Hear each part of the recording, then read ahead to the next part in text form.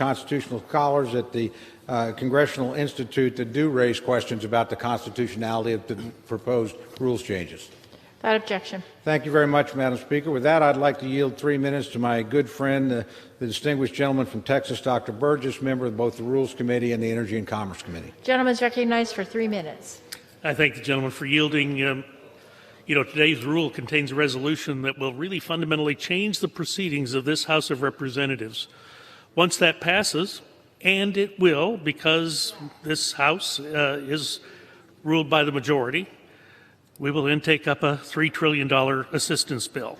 It's not the first time this week that the majority Democrats have trampled on the rights of the Republican minority. Allowing multiple members to vote by proxy does not seem like representative government. I, for one, will not give away the vote of the people of the 26th District to someone that they did not elect.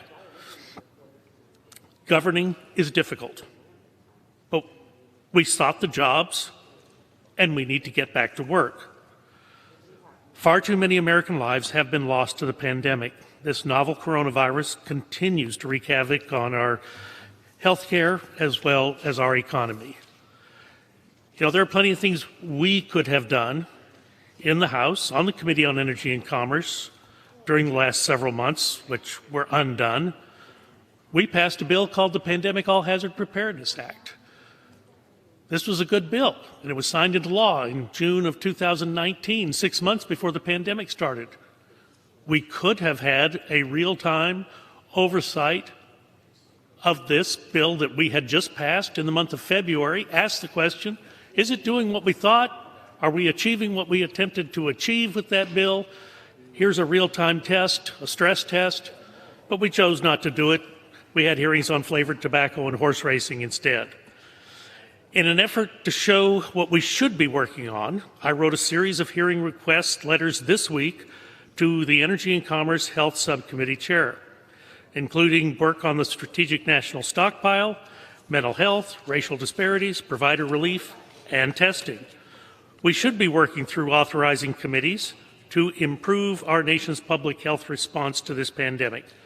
State testing capacity has gotten substantially better, but we must reflect on what went wrong, so we must and make sure that it does not happen again in the future.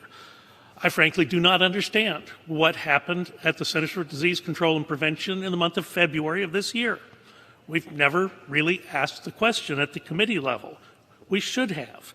If we don't understand what went wrong, how do we prevent it from happening again? If the virus makes a resurgence, if some other virus makes an appearance. Congress, recognizing the importance of widespread diagnostic testing, did take action to encourage the development of testing strategies, and billions of dollars have been directed toward testing in our 4 previous response bills. But now we're poised to push $3 trillion of taxpayer money out the door, and we should evaluate. We should have the evaluation of what is the current state of our response and our recovery, including our testing strategy.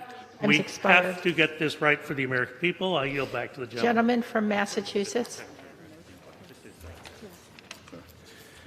Yeah, Madam Speaker, let me just say it's absolutely ridiculous for anybody to suggest that under the process that we're advocating that somehow you're giving away your vote. There's no discretion at all involved in the process that we are putting forward.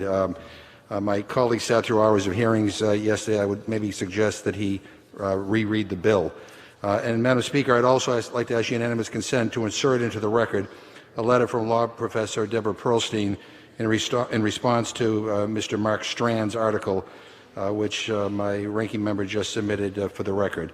And there's I will go into this later in much more detail when we take up the resolution, but I would urge my colleagues to read the response. At this point, I yield 2 minutes to the gentlewoman from Florida, Ms. Shalala. Gentleman is recognized for 2 minutes. Thank you, Madam Speaker. I rise today in support of the rule in the underlying bills. Madam Speaker, my office in Miami is not getting calls. We're getting cries for help. My neighbors are scared of both a virus that could kill them or their loved ones and worried about how they will make their next rent or mortgage payment or buy groceries, or when their children will go back to school. Today we vote on two bills. The first will allow members of Congress to do our jobs, as described by our chair, Mr. McGovern. The second will provide desperately needed relief. We have already passed 4 pieces of legislation to respond to the pandemic, which has killed more than 83,000 Americans. My friends and neighbors in South Florida are suffering. The HEROES Act gives money to my state, cities, and county that are shouldering both the economic and health burdens of COVID-19. Unless we do this, my county and cities and school board will not be able to pay teachers or firefighters or police officers or transit workers or even hire contract tracers to help get this virus under control. This bill provides that, including more money for SNAP, additional economic impact payments of up to $6,000 per family. The HEROES bill also provides needed funding for the Postal Service. The Postal Service was founded in 1792. It's more critical than ever in helping people safely access medications and food and cleaning supplies and vote by mail ballots and more. While the Senate may be here in D.C. whistling past the graveyard as they confirm judicial nominees, we are working to get the American people the help they desperately need. I urge all of my colleagues to support these bills, and I yield back. Gentleman from Oklahoma. Thank you, Madam Speaker. I yield 3 minutes to my good friend, distinguished gentlelady from Arizona, Ms. Lesko, a member of both the Rules Committee and the Judiciary Committee. Gentlelady is recognized for 3 minutes. Thank you, Madam Speaker, and thank you, Representative Cole. Both bills under this rule are absolutely terrible and should be rejected. First of all, you have the proxy voting and remote voting. This has never been done in the history of the United States, not during the Civil War, not during previous pandemics, and we shouldn't do it now. When you have nurses going to work, when you have grocery store workers going to work, when you have everybody else going back to work, we are setting a terrible example by saying, you don't have to show up to work, just give your voting card over to somebody else. It's terrible. And then when I offered an amendment in rules yesterday saying, okay, if you don't show up to work, you don't get the travel allowance in your MRA. And that was rejected by every single Democrat member on the Rules Committee. And then Pelosi's bill. I call it the Keep People Unemployed Act, because that's what it is. It will incentivize people to stay unemployed. It extends the $600 a week unemployment payment through January 31st of next year. It mandates all businesses continue the Family Medical Paid Leave Act for another year. And it says that when you apply for SNAP food stamps, that the $600 a week that you're getting doesn't count towards income. So now you're going to have people that are sitting at home getting paid more than they did when they worked and getting food stamps. I already have businesses in my district that say, we need to hire back these people because Arizona's back open. They can't hire the people because the people are getting paid more to sit at home. In addition, it gives $1,200 to people that are here illegally. Illegally. Why are we not prioritizing U.S. citizens? It lets criminals that are convicted of murder and rape, just because they're 50 years old or older, out of prison. And it federalizes elections, mandating that there's same-day voter registration and that everyone is mailed a ballot. This is a ridiculous bill in this combined rule, and I ask my members to vote no. Thank you, and I yield back. Gentlelady yields back. Gentleman from Massachusetts. Yeah, Madam Speaker, there's a lot that I could say, but let me just say this. In the time of this incredible, tragic health pandemic and economic crisis, I don't think now is the time to kick poor people, to beat up on people who are hungry in this country. We ought to step forward as the United States of America, the richest country in the history of the world, and make sure that nobody in our country goes hungry. It's shameful the way my colleagues on the other side of the aisle demagogue this issue. It is shameful. I yield 30 seconds to the gentleman from California, Mr. Correa. Madam Speaker, I rise in support. How long? 30 seconds. Gentleman's recognized. Madam Speaker, I rise in support of the underlying rule and of the HEROES Act to provide stimulus checks to all taxpayers. In April, I introduced 6438, the Leave No Taxpayer Behind Act, so that hardworking, taxpaying immigrants who work in our fields to feed us on an everyday basis, also receive stimulus checks. Thank you for including this measure in the HEROES Act, and I urge passage of the HEROES Act, and I yield back. Gentleman from Oklahoma. Thank you, Madam Speaker. I yield 4 minutes to my good friend, the distinguished ranking member of the Administration Committee, Mr. Davis of Illinois. Gentleman's recognized for 4 minutes. Thank you, Madam Speaker, and thank you to Ranking Member Cole. I rise today to speak in opposition to the underlying legislation on HRES 965. The process that has led to this debate is unacceptable. After a previous failed attempt to bring similar rules change package to the floor last month, I was hopeful that the work of a bipartisan task force to reopen the House would result in genuine willingness toward bipartisan solutions. I was optimistic that our Democratic majority would partner with us to help this body adapt to the coronavirus pandemic. We Republicans on that task force offered a realistic framework to make responsible, measured, and thorough reforms to get the whole House working again. That plan was dismissed out of hand by the Democratic majority with no alternative.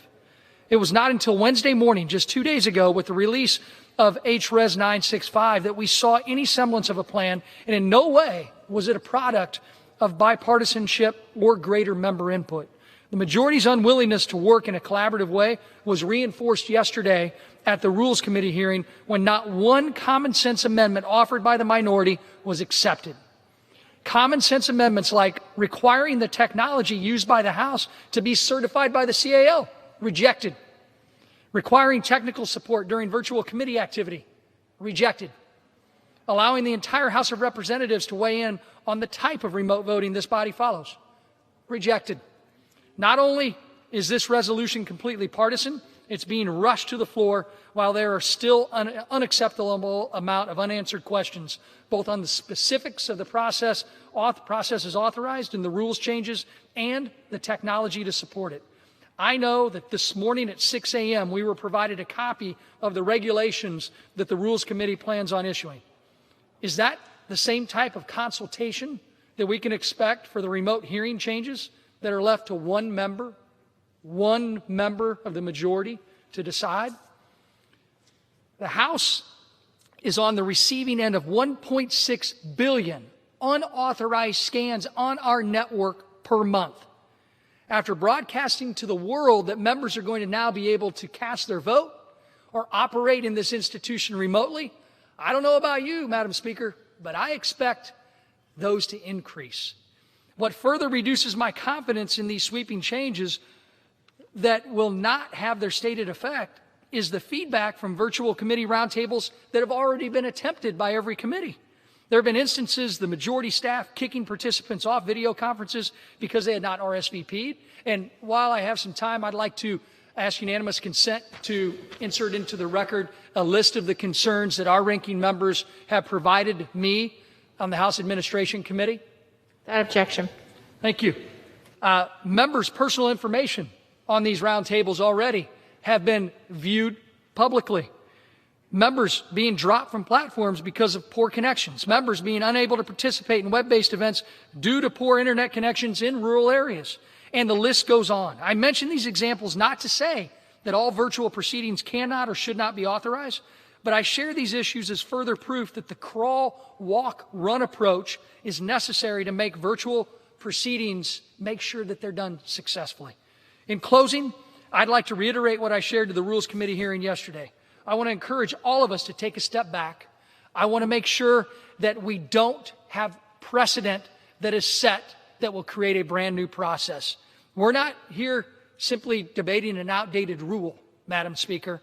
We are here debating what kind of institution we want the People's House to be and the example that we want to set for the American people. and the rest of the world.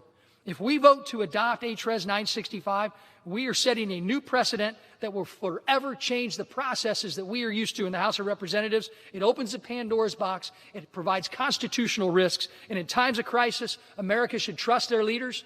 Vote no on HRES 965. I yield back. Gentleman from Massachusetts. Yeah, Madam Speaker, I'm disappointed with the gentleman's statement. He referred to a failed attempt 3 weeks ago to deal with the issue of remote voting. There's no failed attempt. We pulled the bill to have discussions with the Republicans about how we can move forward. That's why we did this. And then the gentleman refers to all these amendments that were brought up in the Rules Committee, common sense amendments. Yeah, amendments on everything, including abortion, immigration, airline travel. But the gentleman knows full well that many of the suggestions that the Republicans offered during our negotiations, we took into account and are part of this proposal. So I don't know what the gentleman is talking about, but I will tell you this. That kind of attitude, that commentary, doesn't bode well for future negotiations. At this time, I yield 1 minute to the gentleman from California, Mr. Sherman. Gentleman's recognized for 1 minute. Thank you. In all of our bills, virtually all the money goes to bandage the economic wounds. We need a greater focus on beating the disease. Workers need paid sick days so they'll stay home if they're sick, even if they work for an employer with under 50 or over 500 employees. The Defense Production Act needs to be amended so it can provide for the licensing of new technology, and inventors need to be well compensated if they invent something useful to attack the COVID virus. We've provided money for testing, but only 0.25% of the money we provide in this bill or prior bills has gone for therapeutics, prophylaxis, and vaccines. The clinical medical researchers of this country are sitting at home because virtually all non-COVID medical research has been suspended. Let's put them to work. Let's learn more of the basic facts of COVID, and let's test every reasonable combination of generic compounds at every stage of the disease. Yes, for a while we can bind our economic wounds, but ultimately we need to beat the disease. I yield back. Gentleman yields back. Gentleman from Oklahoma. Thank you, Madam Speaker. I yield 3 minutes to my good friend, distinguished gentleman from Ohio, the ranking member of the Judiciary Committee, Mr. Jordan. I thank the Gentleman's recognized for 3 minutes. I thank the gentleman. Madam Speaker, 3 weeks ago, the Attorney General of the United States said this: the Constitution is not suspended during a crisis. Amen to that. And guess who agreed with him? Or at least she used to agree with him. Last month, April 9th, the Speaker of the House said there is a constitutional requirement we vote in person. But oh, how that has changed. Today, we are, in fact, suspending the Constitution. We're allowing proxies to establish a quorum and do the business of the American people. The Supreme Court's been very clear in this. In the Bolin decision, the Court said members have to be present. Quote, the Constitution requires the presence of a majority, and when that majority is present, the power of the House arises. You got to be there. You got to be here. You got to be here to do the business of the people. You can't phone it in. You can't mail it in. You can't give 10 proxies. This bill would allow 10 proxies, one member to have 10 proxies in their back pocket. Think about that. 22 members with 10 proxies in their back pocket could do the business of 330 million people in this great country. We all take an oath to the Constitution. Article 1, Section 4 of the Constitution mandates that Congress must, quote, assemble at least once a year.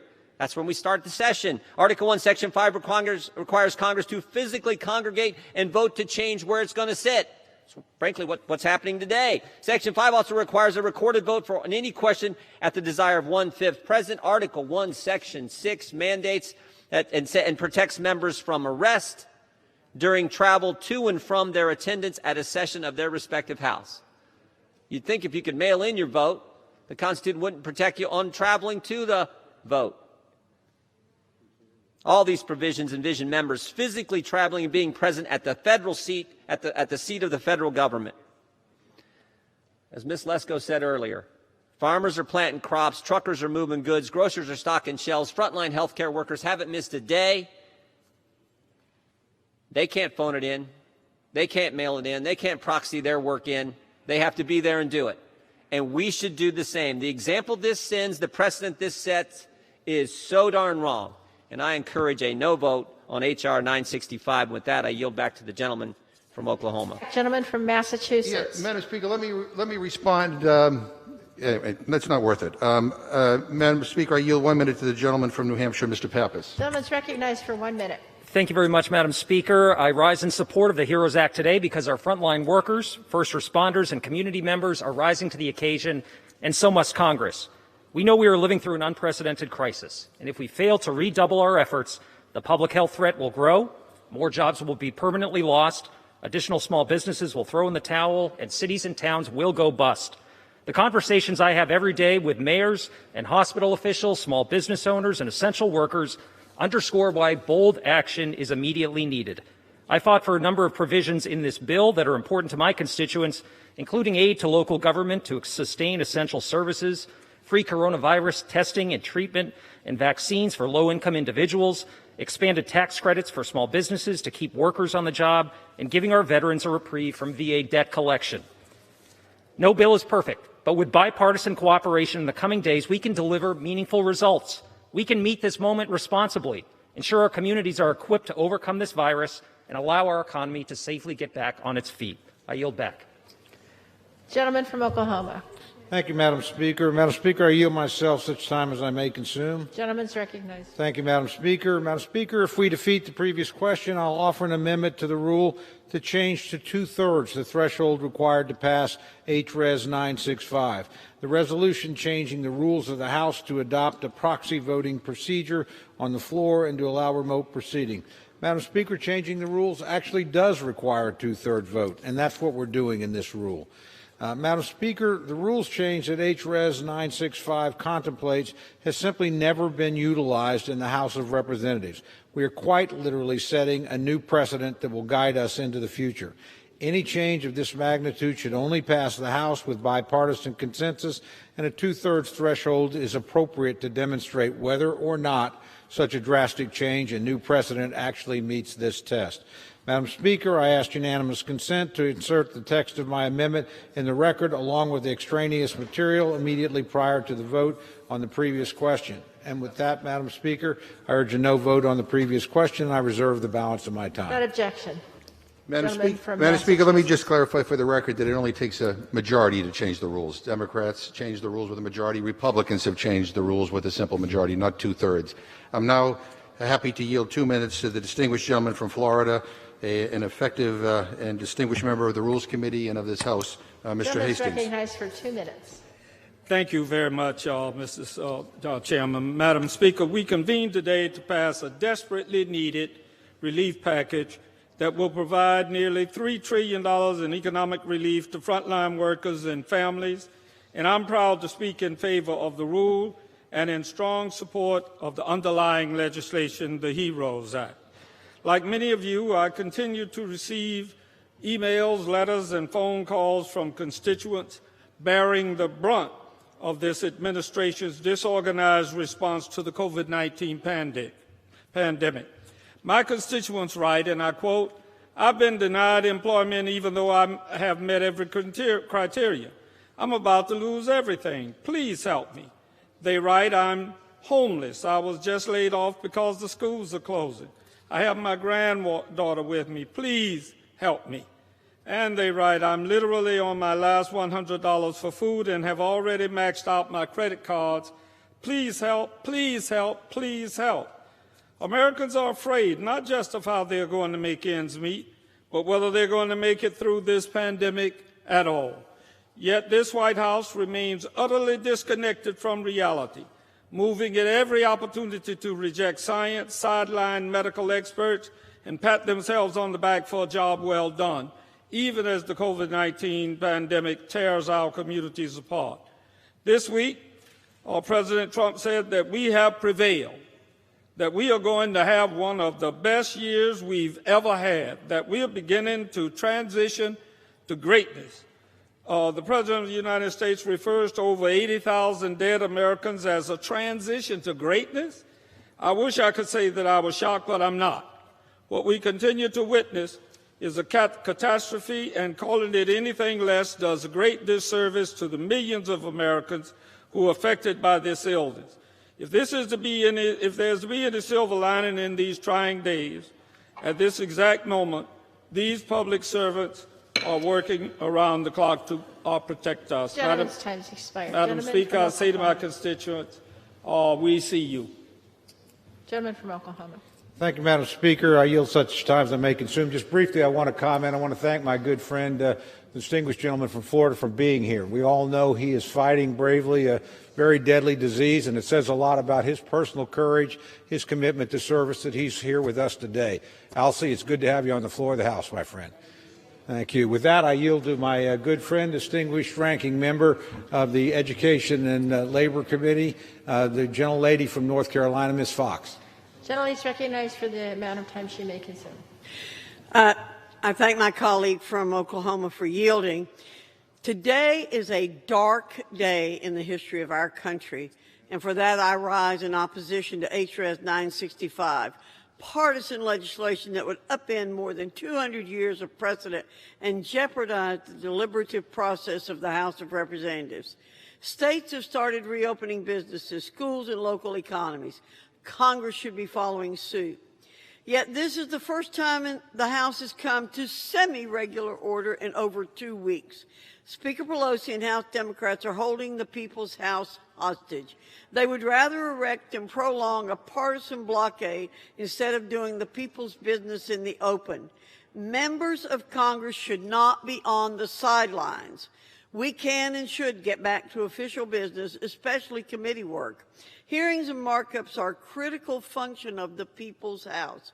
Without passing ill-conceived legislation that jeopardizes our democratic institution, the House proved 2 weeks ago and again today that we can conduct business while following health guidelines. There's no reason congressional committees can't do the same. Sadly, the Democrats are using this pandemic to justify gutting the Constitution and our practices, and it is disgraceful. I yield back the balance of my time. Gentlelady yields. Gentleman from Massachusetts. Madam Speaker, I yield 3 minutes to the gentleman from Colorado, a distinguished member of the Rules Committee, Mr. Perlmutter. Gentleman's recognized for 3 minutes. Thank you, Madam Speaker. It's good to see a Coloradan in the chair. I rise today in support of the rule, the HEROES Act, and HRES 965.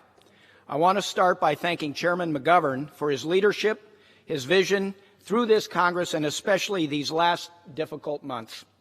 COVID-19 has affected every corner of our country and the world. The impact of this virus and the blow to our economy is massive, and Congress must act with force and speed. While some of my colleagues may argue we're spending too much money, these packages are a fraction of the losses we've suffered in this country and around the world.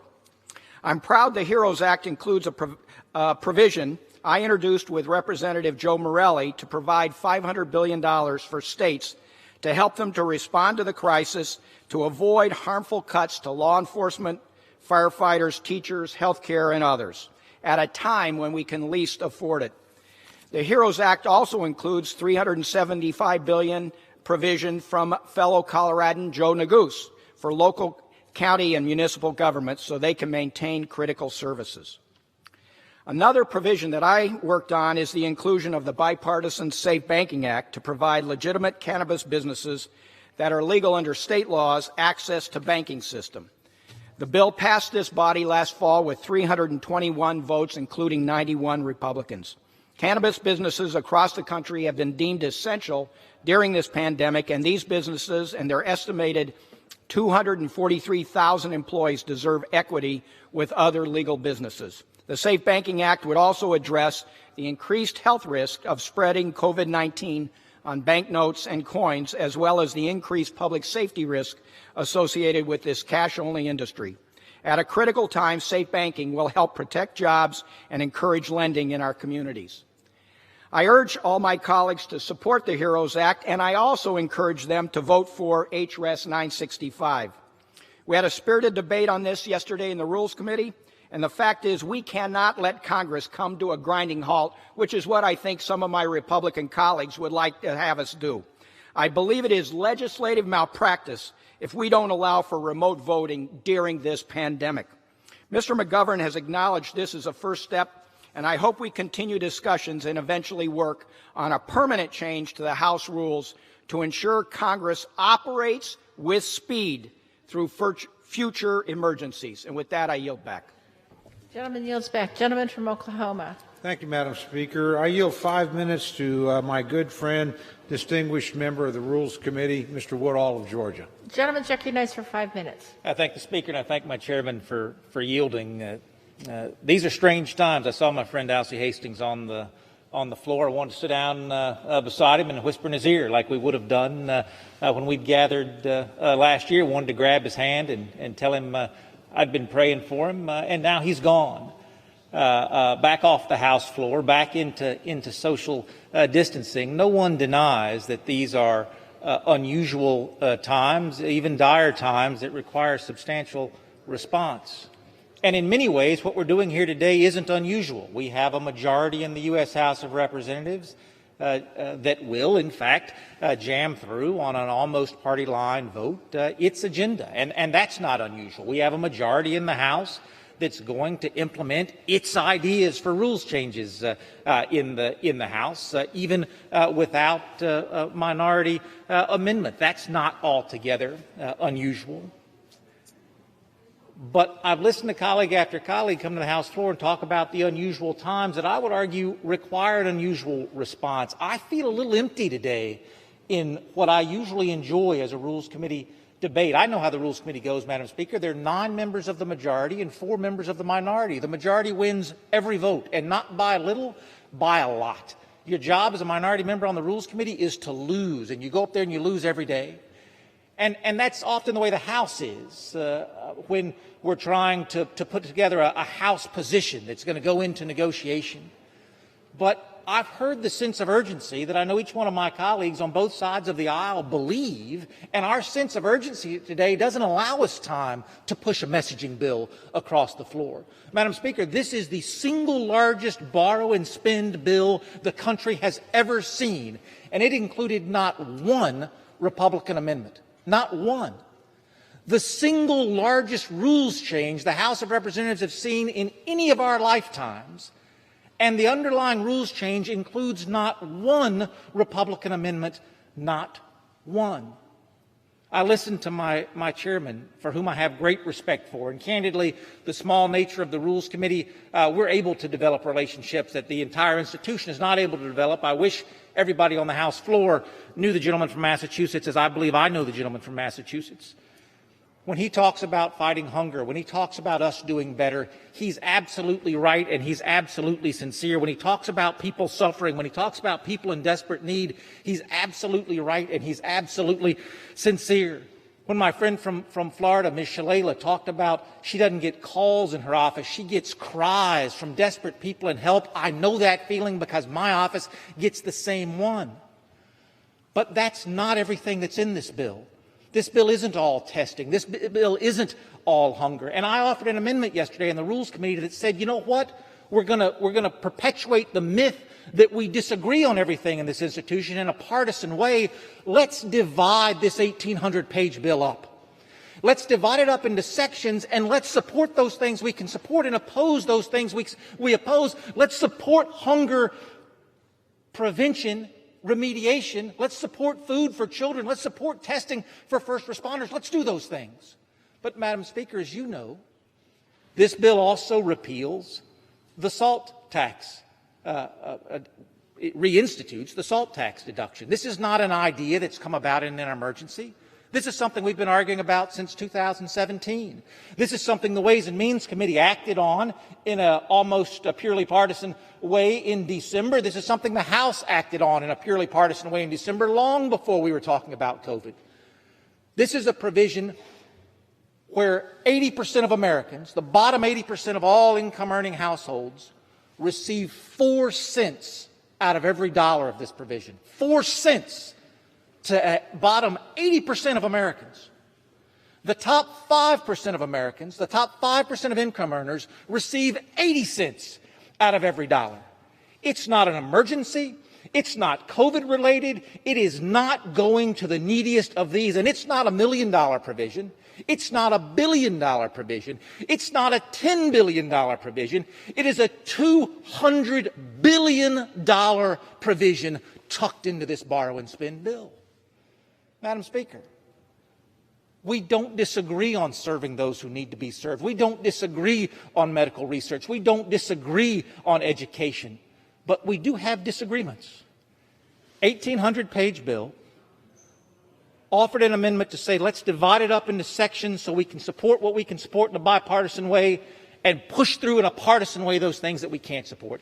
It was denied. There are times and places to have partisan debates, Madam Speaker. Today is not one of them. And Madam Speaker, I yield the gentleman an additional minute. I thank my friend from Gentleman's recognized for an additional minute. I thank my friend from Oklahoma. Madam Speaker, we have an opportunity, and not an opportunity that's an untread path as the paths we're on today. We have a well-tread path.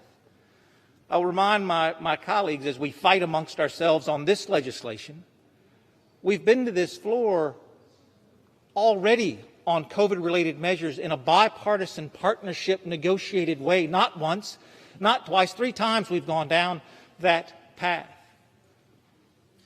For folks who are watching the debate today, Madam Speaker, I hope they don't take away that we are divided when it comes to supporting our constituency. I hope they don't take away that we're divided when it comes to standing united on behalf of those families that cannot stand for themselves in this tough time. And I hope for my colleagues who feel like they need to push a messaging bill through no matter what, that they remember those times just a few short weeks ago where we came together, where we stood together. Largest change in American history, largest bill, not one Republican amendment. Expired. Gentleman from Massachusetts. Madam Speaker, I yield 1 minute to the gentleman from Vermont, Mr. Welsh. Gentleman's recognized for 1 minute. Thank you. Madam Speaker, on March 1st, Vermont had its lowest unemployment rate in its history. Today, it has its highest unemployment rate in its history.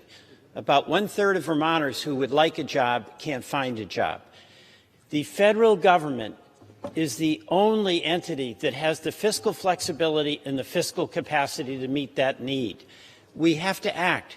This legislation would provide Vermont with over $2 billion for state and local budgets. Absent that, the pain is going to be pressed down onto our firefighters, our teachers, and our kids. It has reforms to the payroll protection plan so our restaurants and our small businesses have a chance to make use of that, something both sides want to happen. It has $75 billion for testing, which is the path to getting on top of this virus. It provides funds to try to stabilize our institutions of higher education that we must have on the other side of this virus. There's differences, and we don't have the luxury of time for the full debate all of us would prefer. But we must act. We must act now. And if we make a mistake in how we proceed, and mistakes will be made, it should be on the side of erring to do too much, not too little. I yield back. Gentleman from Oklahoma. Thank you, Madam Speaker. May I inquire as to how much time is remaining? Gentleman from Oklahoma has 3 minutes remaining. Gentleman from Massachusetts has 9 minutes remaining. I'll reserve my time. Gentleman reserves. Gentleman from Massachusetts. Madam Speaker, I'm happy to yield 30 seconds to the gentlewoman from Illinois, Ms. Underwood.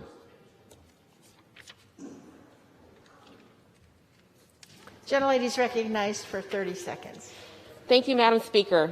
I rise in support of the HEROES Act, which meets urgent needs we are facing in Northern Illinois.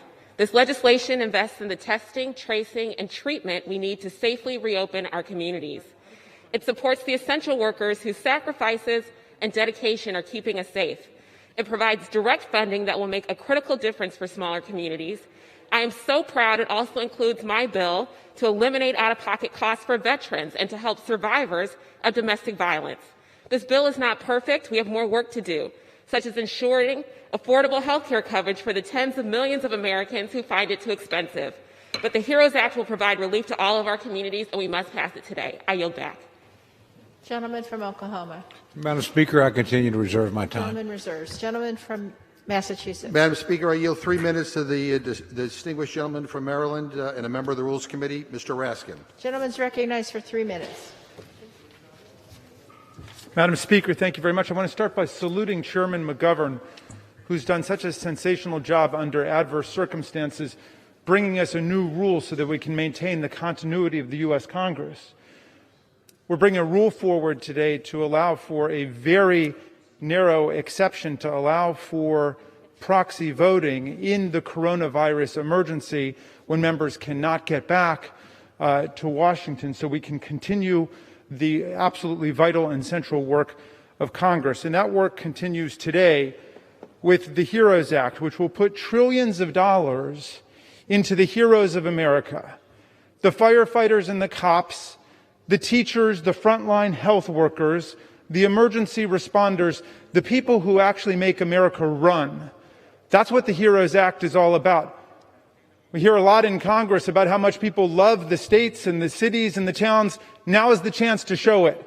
Let's put our money where our mouth is and support Americans who are struggling with this crisis brought by the coronavirus and the mismanagement of the disease from the very beginning, the mismanagement of our efforts to fight it. America, as Dr. Bright said yesterday, does not have a plan. We need massive testing. We need vigilant contact tracing. We need coordination of logistics rather than pitting the states against each other in a ruthless competition for PPEs and for ventilators. The U.S. government, under our Constitution, should be coordinating the national effort, not pilfering supplies from the states, much less pitting the states against each other in a brutal competition. The HEROES Act takes us in the right direction by putting billions of dollars into the testing that the population needs. A majority of the cases of infectious transmission now come from people who are asymptomatic or pre-symptomatic. The only way to deal with the disease and to put the coronavirus on the run is to do mass testing, diligent contact tracing, and we've got lots of people who can do it because more than 35 million Americans have been thrown out of work in this process. Let's put millions of people to work being contact tracers. Let's unify as a country. Let's show that America has the capacity and the strength to operate under our system of federalism, to put money into the states and the counties and the cities to work together to stop the disease and to win this major public health battle. The HEROES Act is the way to go. I yield back.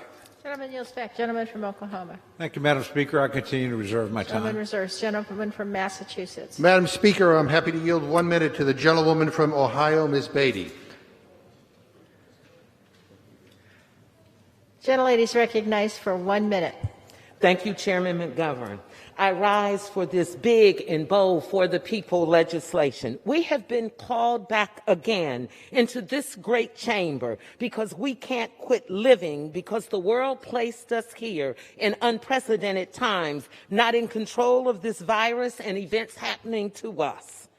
But to bring bold and big legislation for the people, to speak to the human conditions by creating a heroes fund, to give frontline workers the hazard pay they deserve, to make significant investments in state and local governments, direct payments to family, fair elections, housing, testing, contact tracing, and other priorities I proudly support. The bill also includes language that I have championed to put a moratorium on consumers' debt collection, to open up forgivable loans to more nonprofits, ban the box for small business loans, and to make sure that the smallest businesses can get a PPP loan, only to name a few. I challenge my colleagues to join us and vote for this big and bold bill. Americans deserve every penny of it, and I yield back. Gentleman from Oklahoma. Thank you, Madam Speaker. I continue to reserve my time. Gentleman reserves. Gentleman from Massachusetts. I think, Madam Speaker, we were waiting for one other speaker, but I don't think he has arrived, so I think we will be prepared to close. Gentleman from Oklahoma. Thank you, Madam Speaker. I want to thank my good friend from Massachusetts for a spirited debate. We certainly had one yesterday. We had one again today. I know we'll have one in a few minutes. But in closing, Madam Speaker, I urge opposition to the rule. I oppose both the change in House rules that's being proposed today, and I oppose the massive and unwarranted 1,800-page, $3 trillion Democratic wish list that the majority is proposing as well. The rules changes this resolution proposes will fundamentally change the nature of the institution. I know that's not the intent of my friends, but I think that's the impact of the rule. I'm deeply concerned with how these changes will actually work in place, and I'm concerned that we're doing so without regard to the fact that a change like this is likely to lead to litigation and may place in jeopardy legislation that we pass in a bipartisan manner.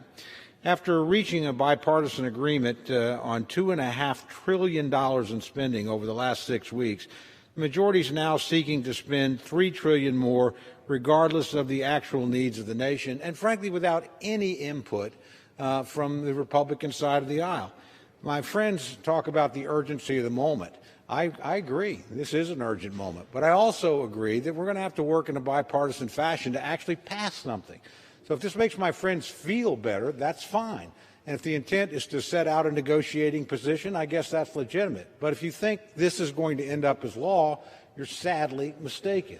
The Senate has already said it will not take up the bill. The President's already said that if it reached his desk, he would veto it.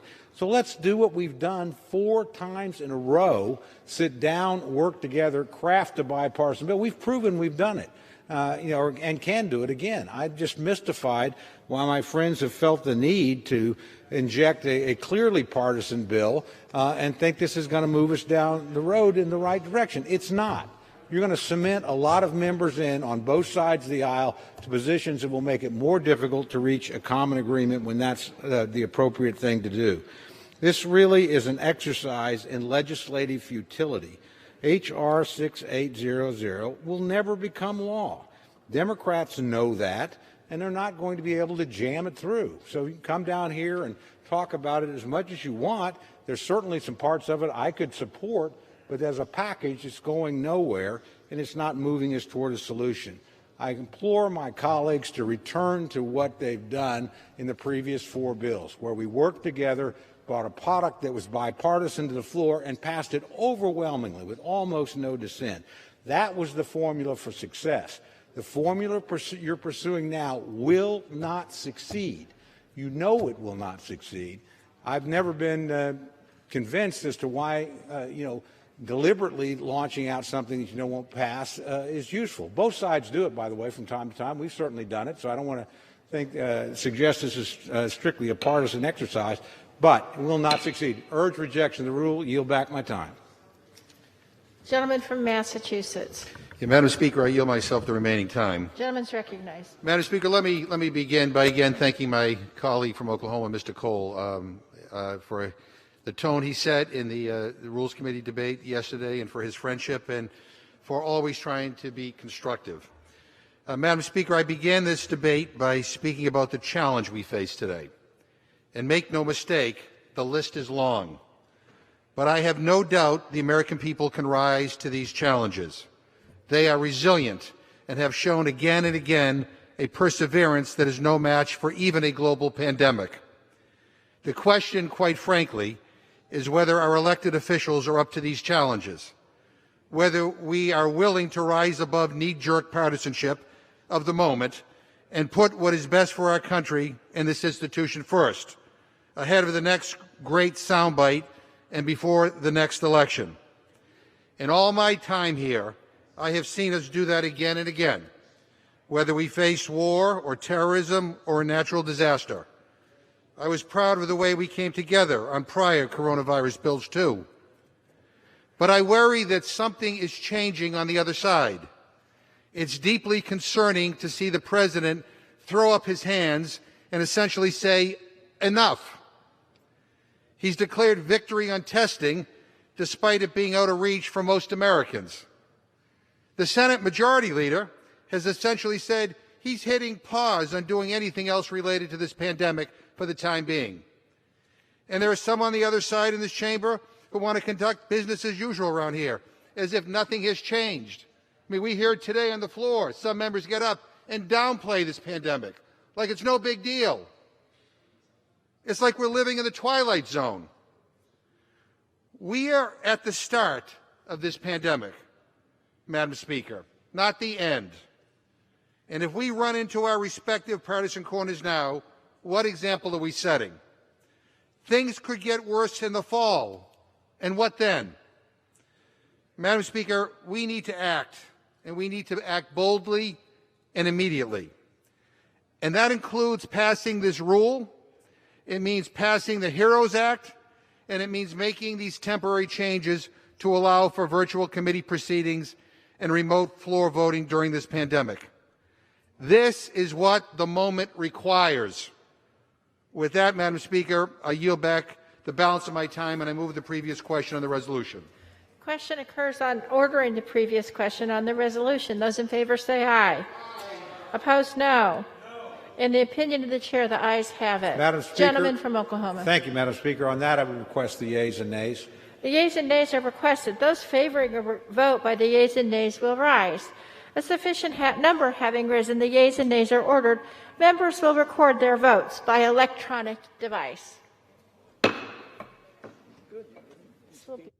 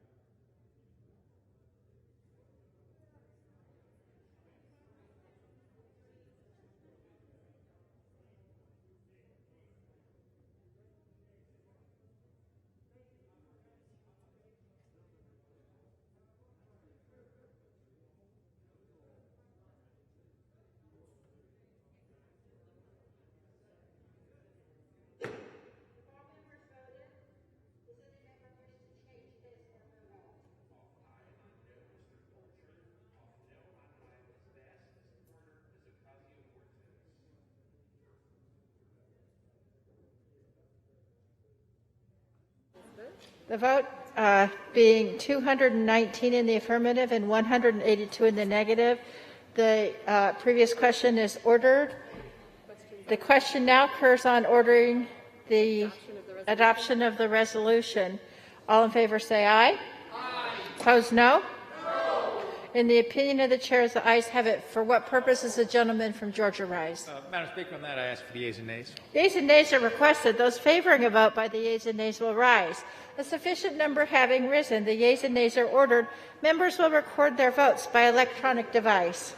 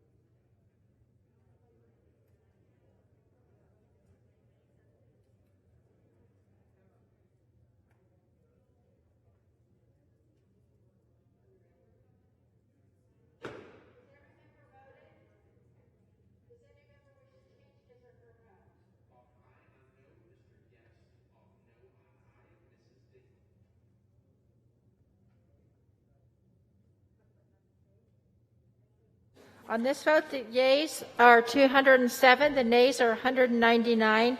The bill is passed. The resolution is adopted. Without objection, the motion to reconsider is laid on the table.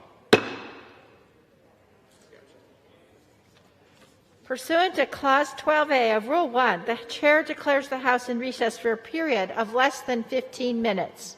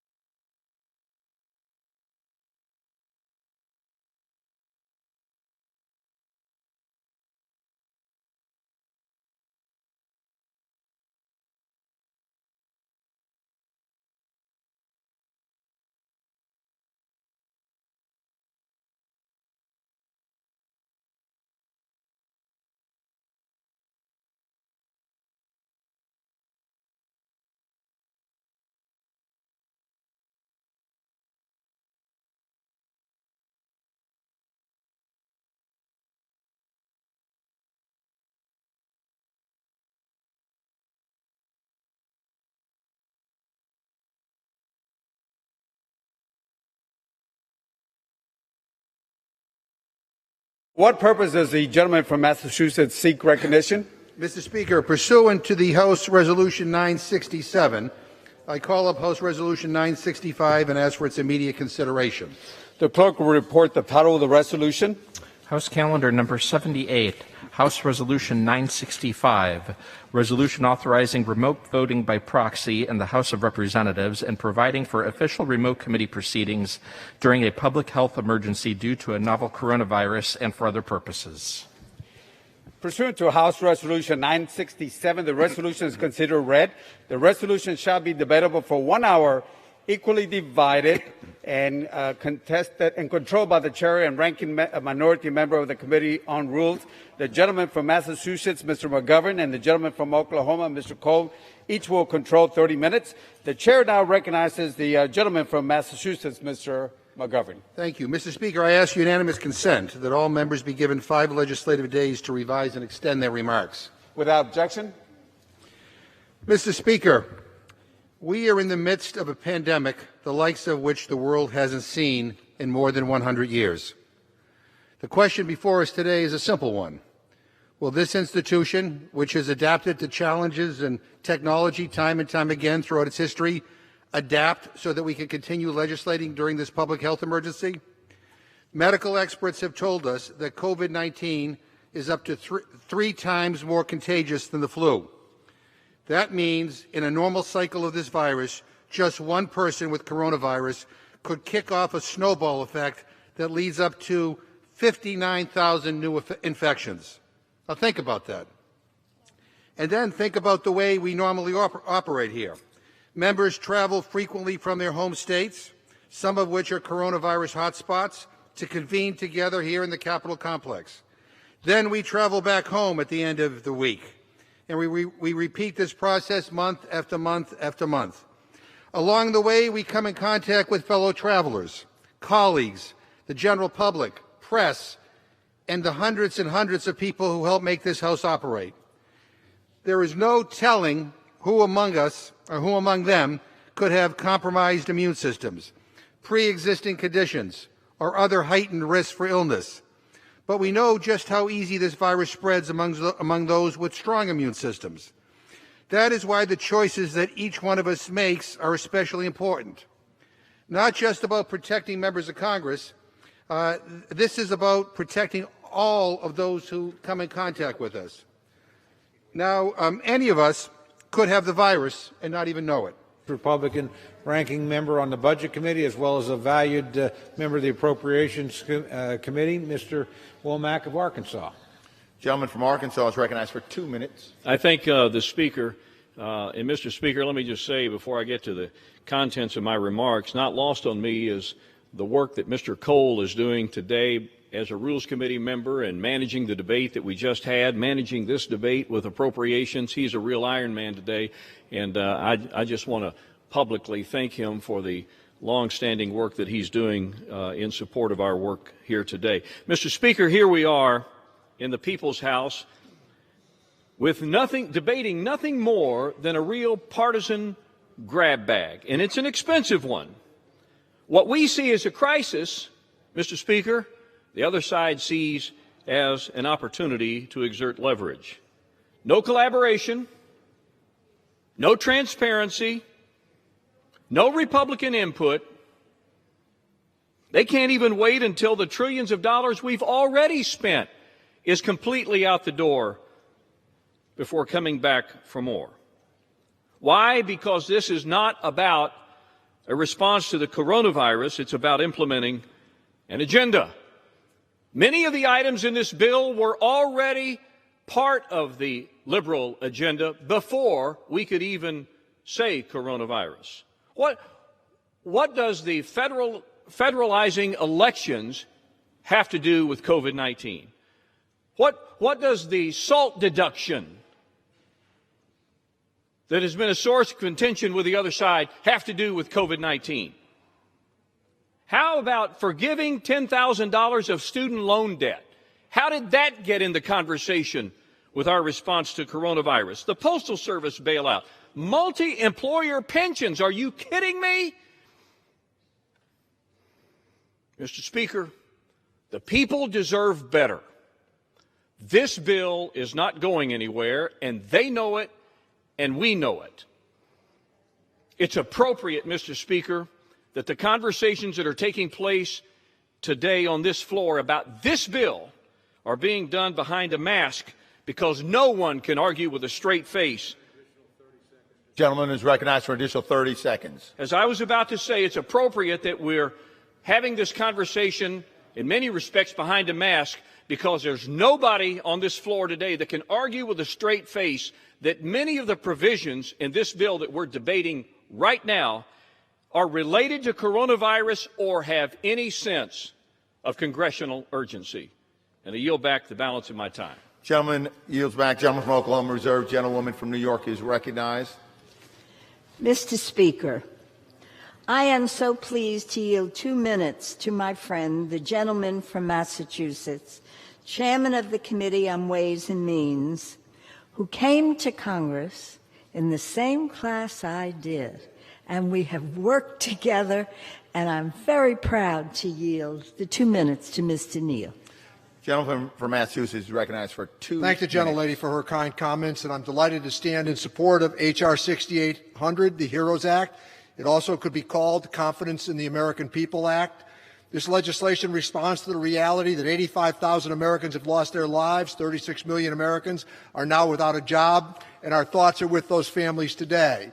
Delighted with the role that the Ways and Means Committee once again played in stepping up to deliver solutions in this latest legislation. The HEROES Act includes a second round of economic impact payments to keep Americans afloat and infuse money back into the economy. Liquidity. Every economist has suggested that. The round is more substantial for families and fixes shortcomings in the first round of payments, like those college students and others who are dependent on parents. We enhance the employee retention tax credit. With this expanded version, we will come to the aid of 60 million Americans. The majority of those are employees of small and mid-sized businesses. April brought about the worst plunge in unemployment since the Great Depression. We've extended the weekly federal unemployment compensation payments through January of next year. Frontline workers who haven't stopped since this crisis began, we now know are under great pressure. We provide flexible funding to support child care and adult aid care for essential workers to help ease this burden. The Ways and Means Committee also had a role in providing provisions to address the persistent public health emergency that's gripping the nation. We led the charge to make investments in nursing home safety, as these facilities have been ravaged by the virus. The bill was a team effort. Thanks to Ways and Means Committee members for their contributions, who have been working around the clock with the staff to get this legislation before us today. I sought out Jay Powell's advice on this from the day one, an early beginning. He said, and I quote just a couple of days ago, additional fiscal support could be costly, but worth it if it helps avoid long-term economic damage and leaves us with a stronger economy. This is about balance right now. This is about relief and stability, which will hasten recovery. What we're doing here today will be, in fact, a base-paced approach gentlewoman from New York, to serving the American people, and I yield back my time. Gentleman from Oklahoma is recognized. Thank you very much, Mr. Speaker. Mr. Speaker, I yield 2 minutes to my very good friend, distinguished member from Tennessee and the ranking member on the Homeland Security Committee of the Appropriations Committee, Mr. Fleischman. Gentleman from Tennessee is recognized for 2 minutes. Thank you, Ranking Member. Mr. Speaker, I rise today in strong opposition to this bill. This great chamber has passed 4 bills, 4 bipartisan, bicameral bills that the House, the Senate, Republicans, Democrats, and the White House could agree on. This bill is not that. It's $3 trillion more of unrestrained spending. When given the opportunity, the People's House does need to speak up and does need to lead, but we need to lead on economic common ground, not on bipartisan grounds that will never pass outside of this chamber. I spoke with a young man yesterday who showed me a picture of his 6-year-old daughter. I spoke with a friend yesterday at St. Mary's School in Oak Ridge, where they're having a graduation. This is not a giving, it's a taking. We are burdening the American people with over $30 trillion worth of national debt. Mr. Speaker, where does our debt go? It goes on the backs of future generations, and worse, Who buys our debt? China, other countries. We are heading in the wrong direction.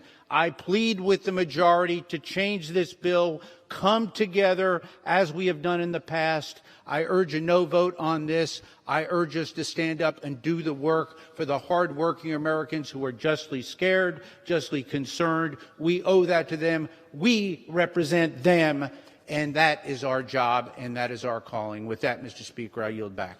The gentleman yields. Gentleman from Oklahoma reserves. Gentlewoman from New York is recognized. Mr. Speaker, I am so honored to yield 2 minutes to the outstanding chairman of the Committee on Energy and Commerce, another member of our great class, Mr. Pallone. Gentleman from New Jersey is recognized for 2 minutes. Thank you, Mr. Speaker. I rise today in strong support of the HEROES Act. Our top priority is the health and safety of the American people, and the HEROES Act lays the foundation we will need to safely reopen the economy. And contrary to my Republican colleagues, this legislation is directly related to the pandemic. Our legislation bills out national testing and contract tracing by finally requiring the Trump administration to develop comprehensive plans with clear benchmarks and timelines. We also mandate a national czar and supply chain to guarantee that medical supplies, testing equipment, and drugs, and ultimately vaccines are available to all Americans. The bill also provides states with additional increases for their Medicaid programs to ensure that Americans don't lose their health insurance. And it ensures that all COVID-19 treatments and vaccines are free of cost sharing for patients, as we did with previous legislation for testing. The HEROES Act, Mr. Chairman, protects vulnerable patients in nursing homes by providing funding for states to establish and deploy strike teams, manage outbreaks, and assist with clinical care, infection control, and staffing.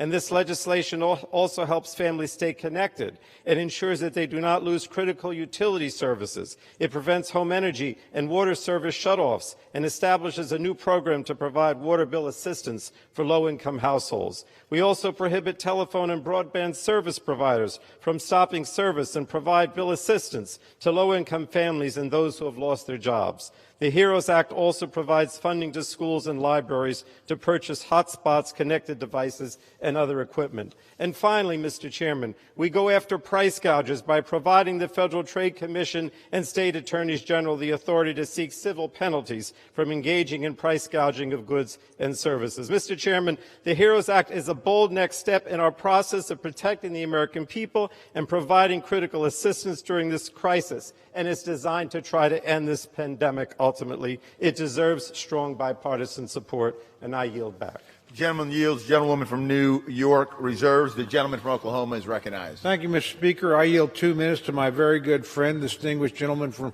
Florida, an esteemed member of the Appropriations Committee, and today of all days, a career law enforcement officer as well, and we honor him for his service and his colleagues for their service to all of us. Mr. Gentleman from Florida is recognized for 2 minutes.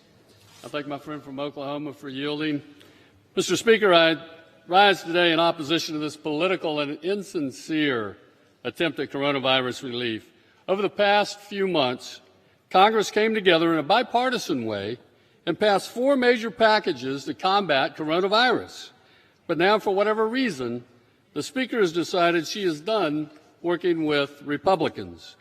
Despite what you may hear from my friends on the other side of the aisle, they know this is not a serious bill. They also know that it was drafted in secret without input from the minority, and many of them are just as disappointed that there was no attempt at bipartisanship. Mr. Speaker, almost 40 million Americans are out of work, and here we are in Washington considering a bill that will never, ever become law. How do you think those unemployed Americans feel right now? I'd say that they're not interested in watching the Speaker, who is still receiving a full salary, by the way, play these political games. I do support elements of this bill. So let me be clear. I do support additional coronavirus relief for hardworking Americans. I also support sending additional relief to states and cities to help them respond to the coronavirus cost. However, I will not ask taxpayers to wipe out years of debt Many of these localities occurred long before the coronavirus pandemic. Let's get back to working together and write a bill we can all support. Take out federalizing the elections process, which should be left to the states. Take out the early release of criminals. Take out the incentives for illegal immigration. Take out all of the new government programs that keep communities from reopening and keep people from getting back to work. We can do this the right way, but this isn't it. Go with it. Our constituents expect better. Gentleman's time has expired. And so should we. Gentleman With from that, I yield Oklahoma back, Mr. Speaker. reserves. Members are reminded to direct their comments to the chair. The gentlewoman from New York is recognized. Mr. Speaker, I'm very pleased to yield 2 minutes to the distinguished gentleman from Virginia, the chairman of the Committee on Education and Labor, Mr. Scott.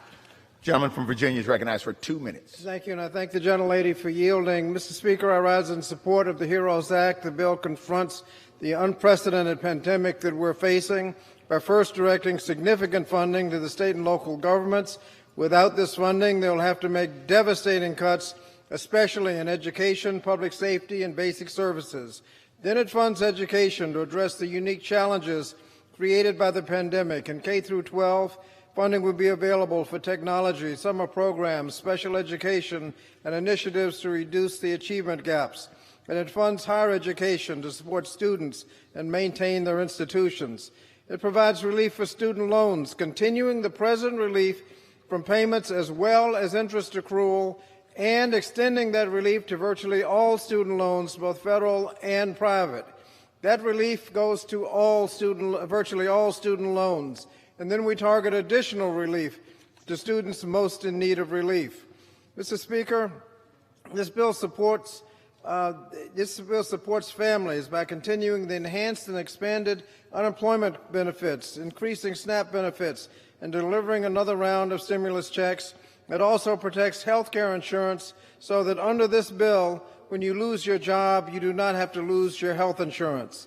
The bill helps contain the pandemic by funding contact tracers so that those who have been in contact with those who test positive can be identified and they can isolate themselves.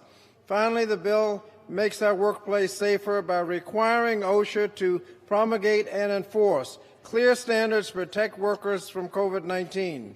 And for our frontline workers, it authorizes premium pay for their heroic work. This bill is a necessary response to today's health crisis. It enables families, workers, and families to survive the pandemic. And if states don't get this money, the public will be inflicted with drastic cuts. Mr. Speaker, I urge my colleagues to support the legislation and yield back the balance of my time. Gentleman yields. Gentlewoman from New York reserves. Gentleman from Oklahoma is recognized. I yield 4 minutes to my very good friend, distinguished past chairman of the Ways and Means Committee and current ranking member, Mr. Brady from the great state of Texas. Gentleman from Texas is recognized for 4 minutes. Thank you, Mr. Cole, for your remarkable leadership during these challenging times. What are we doing here? Our nation's fighting a vicious battle for lives and jobs, yet Democrats waste time bringing a partisan, political, and dead bill to the House, never asking Republicans to work together. It's shameful. As one House Democrat who opposes this bill said, this isn't the time for partisan gamesmanship. This is the time to find common ground. Democrats go big, and what they didn't do is go smart to stimulate this economy. This bill guarantees a prolonged recession. It leaves 36 million jobless Americans behind, but it delivers big for Democratic special interests. What do mail-in ballots, marijuana banking, bailing out failed union pensions, and releasing criminals early have to do with America's struggling economy? Absolutely nothing. The word cannabis even occurs more often than the word job in this bill. And as we continue to battle this virus, Republicans believe Congress should go smart. Our top economic priority is to make sure the millions of Americans who've lost their jobs temporarily don't lose them permanently. Because lost jobs mean more drug and alcohol abuse, more domestic violence, more crime on the streets, and shorter lifespans. We need to reopen our economy safely, help our local businesses rebuild their workforce and remake their workplaces so they are safe and healthy. Instead, Democrats encourage millions of Americans to stay unemployed even if a good, safe job is offered. If you get paid more than your salary not to work and have a good health care, why would you go back? But next year, when these government benefits all run out, don't be surprised that local business and jobs simply don't exist anymore. This bill robs precious cash from local businesses struggling to survive, imposes costly mandates, provides a windfall to millionaires, and sends your hard-earned tax dollars to those here illegally. This bill imposes a gag order to prevent the jobless from knowing their affordable health options, uses your tax dollars to fund abortions, and chooses rebate checks over paychecks. How will this get workers back into jobs? It gets sadder. Democrats choose wealthy trial lawyers over our frontline healthcare workers, giving a green light to unleash frivolous lawsuits on hospitals, doctors, and local businesses, doing everything they can to reopen safely. These heroes are already struggling with huge losses. Fighting trial lawyers in court will only make it worse. We hear today about why we need to spend hundreds of millions more for state and local governments who, without question, are battling so hard. But did you know that Congress has already funded over $760 billion to state and local communities? That's more than we've helped small businesses. Did you know the state and local governments are struggling to spend all that money by the end of the year? As the Houston mayor told us, I don't need more money. I just need the flexibility to spend it where it's needed. Did you know most small communities in America haven't seen a dollar yet because many state governments are hoarding this crucial aid, refusing to pass it on to smaller counties and cities as Congress intended? Let's fix these problems first. Bottom line, the bill is crammed with special interest handouts, but does nothing for the jobless. And it guarantees more jobs will disappear while silly political games are played. This is an unprecedented crisis, and so many Americans have been heroic. They deserve a Congress that works together to help them regain their jobs, their savings, and their future. This bill is big, regrettably a big fail for our economy. Thank you, Mr. Speaker. Gentleman yields. Gentleman from Oklahoma reserves. Gentlewoman from New York is recognized. Mr. Speaker, I am very pleased to yield 2 minutes to the distinguished gentleman from California, the chairman of the Committee on Veterans Affairs, Mr. Takano. Gentleman from California is recognized for 2 minutes. Thank you, Mr. Speaker. The public health emergency our country is facing requires immediate, bold action. That's why I rise today in support of H.R. 6800, the HEROES Act. The HEROES Act will provide families, workers, and veterans in our communities with the support they urgently need during this pandemic. As chairman of the House Committee on Veterans Affairs, I'm proud that this bill includes essential provisions to meet veterans' needs.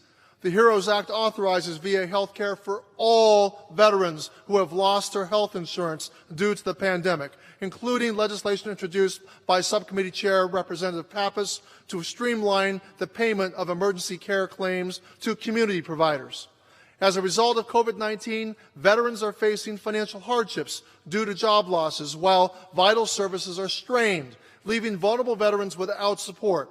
This bill includes provisions sponsored by Subcommittee Chair Representative Levin, enabling VA to provide greater support for homeless veterans and their children. It also includes legislation from Representative Allred, increasing aid and attendance support by 25% for veterans and caregivers. Those who need assistance with daily activities must not be forgotten. In addition to these strong veteran provisions, the HEROES Act responds to the dire economic and healthcare challenge our nation is facing. It provides $1 trillion in funding to support states and local governments in their response to this pandemic so that they can continue their essential services. And it addresses the urgent needs of families and workers by putting direct financial assistance in the pockets of every American, creating a $200 billion HEROES Fund to give hazard pay to essential workers and providing assistance to renters and homeowners. We are facing an extraordinary crisis. Congress needs to respond to it with the courageousness it demands. The health and livelihoods of the American people depends on it. I urge my colleagues to vote yes, and I yield back. Gentleman yields. Gentlewoman from New York reserves. Gentleman from Oklahoma is recognized. Thank you very much, Mr. Speaker. Mr. Speaker, I yield 2 minutes to my very good friend, the past chairman and current ranking member of the Energy and Commerce Committee, and the gentleman from Oregon, Mr. Walden. Gentleman from Oregon is recognized for 2 minutes. Thank you, Mr. Speaker, and I want to thank my friend from Oklahoma who's done such a good job. I rise today in opposition to this bill. It's deeply troubling to me that during the worst pandemic in modern history and amidst a deep economic crisis, Democrats in the House continued to take a partisan path. As Republicans in the Trump administration moved to respond quickly, it was congressional Democrats who needlessly delayed the initial passage of the CARES Act and later caused a pointless week-long shuttering of the Paycheck Protection Program. How many jobs were lost because of that delay? And here we go again. According to Politico, and I quote, Democrats acknowledge that their behemoth proposal, whose summary alone is 90 pages, is more of a talking point than legislation that they expect to become law. Close quote.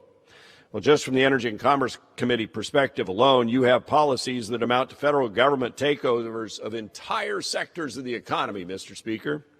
There's a sweetheart deal for Medicaid compliance carved out only for the state of New York and no one else. The bill throws more good money after bad to the failing enrollment programs in Obamacare, and it violates years of bipartisan agreement to maintain Hyde protections on federal health care spending. Why would Democrats spend weeks crafting what amounts to an 1,800-page progressive manifesto that's dead on arrival in the Senate? Why? Mr. Speaker, I again implore my friends across the aisle, please drop the partisan petty politics. Let's move forward in a united way for the country. That's what the people across America are doing, and that's what they expect us to do here in Congress. With that, I yield back. Gentleman yields. Gentleman from Oklahoma reserves. Gentlewoman from New York is recognized. Mr. Speaker, I am delighted to yield 2 minutes to the distinguished gentlewoman from New York, the chairman of the Committee on Small Business, Ms. Velasquez. Gentlewoman from New York is recognized for 2 minutes. Mr. Speaker, I rise in strong support of the HEROES Act, and I want to take this opportunity to thank the chairwoman from the Appropriations Committee for yielding. This bill contains important provisions to help stop the economy's free fall. For small businesses, it authorizes an additional $10 billion in disaster grants. It improves the PPP initiative, allowing businesses under stay-at-home orders to extend the loan coverage until the end of the calendar year. And also, we are eliminating the 75-25 rule to make it easier for small businesses to apply for PPP loans. It also sets aside 25% or $30 billion of the remaining funds for firms with fewer than 10 employees.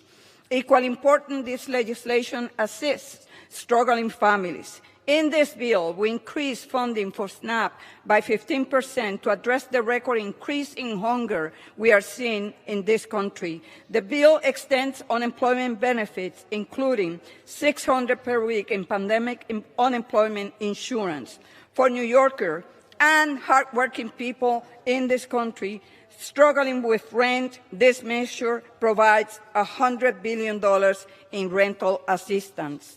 Many essential workers will receive hazard pay under this bill and better access to personal protective equipment like nurses, door persons, transit workers, and those cleaning buildings so that the rest of us stay safe. Those are the real heroes of this crisis, and the HEROES Act compensates them more appropriately.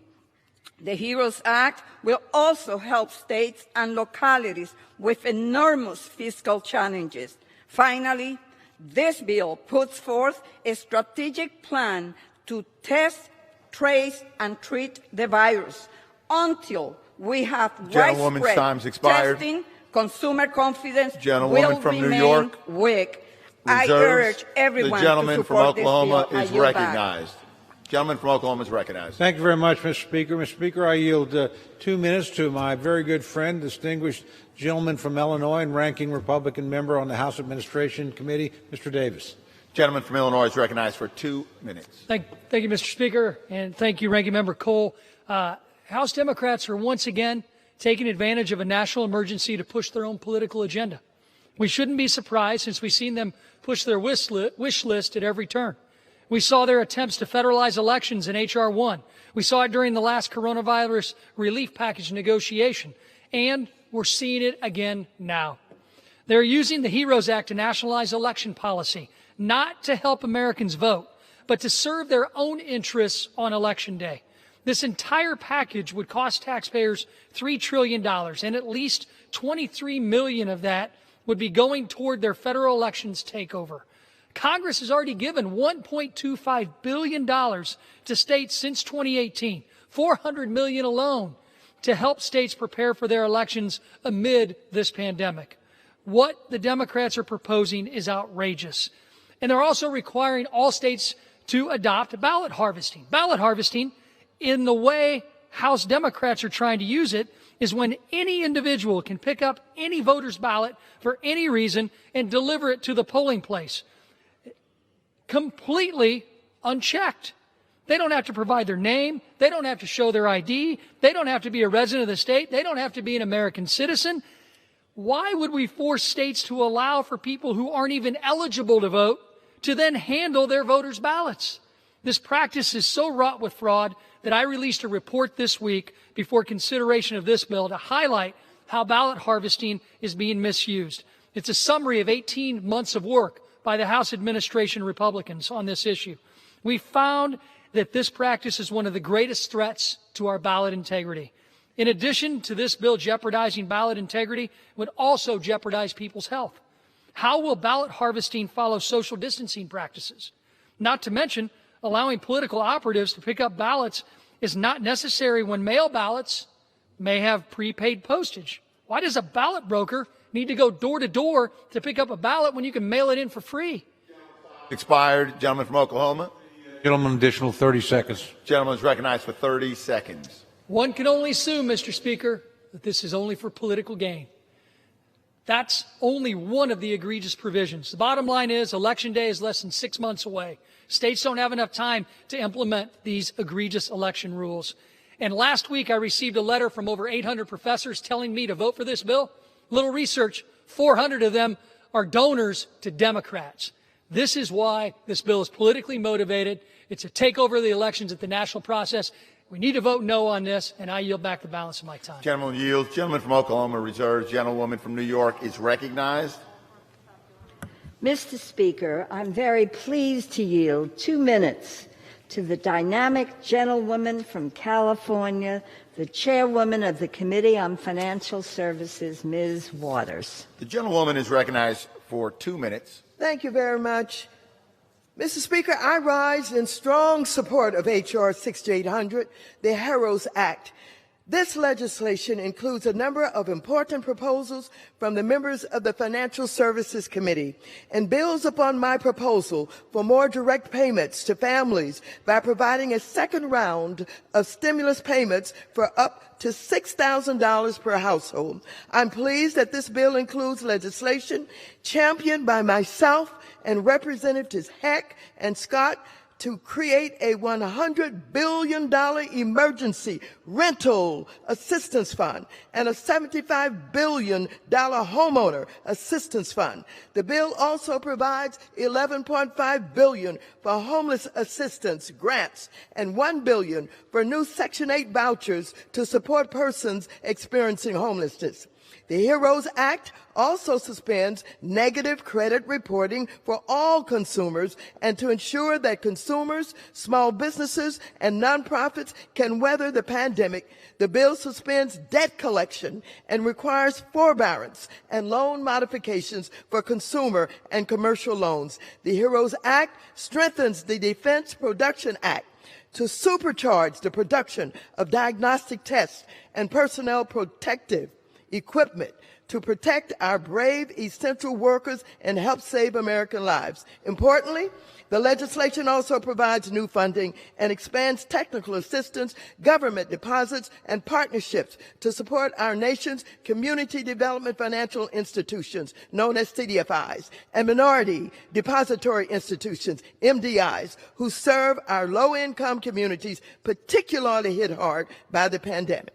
Mr. Speaker, we're obligated to protect our nation. The HEROES Act represents the response America needs to meet this crisis. So I urge all members to support this critical legislation. We hear members on both sides of the aisle talking about how much they love America, how much they love their constituents. Put up or shut up. Now is the time to do it. I yield back. Gentleman yields. Gentlewoman from New York reserves. Gentleman from Oklahoma is recognized. Speaker, Mr. Speaker, I yield 1 minute to my very good friend, the past chairman, current ranking member of the Education and Labor Committee, distinguished lady from North Carolina, Ms. Fox. Gentlewoman from North Carolina is recognized for 1 minute. Thank you, Mr. Speaker. I thank my colleague from Oklahoma for yielding. Mr. Speaker, I rise today in strong opposition to H.R. 6800, Speaker Pelosi's Socialist Wish List Act. At a time when Americans are stepping up for one another, it's truly disheartening to watch House Democrats and Speaker Pelosi fail to deliver for our nation's families, workers, and businesses. As frustrating as it may be, it's not surprising.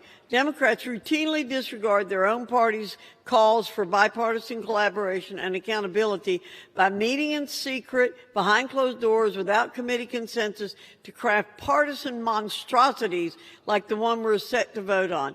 To satisfy the most extreme socialist left, Democrats are pushing a radical $3 trillion scheme that includes taxpayer bailouts for union-run pensions, money to illegal immigrants, which will do nothing to help this nation combat COVID-19.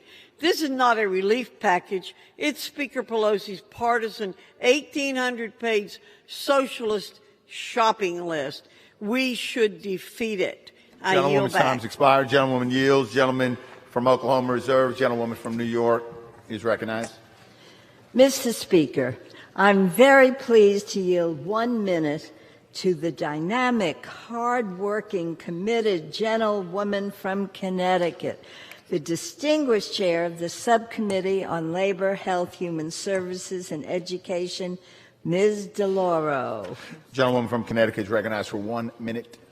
The HEROES Act is a critical $3 trillion rescue for our frontline workers, cities and states, our small businesses, and it creates the kind of modern-day safety net I have been fighting for with so many brave allies in and outside the U.S. Congress.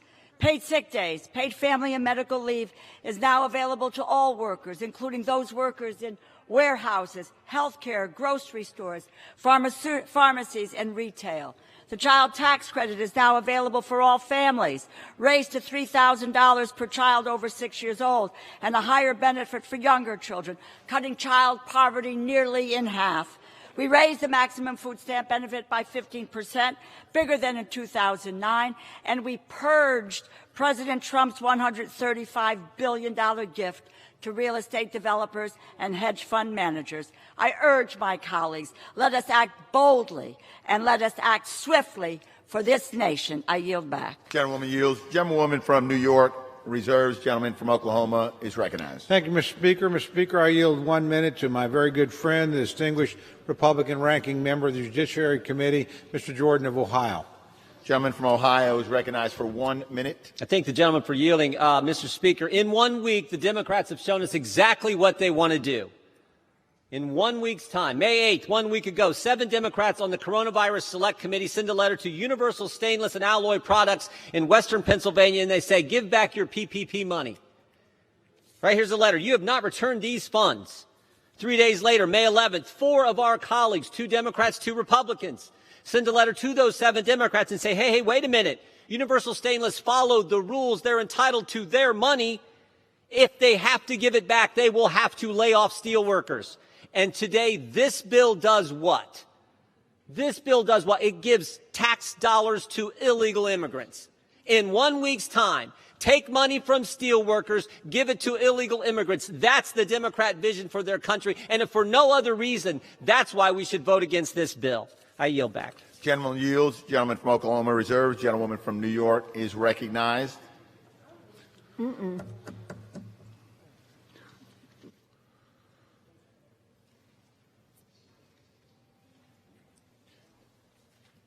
Gentlewoman from New York is recognized.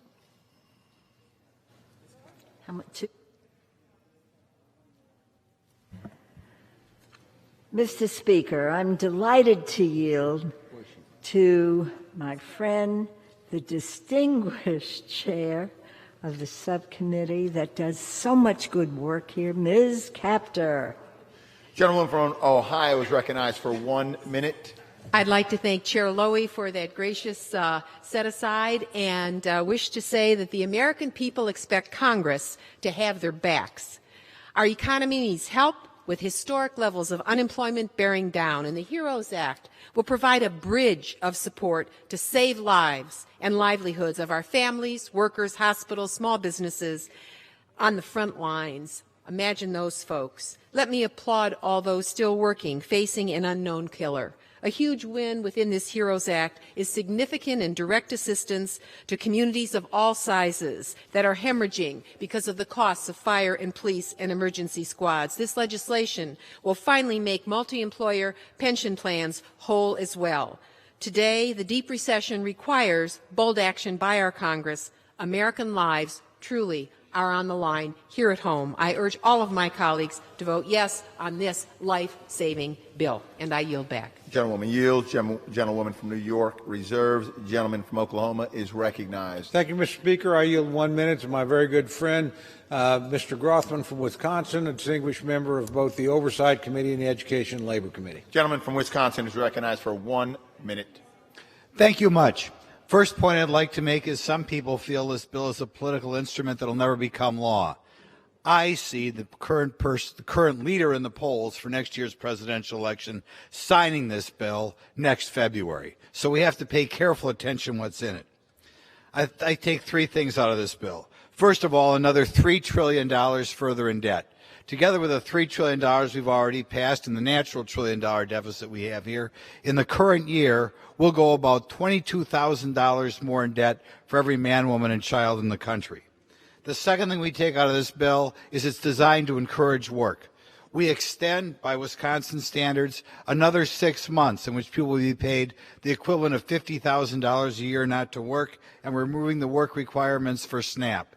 In other words, it's an embracing of the idea that we want to discourage work and destroy our economy. And finally, it's this effort to get more and more people to come here illegally. We're removing the requirement that you have to have a Social Security number for the Earned Income Tax Credit. And we are saying not only the new $1,200 a person, but the old $1,200 a person will go to people who do not have a Social Security number. I cannot think of a quicker way to ruin the country. Gentleman's time's expired. Thank Gentleman you from Oklahoma reserves. Gentlewoman from New York is recognized. Mr. Speaker, I am pleased to yield 1 minute to the distinguished gentlewoman from Minnesota, the chair of the subcommittee on Interior and the Environment, Ms. McCollum. Gentlewoman from Minnesota is recognized for 1 minute. Thank you, Mr. Speaker. Madam Chair, Native American communities are facing extraordinary challenges during this pandemic. Like other minority communities, they are disproportionately affected by COVID-19 with devastating loss of life and economic hardship. This pandemic has magnified the health disparities and historic lack of resources that exist within Indian country. The HEROES Act contains many nonpartisan priorities for Native Americans, reflecting bipartisan work to meet their critical needs. And I acknowledge my co-worker, Mr. Cole, on the floor with me on this endeavor. $900 million to the Bureau of Indian Affairs to assist tribal governments in operating essential community services, providing clean water and safe housing. $2.1 billion for Indian Health Service to purchase additional PPE, and provide tribes more telehealth. The bill includes dollars for transportation, supports education for children, and $20 billion in direct relief to tribal governments. The federal government must uphold its trust in treaty obligations to tribal nations. This bill is critical to ensure the health and safety of our Native American brothers and Time's sisters. expired. Mr. Speaker, I yield back. Gentlewoman from New York reserves. Gentleman from Oklahoma is recognized. Thank you very much, Mr. Speaker. Mr. Speaker, I yield 1 minute to my good friend from the great state of Texas, distinguished former Navy SEAL, Mr. Crenshaw. Gentleman from Texas is recognized for 1 minute. Thank you, Mr. Speaker. Today's theatrics are shocking. 30 million jobs, 35 million jobs lost, businesses and livelihoods ruined. And while American grocers, nurses, and workers kept America going, Democrats kept Congress in hiding for the past 3 weeks. Hiding is fear. It is not leadership. And when we finally reconvene, we get this. Politico summed it up best. Neither this bill nor anything resembling it will ever become law. It's a Democrat wish list filled up with all the party's favored policies. Is this a joke? Because it certainly isn't based on reality. Reality would be working here for the last 3 weeks, examining each problem our nation faces and working together to find the best solutions. That shouldn't be all that difficult, since I would presume we still have the same goals: mitigate the virus and save our economy and society. Right? That is still our goal, isn't it? If it is, then stop playing games. $3 trillion of virtue signaling to your base is no way to govern in the midst of a crisis, and you know it. Thank you, Mr. Speaker. Gentleman yields. Gentleman from Oklahoma reserves. Gentlewoman from New York is recognized. Mr. Speaker, I'm delighted to yield 1 minute to the distinguished gentleman from New York, the chair of the House Democratic Caucus, Mr. Jeffries. Gentleman from New York is recognized for 1 minute. I thank the distinguished chair for her leadership. More than 80,000 Americans dead, 35 million unemployed, the economy in recession. There is pain, there is suffering, there is death throughout the land. Congress must act to provide relief to the American people. We must support our state and local governments. We must strengthen unemployment insurance. We must provide an additional round of direct stimulus payments to everyday Americans. We must provide hazard pay to our heroes and our essential workers. We must increase access to testing, tracing, and treatment. There is pain, there is suffering, there is death throughout the land. Congress must act with the fierce urgency of now, not tomorrow, not next week, not next month, now. Vote yes on the HEROES Act. Gentleman yields. Gentlewoman from New York reserves. The gentleman from Oklahoma is recognized. Thank you, Mr. Speaker. Mr. Speaker, I yield 1 minute to my very good friend, distinguished member from South Carolina, Mr. Wilson, member of the Armed Services Committee and the Foreign Affairs Committee. Gentleman from South Carolina is recognized for 1 minute. Mr. Speaker, I oppose this parade of absurdities on behalf of America's students and grandchildren. Addison, Houston, Emily Ruth, Michael, Anna Grace, Jack, Sally, and Catherine, who will be burdened by debt. On Monday, I saw the best of America in my birthplace of Charleston. I was with Boeing CEO David Calhoun as he presented planes full of PPEs to MUSC President David Cole, showing our appreciation for health professionals. Thank you to Drs. Barbara Minhas and Shalini Mittal for my N95 mask. This was private business, not government, protecting American families. All levels of government were present. Municipal with Mayor Keith Summy of North Charleston and Mayor John Tecklenburg of Charleston. County with County Council Chairman Elliott Summy. State with Governor Henry McMaster and Senator Marlin Kimpson. And federal with Senator Tim Scott and Congressman Joe Cunningham and Ralph Norman. Republicans and Democrats working together. Just 11 weeks ago today, I was at the same airport with President Donald Trump and 30,000 supporters thanking him for record job creation. I yield back. Gentleman yields. Gentleman from Oklahoma reserves. Gentlewoman from New York is recognized. I am pleased to yield, Mr. Speaker, 1 minute to the distinguished gentlewoman from Massachusetts, the leader of our caucus and a member of the Committee on Appropriations, Ms. Clark. Gentlewoman from Massachusetts is recognized for 1 minute. Thank you, Mr. Speaker. We can't wish away this pandemic. We can't accept the false choice that we either reopen or lose to the virus. No, we must protect the American people and the institutions and values that we define our nation with. The HEROES Act provides us a path forward. We will save lives with testing, tracing, and treatment. We'll protect our communities by supporting our teachers, police, and frontline workers. We will bring relief to families by providing them financial aid, food, rent relief, and health care. And we will protect the sanctity of our democracy by honoring every American's vote. We vote today knowing we have more hard days ahead and more work to do to ensure we don't just return to normal, but that we emerge stronger, more just, and more prepared for the challenges ahead. Today, we vote for our heroes, for our future, and for the people. I yield back. Gentlewoman yields. The gentlewoman from New York reserves. The gentleman from Oklahoma is recognized. Thank you very much, Mr. Speaker. Mr. Speaker, I yield 1 minute to my very good friend, distinguished gentleman from Kentucky and member of the Agriculture, Ed and Labor and Oversight Committee, Mr. Comer. Gentleman from Kentucky is recognized for 1 minute. Mr. Speaker, hypocrisy and irresponsibility are alive and well today in this chamber. At the same time, Nancy Pelosi is calling for oversight of the $3 trillion we've already spent. She's bringing up a reckless bill to spend $3 trillion more. Much of this bill has nothing to do with COVID-19. Instead, this bill is a radical Democrat wish list. Permanent mail-in voting, amnesty and stimulus checks for illegal immigrants, and more incentives for Americans not to work. Across America, citizens are coming together to help their friends and neighbors. And for all its faults, Congress did come together in a bipartisan way to pass numerous measures to fight this pandemic. But Speaker Pelosi has broken that spirit of cooperation. In choosing to play partisan politics and go at this one alone, she has set a terrible example for a nation in crisis. Instead of pausing the spending to evaluate our needs and engage with President Trump and the Senate, we are here today simply to appease their fringe elements of the Democrat Party. I yield back. Gentleman yields. Gentleman from Oklahoma reserves. Gentlewoman from New York is recognized.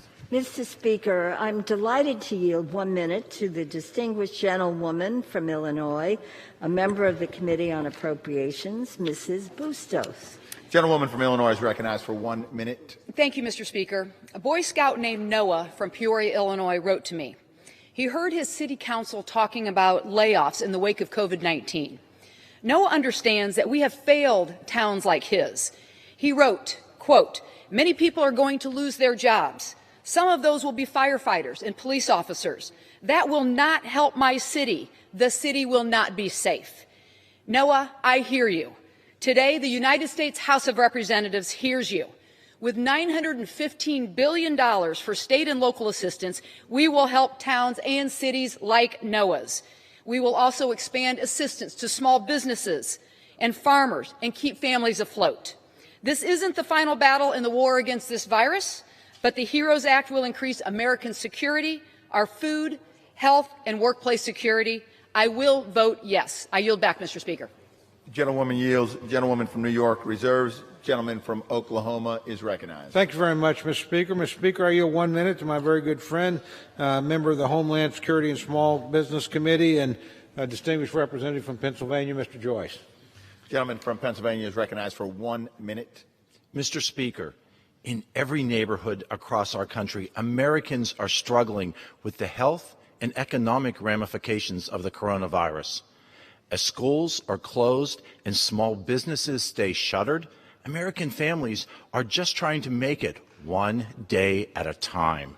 Here in Congress, House Democrats are just trying to fund Planned Parenthood. American families are focused on putting food on their tables. Here in Congress, Democrats are focused on keeping Americans out of work instead of saving family-sustaining jobs. American families are working together to weather this storm. Here in Congress, Democrats would rather blame our president than hold the Chinese Communist Party accountable for their role in this pandemic. Here in Congress, Democrats are wasting time that we could be using to deliver real solutions for the American people. This bill is not the answer, and I urge all of my colleagues to vote no. Thank you, and I yield the remainder of my time. Gentleman yields. Gentleman from Oklahoma reserves. Gentlewoman from New York is recognized. Mr. Speaker, I'm pleased to yield 1 minute to the gentleman from Ohio, Chairman of the Subcommittee on the Legislative Branch, Mr. Ryan. Gentleman from Ohio is recognized for 1 minute. I've got to tell you, this is absolutely unbelievable. Just a few years ago, the stock market's at 25,000. Corporate profits are the highest they've been in decades. The rich keep getting richer. And our friends on the other side said, what do we do now? Let's do a tax cut where 83% of it goes to the top 1% of the wealthiest people. Fast forward a few months, global pandemic, 36 million people unemployed, 40% of families who have a worker that makes $40,000 a year and less lose their job last month. 4 million people didn't pay their rent, and the Republican Party says, we don't have any money to help you. Are you kidding me? Where do you guys live? Food lines around the blocks at our food banks in the United States of America. 1 in 5 kids are going hungry. Your party can't even get food to them. This isn't a wish list. If it's a wish list, it's for the working class people. How about the Teamsters that are going to get a pension when this bill passes? Gentleman's time's expired. Their pension gets cut in half. Gentleman's time is expired. This is ridiculous. Gentlewoman from New York on the American reserves. people. The gentleman Let's from be honest. Oklahoma is recognized. Gentleman from Oklahoma is recognized. Thank you, Mr. Speaker. I remind my friend we work with our friends to pass 4 bills, $3 trillion in the last 10 weeks. We'd work with you again if you'd sit down and bargain with us. Sadly, you've decided not to do that. With that, Mr. Speaker, I'd like to yield 2 minutes to my very good friend, a great member of the Ways and Means Committee and a great neighbor from the great state of Texas, Mr. Arrington. Gentleman from Texas is recognized for 2 minutes. Mr. Speaker, Democrat leadership has established in this piece of legislation a new pandemic protocol for the United States Congress, the practice of reality distancing. Reality distancing is the unhealthy distance between politicians and their policies and the people they were elected to serve. While tens of millions of working families have lost their livelihoods and millions more are struggling to survive, members of Congress, who, by the way, won't miss a single paycheck, are wasting precious time on a partisan bill that's going nowhere. Furthermore, Speaker Pelosi and many of her colleagues are so anxious to appease the left and so zealous to advance their ideology, they didn't even attempt to disguise this parade of horribles that are completely out of touch with the American people. Some will suggest, Mr. Speaker, that this legislation is so extreme and so absurd we can't take it seriously. I would submit that we can't take it seriously enough. When someone tells you who they are, believe them. This isn't just the Democrats' plan for America's recovery. This is their vision for America. I oppose it, and I pray to God none of these policies see the light of day. I yield back.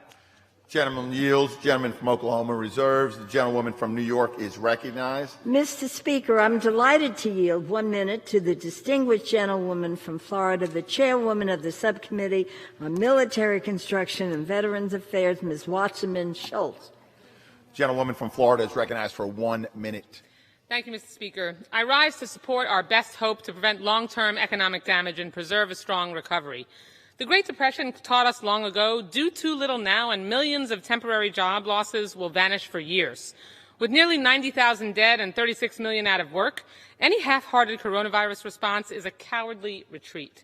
The HEROES Act is a bold response. It lays out a safe, scientific path to reopen America through vital testing, tracing, and treatment.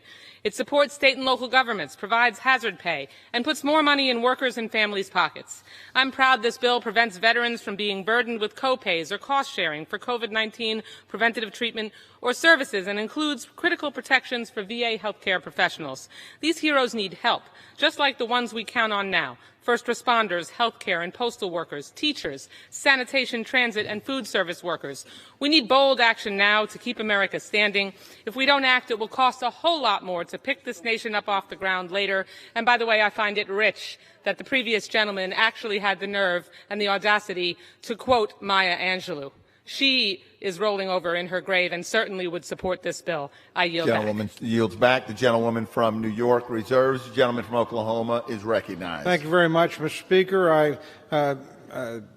I yield 1 minute to my good friend from the great state of Mississippi, Mr. Guest, member of the Ethics, Foreign Affairs, and Homeland Security Committees. Gentleman from Mississippi is recognized for 1 minute. Mr. Speaker, this bill would forever fundamentally alter our elections. It would provide a bailout to unsustainable pensions. It would release criminals from jail. It would provide protection and payments to illegal aliens. And it would discourage individuals from returning to work as we seek to reopen the economy. Furthermore, the $3 trillion price tag should be greatly concerning to every American. It is disappointing that the Democrats developed this legislation behind closed doors and without consulting their Republican counterparts. The Speaker has presented a partisan bill that does more to divide our nation than to address the current national crisis. The coronavirus outbreak is not a time for political posturing, but is instead a time to put country before party. Congress has worked in a bipartisan way to respond to the needs of Americans, and I hope that future negotiations will return to that level of cooperation. I intend to vote against this legislation, and I encourage my colleagues to do the same. Thank you, and I yield back. Gentleman yields. Gentleman from Oklahoma reserves. Gentlewoman from New York is recognized. Mr. Speaker, I'm very pleased to yield 30 seconds to the distinguished gentlewoman from California, a senior member of the Committee on Appropriations, Ms. Lee. Gentlewoman from California is recognized for 30 seconds. Thank you very much. Mr. Speaker, first let me thank Madam Chair, our Speaker, our committee chairs, Chair of the Black Caucus, Chairwoman Bass, and Robin Kelly, chairs the Health Brain Trust for the Black Caucus, for working together with myself to address the unequal impact of COVID on people of color and the poor, and make sure that people and organizations rooted in our communities play the lead role in recovery, including contact tracing. We are facing the worst health and economic crisis of our lifetime. Elevated rates of infection and death are in communities of color. Heroic frontline and essential workers being paid poverty wages. Struggling small and minority-owned businesses. Millions unemployed and millions pushed into poverty. Another 30 the gentlewoman seconds. is recognized for an additional 30 seconds. Thank you, Madam Chair. Millions unemployed and millions pushed into poverty. This House must fight for those who bear the brunt of this pandemic, not big corporations whose wealth permits them to weather this crisis. This pandemic has shone a light, mind you, on the systemic racism, inequality, and poverty endemic throughout the country. The bill includes $75 billion for testing, contact tracing, and treatment in the highest impacted areas. I'm disappointed that we did not include Congresswoman Jayapal's Paycheck and Protection Act and Health Care Act. However, the Paycheck Guaranteed Act would provide stability of a paycheck time has expired. through this pandemic. The I urge my gentlewoman from colleagues New to York embrace this in the reserves. future as we The move gentleman forward. Thank from you again, and I Oklahoma yield is the balance of my recognized. time. The gentleman from Oklahoma is recognized. Thank you very much, Mr. Speaker. Mr. Speaker, I yield 1 minute to my very good friend from the great state of Arkansas, distinguished member of the Financial Services Committee, Mr. Hill. Gentleman from Arkansas is recognized for 1 minute. I thank the Speaker and I thank my friend Mr. Cole. I rise in opposition to this legislation. Over the last 3 months, we've put together a series of bipartisan bills that are extraordinary, and they amount to $2.9 trillion in spending. And while the amount $2.9 trillion is 60%, Mr. Speaker, of what the federal government spends in an entire year, nonetheless, this bipartisan effort was essential to beat the virus and get our economy back to full capacity. Today we vote on another $3 trillion in spending when we haven't even gotten all of the first phase of money out, Mr. Speaker, to our schools, to our hospitals, to our cities, to our states. We have not completed getting the money out to restart our economy. And yet the House majority has blocked the House from working bipartisanly and have cooked up this 1,800-page bill in the Speaker's hideaway. This proposal, much of which has nothing to do with the coronavirus, discourages work and delays our economic recovery. We need to assess our actions and bring bipartisan efforts to the floor to address Gentleman from the gaps. Oklahoma reserves. Gentlewoman from New York is recognized. Mr. Speaker, I'm delighted to yield 1 minute to the distinguished chairman from Georgia, chair of the subcommittee on agriculture, Mr. Bishop. Gentleman from Georgia is recognized for 1 minute. I thank the gentlelady for yielding. From the ag appropriations, the bill provides $10 billion for SNAP, $150 million for food banks, $3 billion for school food programs, $1.1 billion for WIC, $309 million for rural rental assistance. In addition, it provides $1 trillion to states, counties, cities, territories, and tribal governments, hazard pay for essential workers, free widespread testing, tracing, and treatment for every American, more direct payments to families. It requires safety in the workplace, support for really small businesses and nonprofits of all kinds. It meets the challenges of COVID-19 for every single American. I urge my colleagues to vote for it. It's a good bill. It's a good bill for America. And with that, I yield back. The gentleman yields. The gentlewoman from New York reserves. The gentleman from Oklahoma is recognized. Thank you very much, Mr. Speaker. I yield 1 minute to my very good friend, the gentleman from Pennsylvania, Mr. Muser, member of the Budget, Education, Labor, and Veterans Committees. The gentleman from Pennsylvania is recognized for 1 minute. I thank the gentleman from Oklahoma. Mr. Speaker, for the past 2 months, Americans have shown resilience, grit, and patience. The viral and economic data project that we now can begin a safe, soft reopening of our economy. President Trump's inclusionary, data-based leadership in this fight is helping to protect both lives and livelihoods. Congress has also responded effectively in mitigating the effects of this public health and economic emergency. I'm extremely disappointed, however, that this House Democrat bill was drafted with not only Republican input, but no input from the American people. Where's the investment for transportation infrastructure? Where's the funding to get our children back to school or to support small businesses to open their businesses safely? Today, President Trump announced Operation Warp Speed to develop a vaccine for this virus. Where is this House's investment towards finding a cure? Instead, this partisan wish list allows illegal immigrants to receive stimulus checks, removes local controls of elections, and somehow cannabis is mentioned 68 times. What in the world cannabis has to do with this crisis, I don't know. This is another bill going nowhere. The American people deserve Gentleman's better, time's expired. Especially gentleman from Oklahoma reserves. Gentlewoman from New York is recognized. Mr. Speaker, I yield 30 seconds to the distinguished gentlewoman from New Jersey, a member of the Committee on Appropriations, Ms. Watson Coleman. Gentlewoman from New Jersey is recognized for 30 seconds. I thank the gentlewoman for yielding. I'm grateful to see us take up the HEROES Act today. From state aid to essential pay, this is a step forward, making sure every American makes it through this crisis. But I want to draw our attention to something equally pressing. On both sides of the aisle, this pandemic has allowed us to agree that there's a floor below which we don't want any family to fall. The truth is that before COVID-19, countless Americans were just a personal or local or national disaster away from not paying rent, not buying groceries, or worse. COVID-19 is just one more crisis derailing their lives, particularly those of brown and black communities. Supporting America. Time's expired. Gentlewoman from New York. I urge reserves. support of the bill, and I yield The back. gentleman from Oklahoma is recognized. Thank you very much, Mr. Speaker. I yield 1 minute to my very good friend, distinguished member from Michigan, member of the Financial Service Committee, Mr. Huizenga. Gentleman from Michigan is recognized for 1 minute. Thank you, Mr. Speaker. I rise today in opposition to this $3 trillion liberal partisan wish list. With our nation facing an unprecedented challenge, this bill erodes the American people's faith in government when the Speaker refuses to work on a bipartisan manner to move our nation forward. Giving money to Planned Parenthood, creating marijuana diversity studies, permanently rewriting our nation's elections law have nothing to do with the challenges we are currently facing, and certainly do not help West Michigan job creators or their employees. Sadly, provisions in this bill actually disincentivize small businesses from reopening or helping people get back to work in a safe and responsible manner. What the manufacturer in Kentwood, the pizza shop owner in Muskegon, or the farmers and growers that I heard from across West Michigan expect is for Congress to take a reasonable and responsible approach. That is not what is happening here today.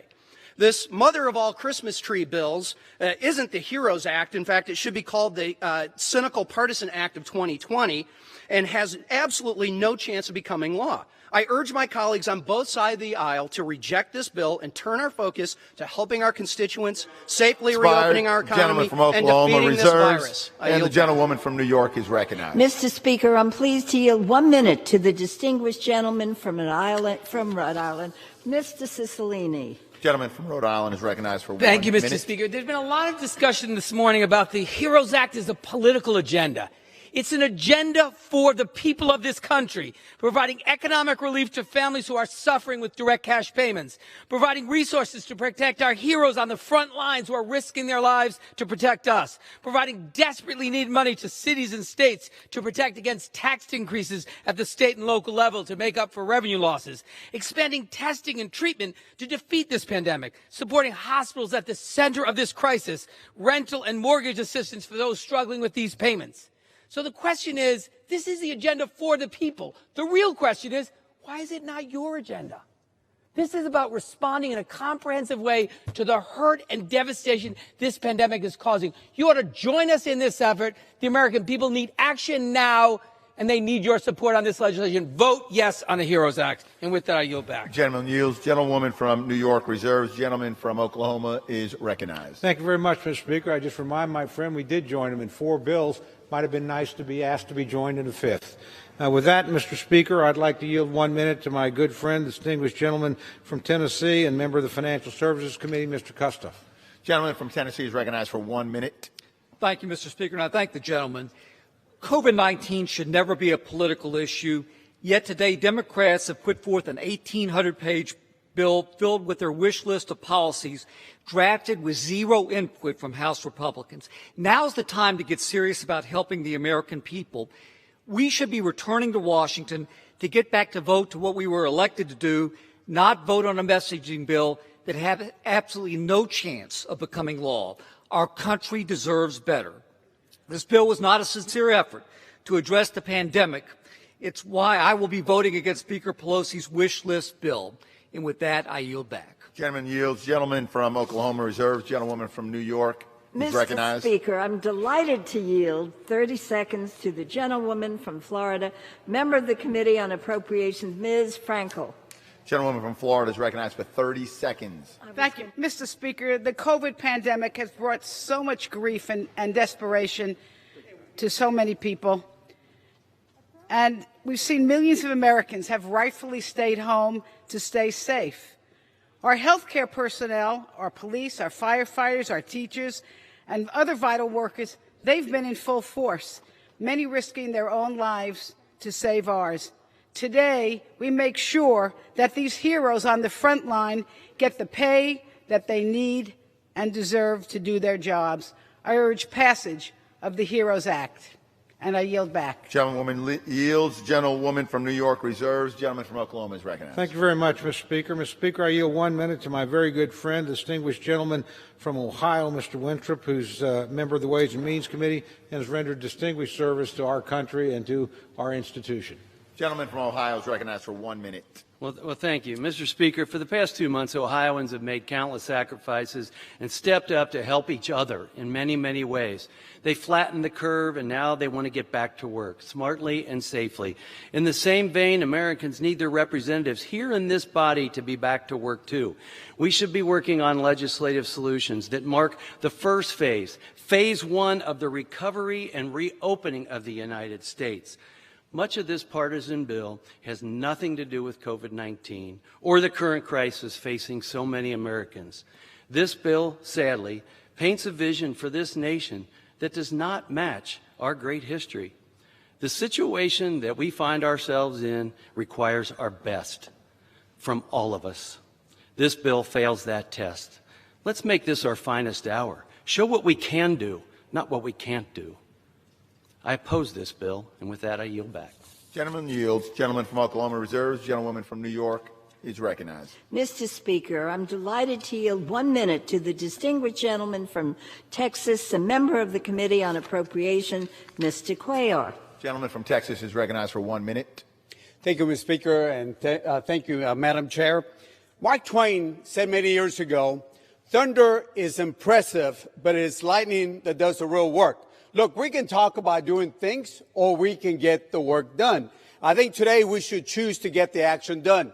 This is the first step that we need to take in order to help the folks that live in our district, the small businesses, the cities and the counties, and the frontliners. We know what's going to happen. We're going to go ahead and pass this bill, this particular bill. It's going to go over to the Senate. We'll negotiate with the Senate. We'll come back, and sometime in the near future, we'll be voting, and this particular bill will become law. So members, we can either talk about doing things or we can take the first step. I choose to take the first step and get this bill moving. So, Mr. Speaker, I say thank you so much, and I ask all members to support this legislation, the HEROES Act. I yield back the balance of my time. Gentleman yields. The gentlewoman from New York reserves. Gentleman from Oklahoma is recognized. Thank you very much, Mr. Speaker. Mr. Speaker, I yield 1 minute to my very good friend from the great state of Tennessee, Mr. Rose of the Financial Services Committee.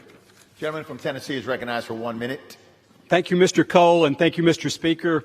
Today I will be voting no on an 1,800-page, $3 trillion socialist wish list. This wish list is the product of partisan scrambling meant to take advantage of the present crisis brought on by the COVID-19 pandemic. I and the people in my district won't stand for it. I'm from Tennessee, where we balance our budgets, we don't write checks we can't cash, and where common sense is still king. Today, I'll be using that common sense to represent the people of the 6th District of Tennessee and vote no. Thank you, Mr. Speaker, and I yield back. Gentleman yields. Gentleman from Oklahoma reserves. Gentlewoman from New York is recognized. Mr. Speaker, I'm pleased to yield 30 seconds to the gentlewoman from Michigan, a member of the Committee on Appropriations, Ms. Lawrence. Gentlewoman from Michigan is recognized for 30 seconds. Mr. Speaker, I rise in support of the HEROES Act. This bold relief package recognizes the commitment to our Postal Service, providing critical emergency funding for the fiscal solvency of the Postal Service to ensure we fulfill our democratic duties to be counted in the 2020 census and vote in the upcoming primary. It also demonstrated that we will stay committed to our local governments to have the resources that they have lost during this pandemic. Ladies and gentlemen, this investment is for our families, for our communities, and for our countries. Thank you, and I yield back. Gentlewoman yields. Gentlewoman from New York reserves. Gentleman from Oklahoma is recognized. Thank you very much, Mr. Speaker. Mr. Speaker, I yield 1 minute to my very good friend, Mr. McClintock of California, member of the Judiciary and Natural Resources Committee. Gentleman from California is recognized for 1 minute. Thank you, Mr. Speaker. $3 trillion divided by 129 million households means the average family will have to pay more than $23,000 for this single bill, either from their future taxes or from inflation robbing their savings and retirements. Now, when we passed the last bill, I warned it was no substitute for restoring our nation's commerce immediately for a simple reason. The federal government does not finance the economy. The economy finances the government. Government cannot put a single dollar into the economy that it is not first taken out of that same economy. The wholesale lockdown of the American people and the deliberate decimation of their livelihoods has been the single most self-destructive folly in our nation's history. These draconian measures have proven much less effective at stopping the virus than we were assured, but have been much more effective at destroying the jobs that people rely upon to feed their families. We have had enough. Democrats, don't take away our future. Give us back our country. Gentleman yields. Gentleman from Oklahoma reserves. Gentlewoman from New York is recognized. Mr. Speaker, I'm pleased to yield 30 seconds to the distinguished gentlewoman from Illinois, Ms. Schakowsky. Gentlewoman from Illinois is recognized for 30 seconds. Mr. Speaker, at least 84,000 people have died in the United States from COVID-19, and almost 40% of those deaths are nursing home residents and the valiant workers in those nursing homes. We can and we must do better. The HEROES Act included $150 million for strike teams in nursing homes struggling with outbreaks, requires public reporting of cases and deaths and PPE availability and testing in nursing homes, prioritizes testing for older Americans. I urge my colleagues Gentlewoman's to vote time's yes. expired. Gentlewoman from New York And I yield back. reserves. Gentleman from Oklahoma is recognized. Thank you very much, Mr. Speaker. Mr. Speaker, I yield 1 minute to my very good friend from the great state of California, Mr. LaMalfa, member of the Agriculture and Transportation Infrastructure Committee. Gentleman from California is recognized for 1 minute. Thank you to my colleague from Oklahoma. Members, Mr. Speaker, this bill is a grab bag of Democrat priorities that have nothing to do with abating this virus. One of the most misplaced ones, however, is the addition of the Safe Banking Act, which, if enacted, would financially green light the marijuana industry.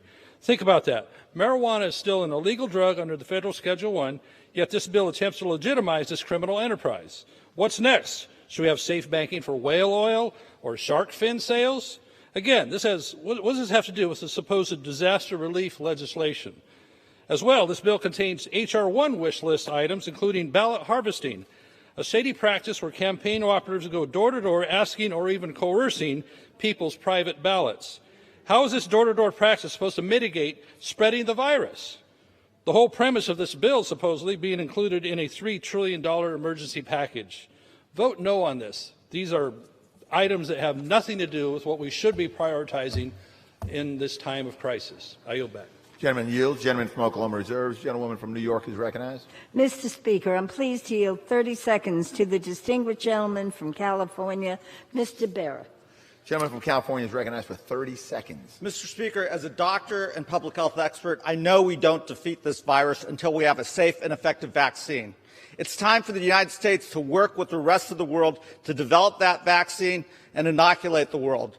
This bill allows U.S. global leadership to reemerge. The President may not want to lead, but let the world know the United States Congress is ready to lead and work with CEPI and the rest of the world to defeat this virus. And with that, I yield back. Gentleman yields back. Gentlewoman from New York reserves. Gentleman from Oklahoma is recognized. Thank you very much, Mr. Speaker. Mr. Speaker, I yield 1 minute to my very good friend from the state of Florida, member of the Small Business and Transportation and Infrastructure Committees, Mr. Spano. Gentleman from Florida is recognized for 1 minute. Thank you, Mr. Speaker. I rise in staunch opposition to H.R. 6800, the largest spending package ever considered and crafted without any input from Republicans in Congress. COVID-19 is impacting all Americans, and overcoming the crisis requires input from all their representatives. However, the Speaker and Democratic Party are clearly not focused on confronting the pandemic. Instead, they're exploiting the crisis to accomplish political goals rather than protect the American people. In this bill, Democrats include nearly $1 trillion to bail out blue states and cities for years of irresponsible spending. It prevents states from requiring voter IDs and requires same-day voter registration. And nowhere in this 1,800-page bill do they find room for basic pro-life protections included in appropriations bills since Roe v. Wade. This all on top of potentially freeing murderers and rapists. This bill steals money from the many to further the priorities of the few and then seeks to change election laws so they can do it all over again. And for these reasons, I vehemently oppose the bill. I yield back. Gentleman yields. Gentleman from Arkansas reserves. The gentlewoman from New York is recognized. Mr. Speaker, I yield 30 seconds to the gentleman from California, Mr. Cisneros.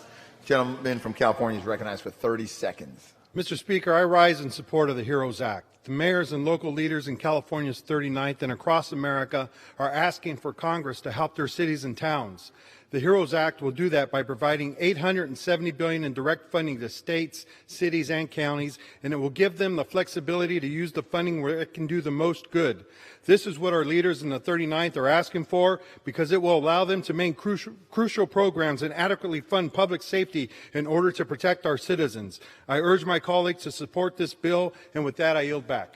Gentleman yields. Gentlewoman from New York reserves. The gentleman from Oklahoma is recognized. Thank you very much, Mr. Speaker. Mr. Speaker, I yield 1 minute to my very good friend, colleague from my state, the great state of Oklahoma, Mr. Hearn, member of the Budget, Natural Resources, and Small Business Committees.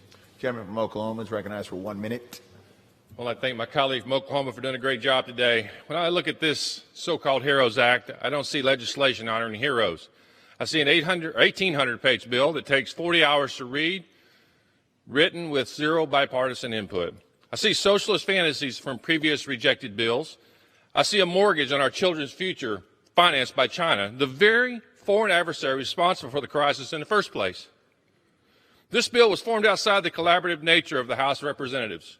It was proposed without going through committee or the amendment process, and no one, including the Democrats, knows what's in it.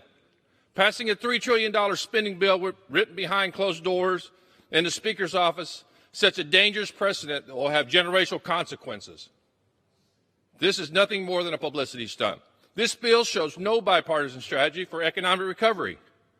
We should keep the House in session until we craft real bipartisan legislation that gets our country back up and running.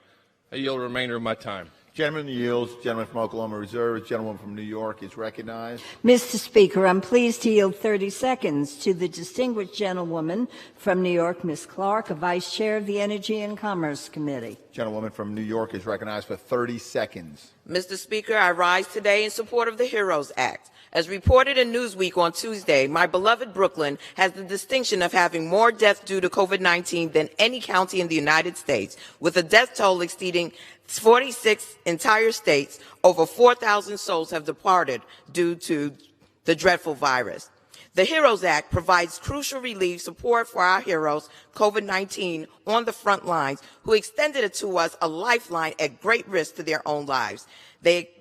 While this legislation does not include the Paycheck Guarantee Act, I believe that we must pass this bill. Gentlewoman's this time is is not expired. the time for red or blue The gentlewoman from one-upmanship. New COVID York knows no political yields, labels. and the I gentleman ask from my colleagues to Oklahoma vote is for the HEROES recognized. Act. Gentleman from Oklahoma is recognized. Thank you very much, Mr. Speaker. Mr. Speaker, we have additional speakers on the way, but they're not here, but I will reserve the balance of my time for that. Gentleman from Oklahoma reserves. Gentlewoman from New York is recognized. Mr. Speaker, I'm pleased to yield 30 seconds to the gentleman from Tennessee, Mr. Cohen. Gentleman from Tennessee is recognized for 30 seconds. Thank you, sir. Let me tell you something that's in this bill. There's a repeal of about a $100 billion tax break for the richest people in this country that Trump and McConnell snuck and CARES won. We didn't see it at first. We found it. We put out a letter asking for support. Did we get one Republican to say, yes, I want to join you and get rid of that $100 billion tax break for 80% of the people make $1 million a year or more? Had nothing to do with coronavirus. Not a one of you. You ought to be for that. That's thievery. That's robbery. Jesse James wouldn't need a mask, because if he came here, Trump and McConnell didn't have on a mask. They stole from the American people $100 billion for millionaires and billionaires. Expired. I yield back the balance of my time. Gentlewoman from New York reserves. Gentleman from Oklahoma is recognized. Thank you very much, Mr. Speaker. I just advised my friend if he's worried about tax breaks for billionaires and millionaires, he might want to get rid of the SALT deductions in this current bill. With that, Mr. Speaker, I'd like to yield 1 minute to my very good friend from the great state of Georgia, Mr. Carter, member of the Energy and Commerce Committee and the only pharmacist in Congress. Gentleman from Georgia is recognized for 1 minute. I thank the gentleman for yielding. Mr. Speaker, I rise today in opposition to the HEROES Act. This legislation ignores the fundamental issues affecting our country. It is a harmful misallocation of congressional efforts and ignores the plight of the American people. For instance, this package references cannabis more times than it does jobs. It includes hundreds of billions to bail out states, which may be needed, but it is not even ensuring that there are guardrails to prevent reckless behavior and waste. It extends increased unemployment benefits well past the targeted reopening of the country, forcing businesses to compete with government programs for employees. This package would allow illegal immigrants access to direct payments, and it would move to federalize elections. These are just a handful of examples of the misguided and dangerous policies included in this legislation. We have allocated trillions of dollars in aid, and significant amounts of that still hasn't gone out the door. Now is the time to discuss solutions for the problems facing the American people, not a partisan wish list. 15 seconds. The gentleman is recognized for an additional 15 seconds. Thank you, Mr. Speaker. Now is the time. Now is the time for us to discuss solutions for the problems facing the American people, not to put out partisan wish lists. I urge my colleagues to oppose this, and I yield back. Gentleman yields back. Gentleman from Oklahoma reserves. Gentlewoman from New York is recognized. Mr. Speaker, I'm pleased to yield 30 seconds to the gentleman from Virginia, Mr. Connolly. Gentleman from Virginia is recognized for 30 seconds. Thank you, Mr. Speaker. Their priority is corporate liability. Ours is helping to save a nation. They say wait. Wait for what? The virus to stop spreading? It won't. To wait for another 36 million Americans to have to file for unemployment? To wait for another million businesses to collapse? For another 86,000 Americans to die?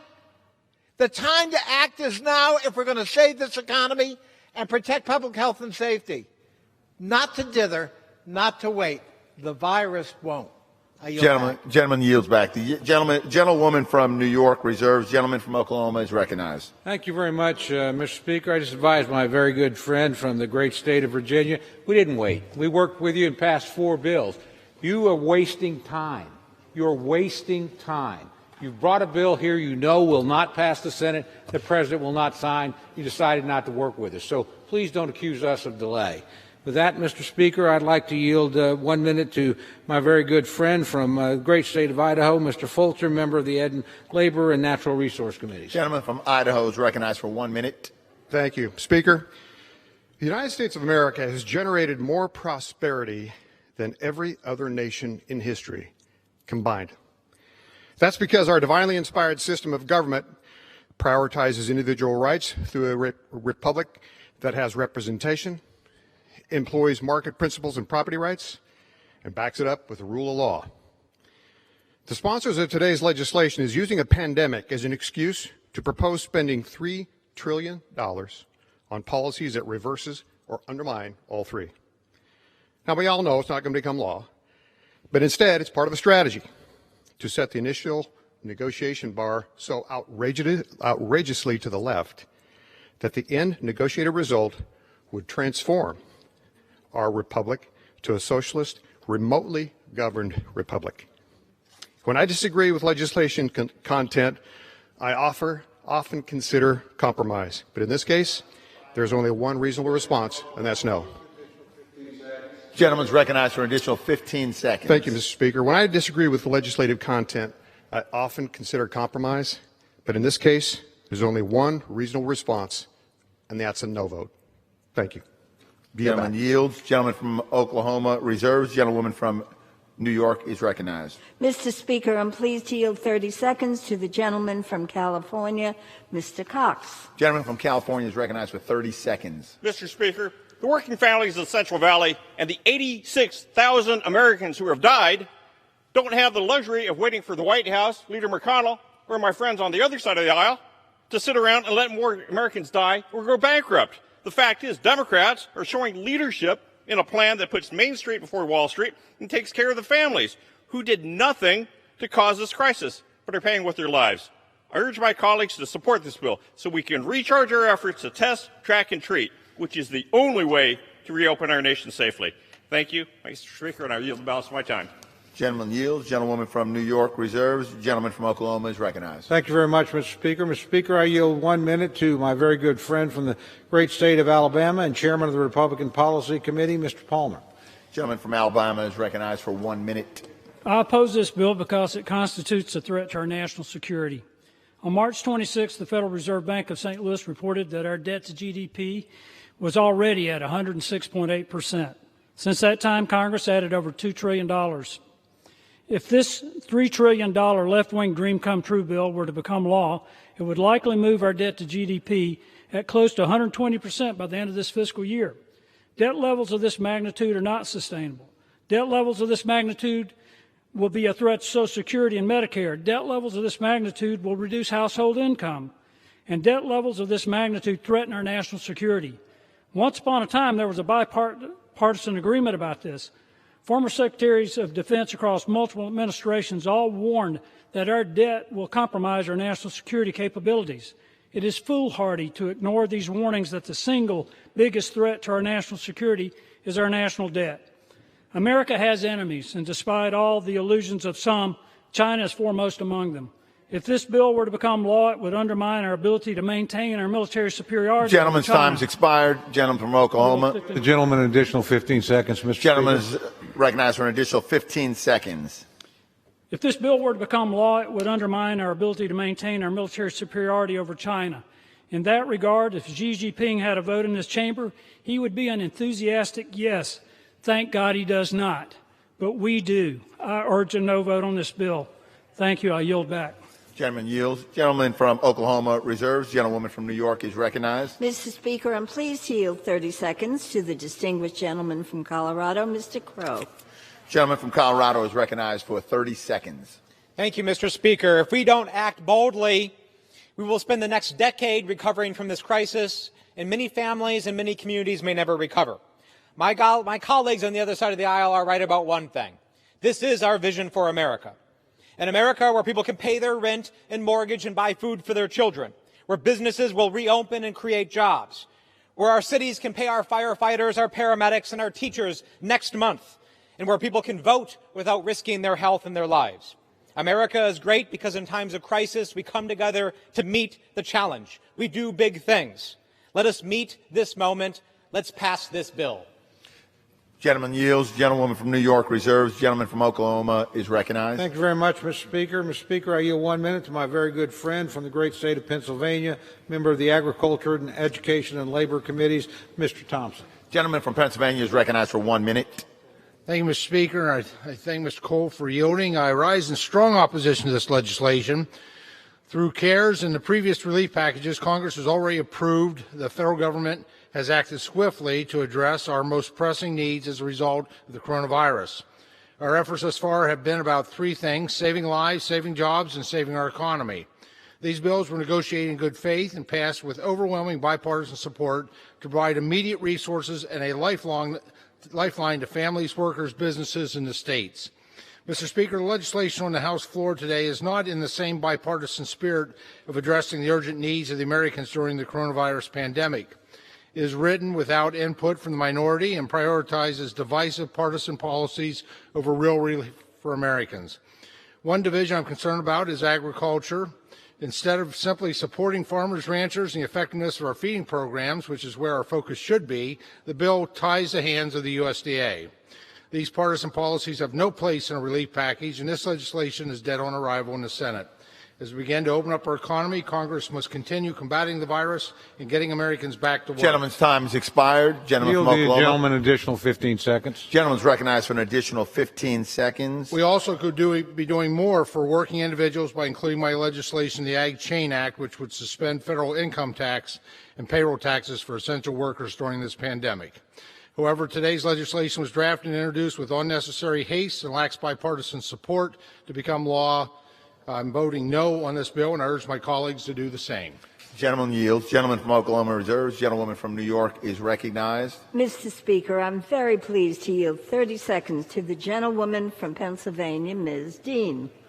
Gentlewoman from Pennsylvania is recognized for 30 seconds. Thank you, Mr. Speaker. Thank you, Madam Chair. I rise in support of the HEROES Act because it recognizes the human sacrifice of our families, our teachers, our postal workers, our police. It recognizes the human suffering. In my own counties of Berks County, 207 are dead. In Montgomery County, 608 are dead.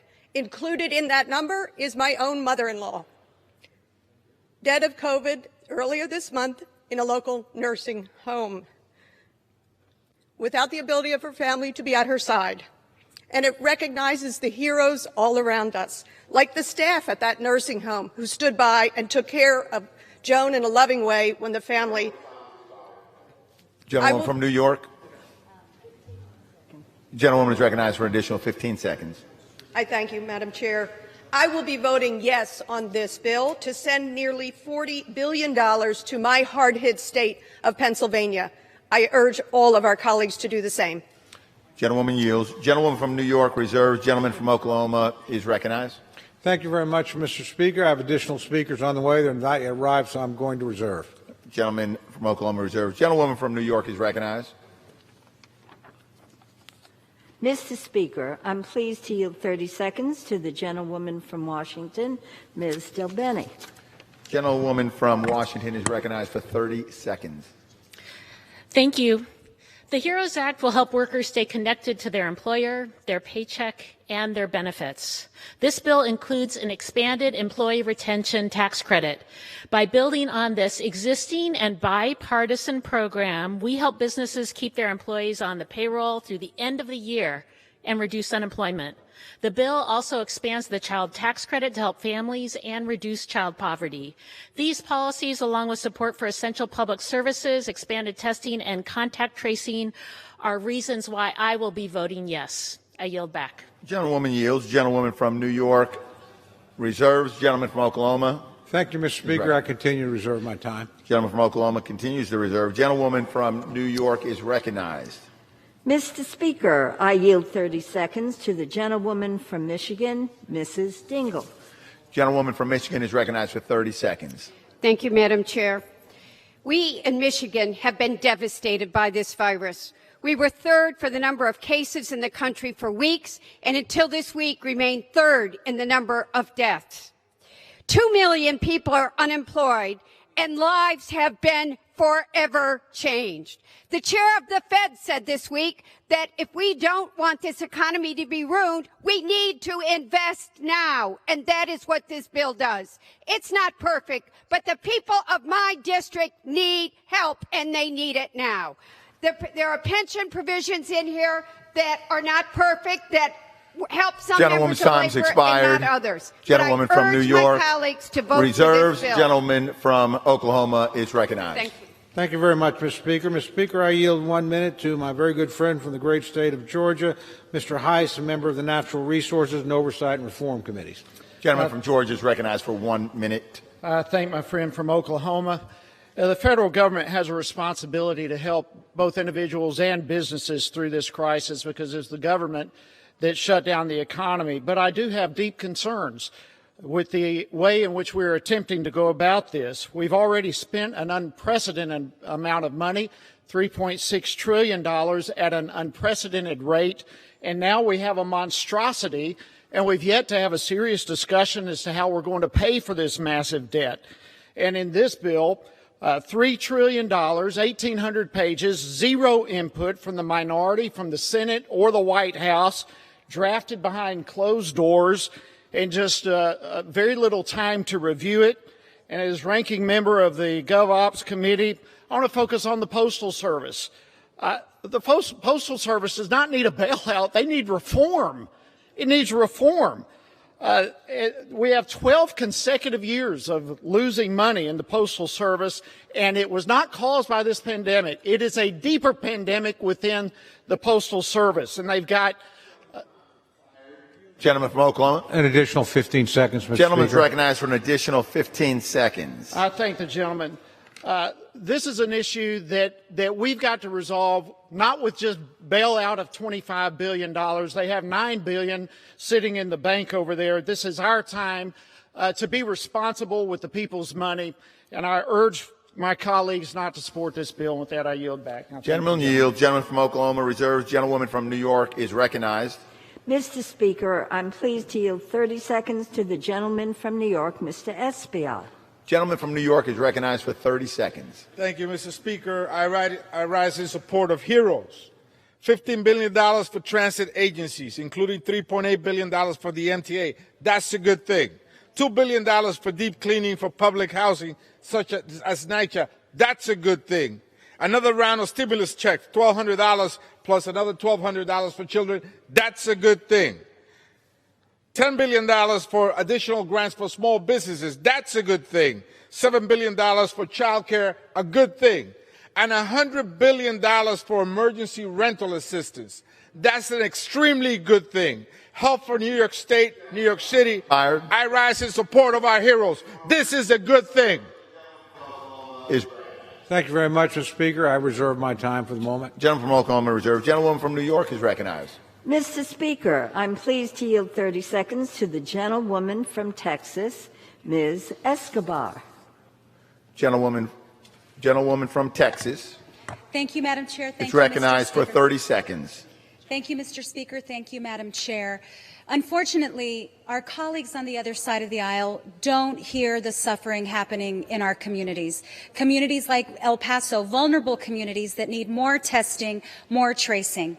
This bill does that. It provides that necessary step to safely reopening our economies. It also provides $1 billion for my community of El Paso, Texas, $35 billion for the state of Texas.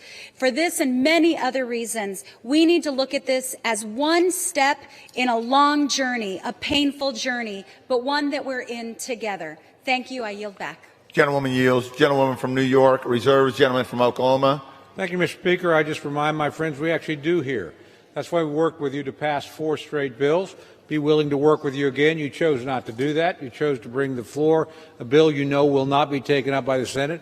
will not be assigned by the president. So let's abandon that course and go back to where we were at. We worked together. We got a lot done, short period of time. I think that's what the American people want us to do. With that, Mr. Speaker, I reserve my time. Gentleman from Oklahoma reserves. Gentlewoman from New York is recognized. Mr. Speaker, I just would like to tell my good friend, whenever you're ready to sit down, I'm very happy to work with you. But right now, I'm ready to yield 30 seconds to the gentleman from California, Mr. Garamendi. Gentleman from California is recognized for 30 seconds. Mr. Speaker, I rise in support of this legislation. Much talk, some facts. In California, $54 billion deficit by the state government. The counties I represent are reeling in their deficit. We need this bill. Otherwise, we're going to see hospitals, we're going to see first providers, police and fire laid off. Many say this bill is dead on arrival. If we do not move this bill, the death will be in our districts. I yield back. Gentlewoman from New York reserves. Gentleman from Oklahoma is recognized. Thank you, Mr. Speaker. I have great respect for my very good friend from California. But we live in a system right now of divided government. We have a Democratic House, certainly has a voice in anything that's done. We have a Republican Senate, so does it. We have a Republican president. We've proven that we can work together. We did for 4 straight bills, extraordinary amount of time, largest single bill in American history. So it's not as if the two sides don't know how to do this. For whatever reasons, my friends chose to decide to move alone. Well, you can certainly do that through this chamber, and that's your right to do. I respect that. That's what you want to do. But if you think moving alone without Republicans will get you anywhere in the United States Senate or at the other end of Pennsylvania Avenue, I would just suggest that's probably not the case. So, again, we know how to do this. We've proven we can do it. An extraordinary job by all concerned on both sides of the House to get those 4 bills done. Nobody works better, by the way, in a bipartisan sense than my good friend, the chairwoman of the Appropriations Committee. And nobody works with her better than my good friend, the ranking member of the Appropriations Committee. I'd suggest the rest of us probably should clear out for a while, let those two work together. Bet you we could get a bill that would actually pass. With that, Mr. Speaker, I reserve the balance of my time. Gentleman reserved. Gentlewoman from New York is recognized. Mr. Speaker, I'm pleased to yield 30 seconds to the gentleman from Texas, Mr. Green. Gentleman from Texas is recognized for 30 seconds. Mr. Speaker, the richest country in the world is facing a looming humanitarian crisis. Hunger looms large in the land, Mr. Speaker. The bill provides a $14 billion solution with a humanitarian response to feed the hungry. Homelessness looms large. Evictions are afoot. The bill provides $100 billion to keep people in their homes. The humanitarian crisis necessitates a humanitarian response. This bill provides that response. I'm proud to yield back the balance of my time. Gentleman yields. Gentlewoman from New York reserves. Gentleman from Oklahoma. Thank you very much, Mr. Speaker. I reserve for the moment. Gentleman from Oklahoma reserves. Gentlewoman from New York is recognized. Mr. Speaker, I'm pleased to yield 30 seconds to the gentlewoman from New Mexico, Ms. Holland.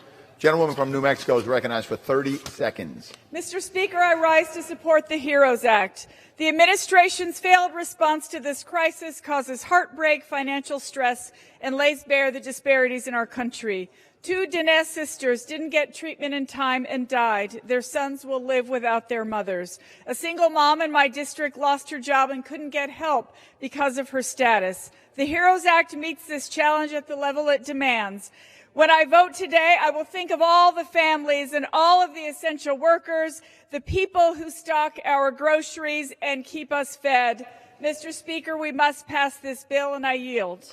Gentlewoman yields. Gentlewoman from New York reserves. Gentleman from Oklahoma is recognized. Thank you very much, Mr. Speaker. Mr. Speaker, I yield a minute and a half to my very good friend, distinguished member from Pennsylvania and distinguished veteran of service to this country, Mr. Perry. Gentleman from Pennsylvania is recognized for 1 minute and a half, 1.5 minutes. I thank the great gentleman from Oklahoma. Mr. Speaker, I will tell you this bill, among other things, we could talk about all the wish list of things that are in it. I'm sure many have and many will.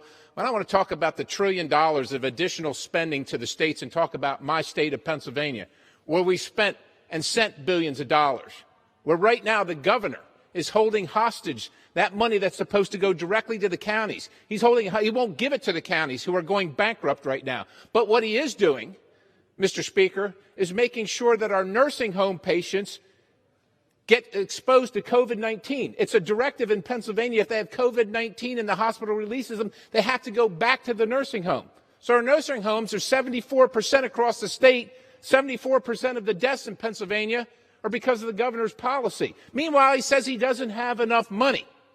We're going to spend more money in Pennsylvania when the money hasn't already been spent. Oh, by the way, the unemployment compensation money that we sent to Pennsylvania takes 41 days right now to have your claim answered. People cannot exist on policies and promises. They need money.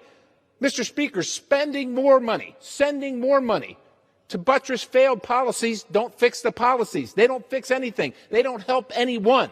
Let's fix the policies. Let's make sure that people get the money that we've sent to them instead of just sending more to the governor who's going to extort the counties and kill our elderly. I yield back.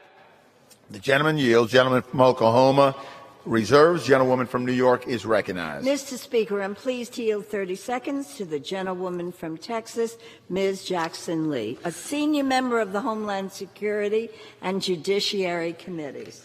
Gentlewoman from Texas is recognized for 30 seconds. We heard on this floor, Mr. Speaker, God bless America. And now we know that America is sick and needs that blessing. Her lives, her livelihood are sick. This is not Speaker Pelosi's bill. This is America's bill. And I am glad to stand here and support heroes who will get $200 billion, including transit workers. I'm glad that we'll get more direct payments, $6,000 to families that are desperate. I'm glad that there will be testing and contact tracing that will help save lives. I'm glad that local governments, my mayor is suffering $375 billion. And The gentlewoman's time's expired. The gentlewoman from New York reserves. The gentleman from Oklahoma is recognized. Thank you very much, Mr. Speaker. I reserve my time. Gentleman from Oklahoma reserves. Gentlewoman from New York is recognized. Mr. Speaker, I'm pleased to yield 30 seconds to the gentleman from Illinois, Mr. Krishnamurti. Gentleman from Illinois is recognized for 30 seconds. Thank you, Madam Chair. I rise in support of the HEROES Act. Why? Because our firefighters and first responders are heroes. They deserve to remain employed. Because our frontline and healthcare workers are heroes. They deserve to have more testing and PPE. Our small business people are heroes too, and they deserve relief also. Heroic people need our action today. Inaction would not be heroic. I yield back. Gentleman yields. Gentlewoman from New York reserves. The gentleman from Oklahoma is recognized. Thank you, Mr. Speaker. I continue to reserve my time. Gentleman from Oklahoma reserves. Gentlewoman from New York is recognized. Mr. Speaker, I'm very pleased to yield 30 seconds to Mr. Norcross. Gentleman from New Jersey. Gentleman from New Jersey is recognized for 30 seconds. Thank you, Mr. Speaker. I rise today at an unprecedented time. First, I want to thank those frontline and essential workers, those who are working each and every day on the retail lines, certainly those who are working to keep our lights on. But this HEROES Act will provide New Jersey the much-needed help it deserves and needs. Second in the nation, almost 10,000 people have been impacted this in a way that we'll never forget it. But we know for workers, this will take care of OSHA, so they have a safe workplace. For families, so they have food, that SNAP benefits increase. For small businesses, emergency grants.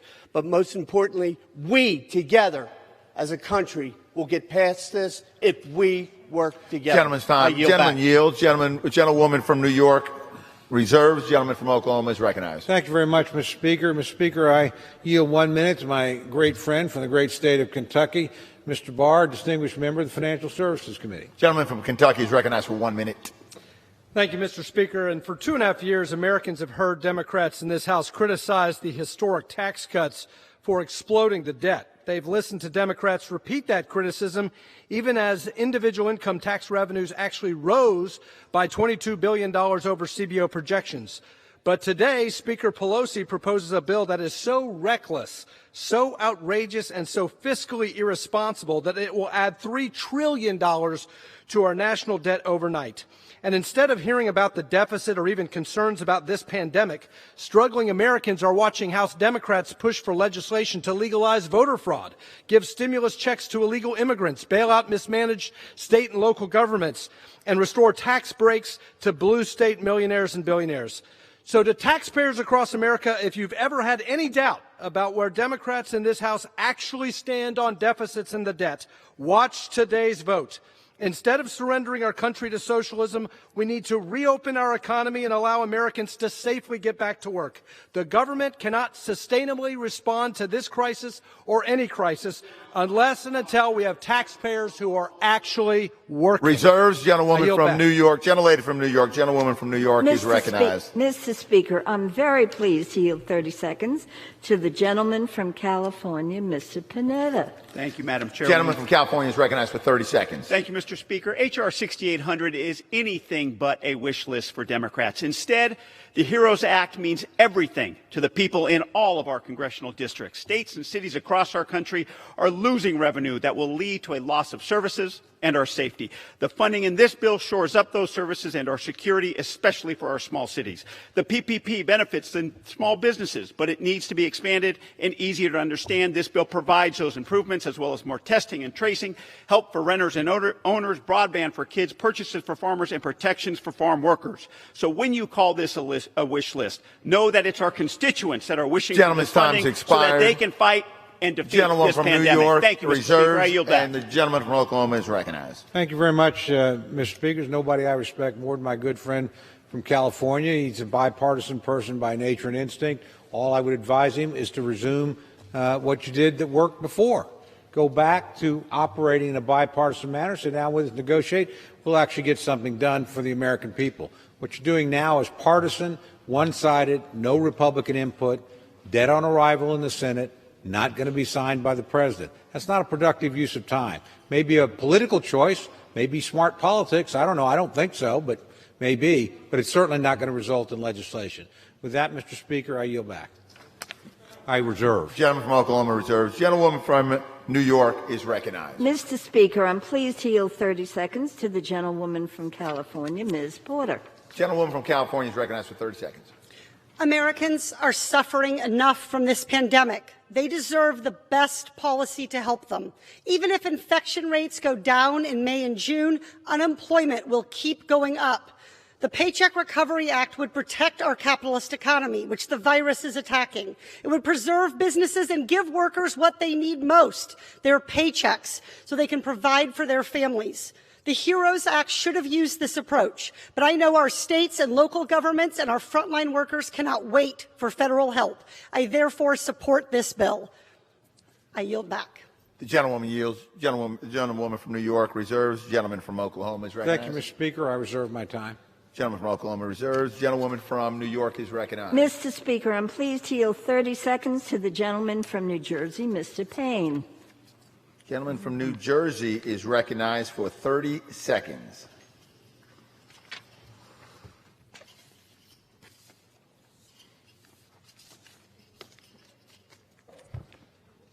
Mr. Speaker, I rise today to support the HEROES Act, our fifth coronavirus AIDS package. Right now, Americans are losing loved ones, jobs, their health insurance, and their patients. The only aid that they will get is whatever we provide them. Government exists to help the country in times of great need, and there might not ever be a greater time in our lifetime than right now. I'm shocked that the many of my Republican colleagues seem not to care. The price might be high, but the price of doing nothing is always higher. Our constituents count on us to do the right thing. The gentleman's time the bill has expired. Is right for the American Gentlewoman from workers, New York, American reserves. families, Gentleman and from American Oklahoma business. is recognized. And with that, Thank you, Mr. Speaker. I continue to reserve. Gentleman from Oklahoma reserves. Gentleman from New York is recognized. Mr. Speaker, I'm pleased to yield 30 seconds to the gentleman from Colorado, Mr. Neguse. Gentleman from Colorado is recognized for 30 seconds.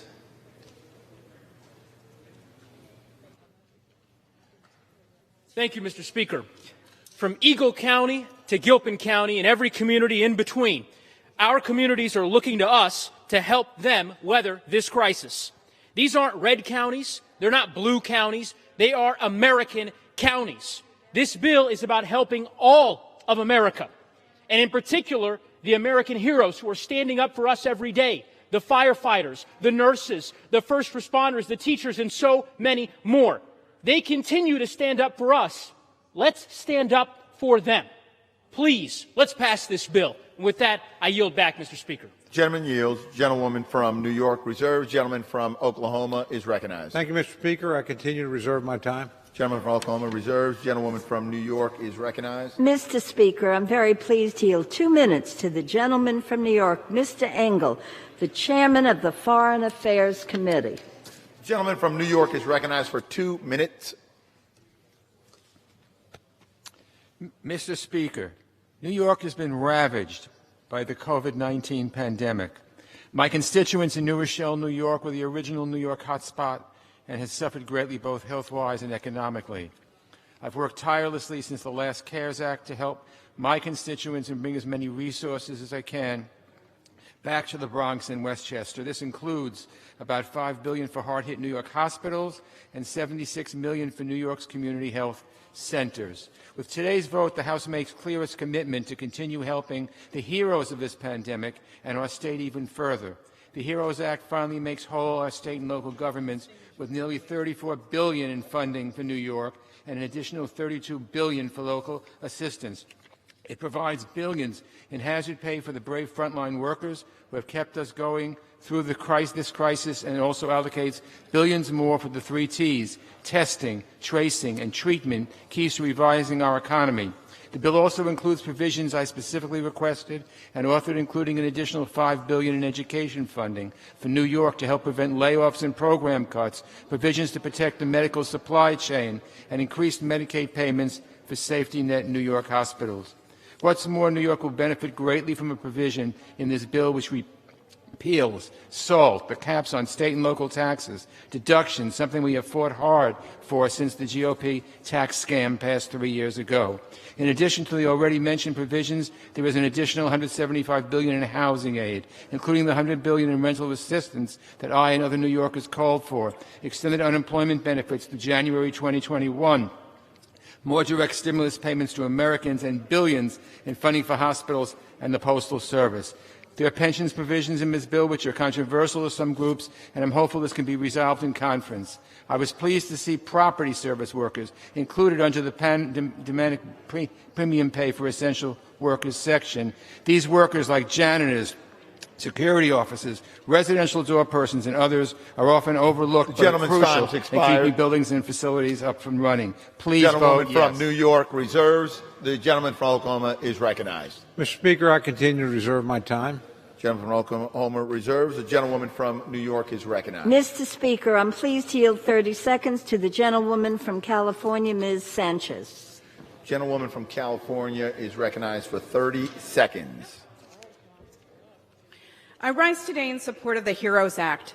COVID-19 has ravaged communities, businesses, and families. We will be reeling from the economic aftershocks of the coronavirus for many months to come. The HEROES Act will provide desperately needed relief to stabilize our fragile economy and protect essential workers. It will put us on the right path to economic recovery, a recovery that reduces food insecurity, compensates essential workers for risking their lives to do their jobs, and helps prevent counties and municipalities from having to lay off the workers that we rely on the most. I urge a yes vote on the HEROES Act. Let's support our heroes. The gentlewoman yields. The gentlewoman from New York reserves. The gentleman from Oklahoma is recognized. Thank you, Mr. Speaker. I continue to reserve my time. Gentleman from Oklahoma reserves. Gentlewoman from New York is Mr. Speaker, I'm pleased to yield 30 seconds to the gentlewoman from Alabama, Ms. Sewell, the Vice Chair of Ways and Means. Gentlewoman from Alabama is recognized for 30 seconds. Mr. Speaker, I rise today to support our HEROES Act. This bill will provide $375 billion in support directly to local governments, which would mean millions of dollars for my counties and my towns in my district of Alabama. These funds will help our communities with their lost revenues while protecting the jobs of those essential workers. Mr. Speaker, I stand with the heroes and sheroes of Alabama, and I ask for all to support this bill because we are dying in numbers, and we need to make sure that we're doing all that we can to protect the lives and livelihoods of all Americans. I ask for a yes vote on the HEROES Act. Let's stand with our heroes. Gentlewoman from New York reserves. Gentleman from Oklahoma is recognized. Thank you, Mr. Speaker. I continue to reserve my time. Gentleman from Oklahoma reserves. Gentlewoman from New York is recognized. Mr. Speaker, I'm pleased to yield 30 seconds to the gentlewoman from New Jersey, Ms. Sherrill. Gentlewoman from New Jersey is recognized for 30 seconds. Thank you, Mr. Speaker. To date, 10,000 New Jerseyans have lost their lives to coronavirus. 1.1 million their jobs. The toll of the pandemic on New Jersey cannot be understated, nor can the need for additional relief. That's why I fought for desperately needed aid for state and local governments, a repeal of the SALT cap, increased funding for hospitals, testing, tracing, and PPE. In these times, we must stand together as a nation. We must be bold, we must be resolute, and we must be brave. Thank you, and I yield back. Gentlewoman yields back, and the gentlewoman from New York reserves. The gentleman from Oklahoma is recognized. Thank you very much, Mr. Speaker. Mr. Speaker, I yield 1 minute to the distinguished Republican leader of the House, my good friend, Mr. McCarthy of California. The gentleman from California is recognized for 1 minute. Thank you, Mr. Speaker. Mr. Speaker, yesterday, Speaker Pelosi called scrutinizing China a diversion. That could not be further from the truth. First, China lied to the world about the virus. According to a recent study, 95% of this crisis would have been contained in China had not been honest. All they had to do was be honest. Imagine all the lives and livelihoods that would have been saved.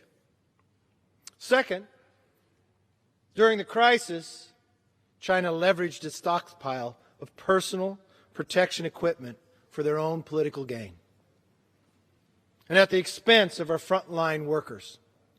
And third, just this week, it was reported that China is now hacking our companies and universities to try to undermine our effort to find a cure to save lives.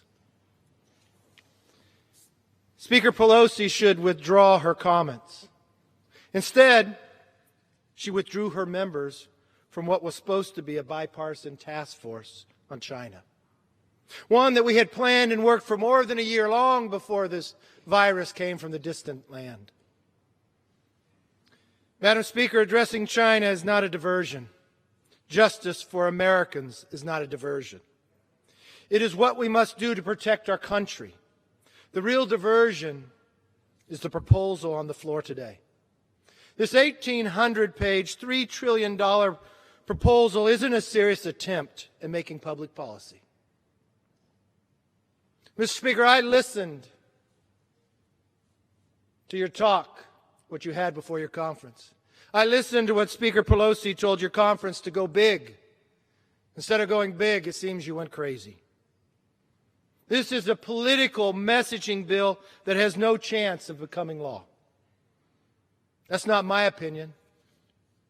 That's opinion from your own members and from the media itself. And why do they have that opinion? Let's look at the flaws in this bill itself. Its central demands were written behind closed doors, predates the crisis, and are not targeted to the coronavirus. Changing election laws won't speed up the development of treatments or cures. That was your number one bill, H.R. 1. Do you remember back when you introduced that, the very first bill in Congress? Long before anyone ever heard of coronavirus. Bailing out mismanaged pensions won't keep cash-strapped Main Street afloat as Americans practice social distancing. Suspending the cap on SALT tax deductions for millionaires and billionaires won't reach the 36 million Americans who are now unemployed. You promised to do that in your campaign, not when the virus came forth. This bill has more references to cannabis industry in it than it does to jobs. even though it is jobs, not dispensaries, that are going up in smoke. Millions of more dollars earmarked for the National Endowment for the Arts. That won't stop China from hacking our companies and universities who are working towards a vaccine. America is in a serious crisis. But unfortunately, Mr. Speaker, the House Democrats see it as a leverage to pass their socialist agenda. Mr. Speaker, Majority Whip Clyburn, who runs the independent, which I refer to as the 2.0 impeachment committee, called it a tremendous opportunity to restructure things to fit our vision. Mr. Speaker, you have a member on the other side of the aisle who authored the Green New Deal said you absolutely love to see it,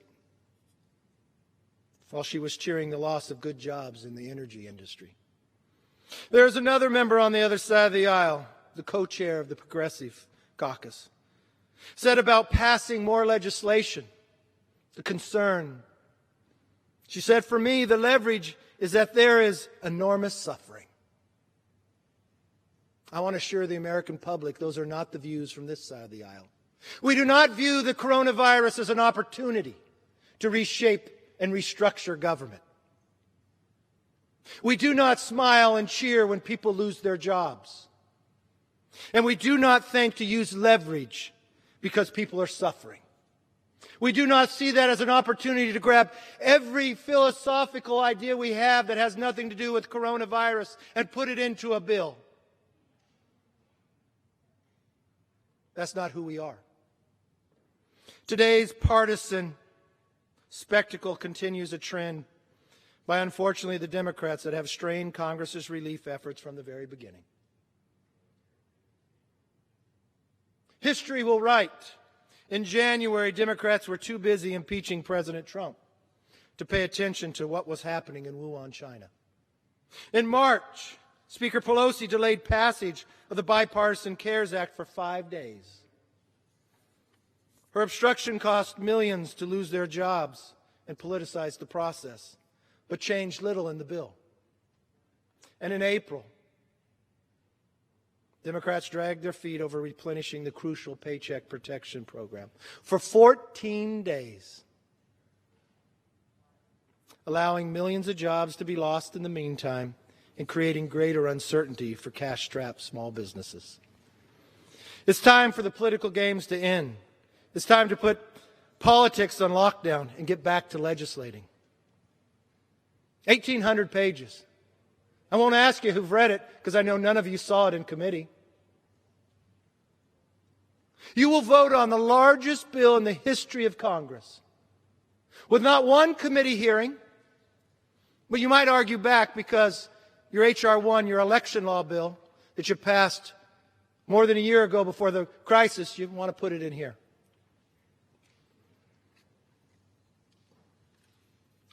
You took the time to change the rules of the floor. There's not many of us sitting on the floor today, Mr. Speaker, because of this virus. But there's more sitting on the floor today that can actually pass a bill after you pass the rules you want to change.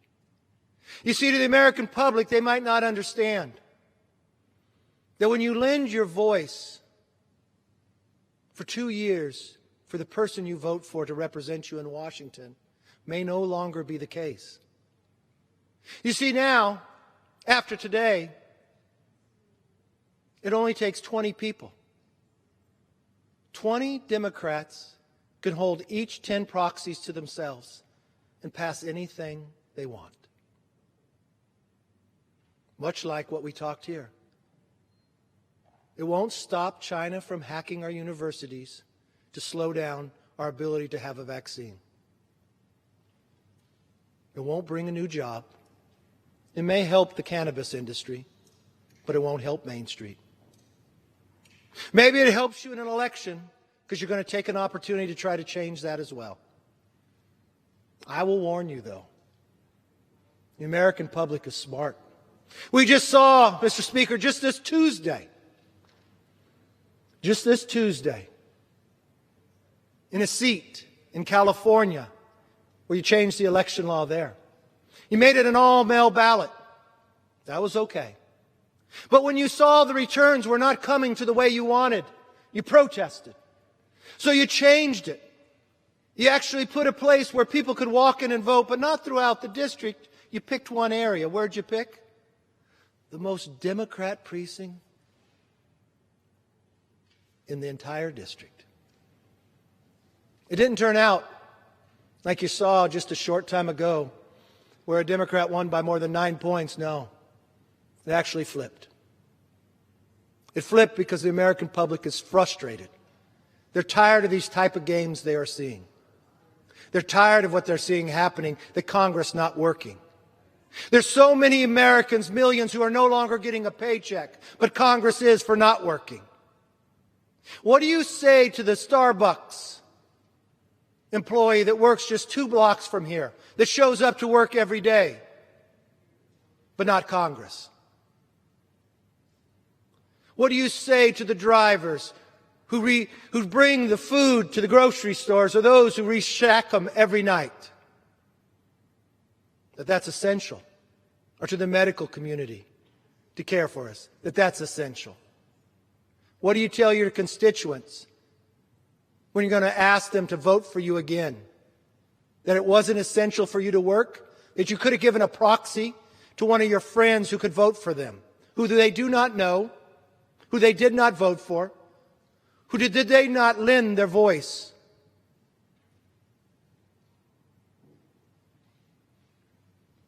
What will you say to the constituent in the time of need that you wrote an 1,800-page bill, that you didn't write it, a select few, not in a committee, had no oversight, and that's why it ended up talking about cannabis more than it ever mentioned a job? Yes, this bill is up in smoke and it should end that way. But we should get back to what the American people expect of us. First, to work, to earn your paycheck. And second, to make sure China never has the ability to do this again. For more than a year, I worked with the other side to create a bipartisan committee. They actually said yes. We went down to the date. We named the people. It was February. We were going to announce it, but they backed away. To the American public, I want them to know we welcome Democrats to join us on this committee. Because we know and we understand 95% of this would have never happened had they not lied. We did not invite this virus. We did not welcome it. But we will defeat it if we work together. And the first thing is to work together to defeat this bill, this rule, and bring the country back in this Congress what we were supposed to do so long ago. I yield back. Gentleman yields. Gentleman from Oklahoma reserves. Gentlewoman from New York is recognized. Mr. Speaker, before I yield to Mr. Soto, I would just like to say to the distinguished minority leader, I know what it is to see people suffer in my district. I know what it is to see people die in my district. There was too much time spent recommending Lysol and Clorox and other remedies for people who are really, really ill. So today I'm very pleased that we are working together with the leader of our party to address the pain, the suffering, the illness that is happening in our communities. And I'm pleased to yield 30 seconds to Mr. Soto. Gentleman from Florida is recognized for 30 seconds. Thank you, Mr. Speaker. I don't need a magic minute to say the obvious, that President Trump's response to the coronavirus has been a colossal and utter failure that has left 36 million Americans without jobs, 87,000 dead, and 1.5 million with this disease. You could drone on and on about conspiracy theories all you want, but we're going to clean up the mess. That's what the HEROES Act is about. That is what we're doing here today, backing our first responders, funding new tests, and making sure we put millions of dollars into the struggling Americans' pockets. Reserves. The gentleman from Oklahoma is recognized. Thank you very much, Mr. Speaker. Mr. Speaker, I yield 3 minutes to my very good friend, the Republican whip and the distinguished gentleman from Louisiana, Mr. Scalise. Gentleman from Louisiana is recognized for 3 minutes. Thank you, Mr. Speaker. I want to thank my friend from Oklahoma for yielding. And, Mr. Speaker, we're here talking about Speaker Pelosi's $3 trillion socialist giveaway plan. If you look at this bill, we've talked about what's in the bill. We should also be talking about what's not in the bill. And, of course, while they have $500 billion in this package for states, including many who already wrecked their economy and had billion-dollar deficits prior to COVID-19, $500 billion to bail them out. And keep in mind, Mr. Speaker, we already gave, working together, $150 billion to those states, and they haven't even spent all that money. They haven't spent all that money, but in this bill, $500 billion to bail out states who were failing prior to COVID-19. What's not in this bill, Mr. Speaker? Money to hold China accountable for this whole mess. No money in this bill to hold China accountable. But again, what's in this bill? Billions of dollars for people who are here illegally. Just look at this one page in the bill, just one page, two-word change that makes accessible hundreds of billions of taxpayer dollars to people here illegally. It's in the bill. And just what happened the other day, let's talk about American companies that they're going after right now. Just a few days ago, the Democrat majority sent a target letter to a number of businesses who employ blue-collar workers all around America. Steel company right here in Pennsylvania and Ohio and New York. Steel workers, and they demanded in the letter, we ask you return these funds immediately. So hundreds of steel workers will go out of work based on the letter the Democrat majority sent out. And today they're saying illegals can get that money.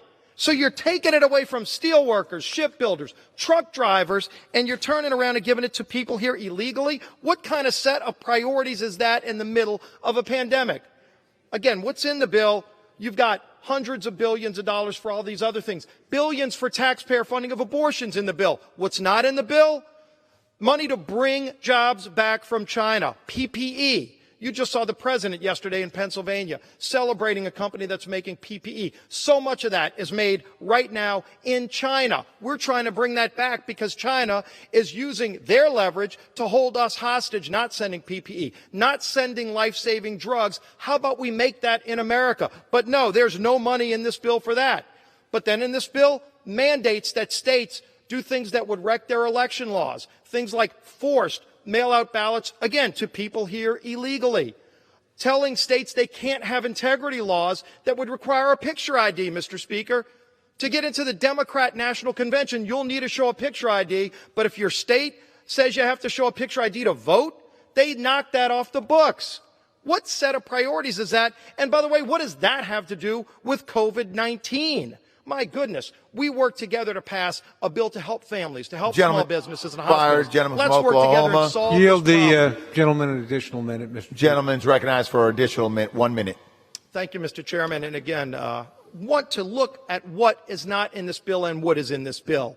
We work together, Republicans and Democrats alike, to come up with a package of bills that will help families, small businesses, hospitals, frontline workers. We did that together, working with President Trump. And then all of a sudden, not when we were here, but when everybody was forced to work remotely, we see this package of 1,800 pages dumped on us by dark of night that does all of these things that have nothing to do with this outbreak.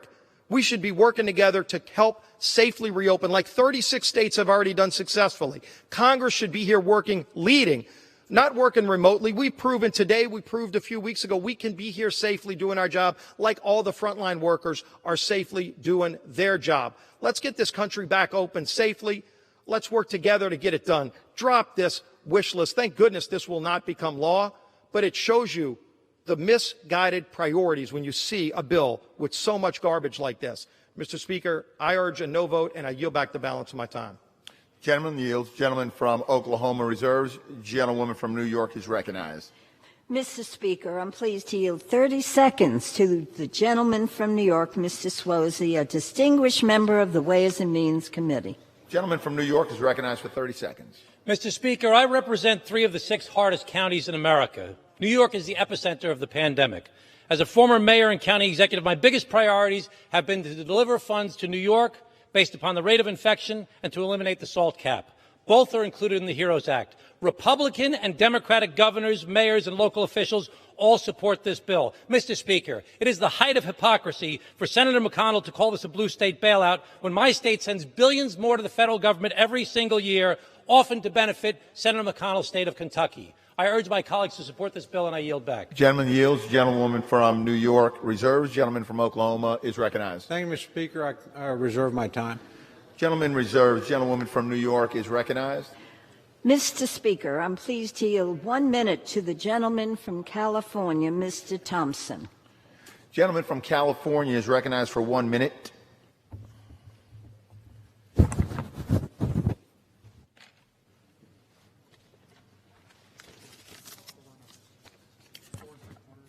Mr. Speaker, I rise in support of this bill. It includes funding for state and local governments, for our healthcare workers, cops, firefighters, and teachers, those on the front lines working for us. The tax provisions in this bill help small businesses pay their fixed costs and the wages of their employees so they can keep the lights on throughout this crisis. That's why small businesses support this bill. It improves the PPP to help the small businesses and help their employees. And it includes the FEED Act, a bipartisan, bicameral bill that enables restaurants and small family farmers to feed hungry people. The HEROES Act is an investment by the federal government to help the American people get through this pandemic. Pass this bill. I yield back the balance of my time. Gentleman yields. Gentlewoman from New York reserves. Gentleman from Oklahoma is recognized. Thank you, Mr. Speaker. I continue to reserve my time. Gentleman from Oklahoma reserves. Gentlewoman from New York is recognized. Mr. Speaker, I'm pleased to yield 1 minute to the gentleman from Maryland, the distinguished Majority Leader, Mr. Hoyer. The gentleman from Maryland is recognized for 1 minute. We have some wet. Want to dry this off and thank you, Mr. Speaker. Mr. Speaker, there's been a lot of talk about how there was no consultation on this bill. One of the reasons was because Senator McConnell, of course, said, let the states go bankrupt. We're not going to meet. We'll wait. We'll see. Let the municipalities go bankrupt. There was no energy on the other side of the aisle to engage once more. However, the President, Secretary Mnuchin, and others said when they signed the last bill, we needed another bill. So all this talk about not cooperating, I think is correct. But I think it's incorrect as to who didn't cooperate. Who didn't come to the table? Who said, let's wait? Who said, let the states go bankrupt? So let's not try to change the scenario here, my friends, as to who wouldn't come to the table. To date, more than 85,000 Americans have died from COVID-19. And that number grows every day. Wait, delay, pretend that this crisis has abated. That's not what the American people expect of us. More than 36 million Americans have applied for unemployment insurance over the past 8 weeks, which is more than 1 in every 5 workers in America. That's why we need to act. This is a public health and economic crisis like no other this nation has faced. And the people who are being hurt were not at fault. As one of the Republican members said, and I agree with him, The economy was shut down. It didn't go into recession or depression. We shut it down. And as a result, millions, and when I say we shut it down, the President of the United States said we needed to stay at home. He was a little late to that, but he finally said it. It's clear, therefore, that Congress has a duty to act. We have already enacted 4 major laws to address the impacts of this pandemic. And today, the House is moving forward with its next major legislative package. By the way, when Secretary Mnuchin called Senator McConnell, he didn't have a conference with us. He put $250 billion bill that Mnuchin wanted on the table. We said, fine, let's talk about it. But by the way, the hospitals need money. We need more testing. We need to take care of some other people. And finally, after offering the bill and having it fail on the Senate floor, then and only then was there a bipartisan discussion.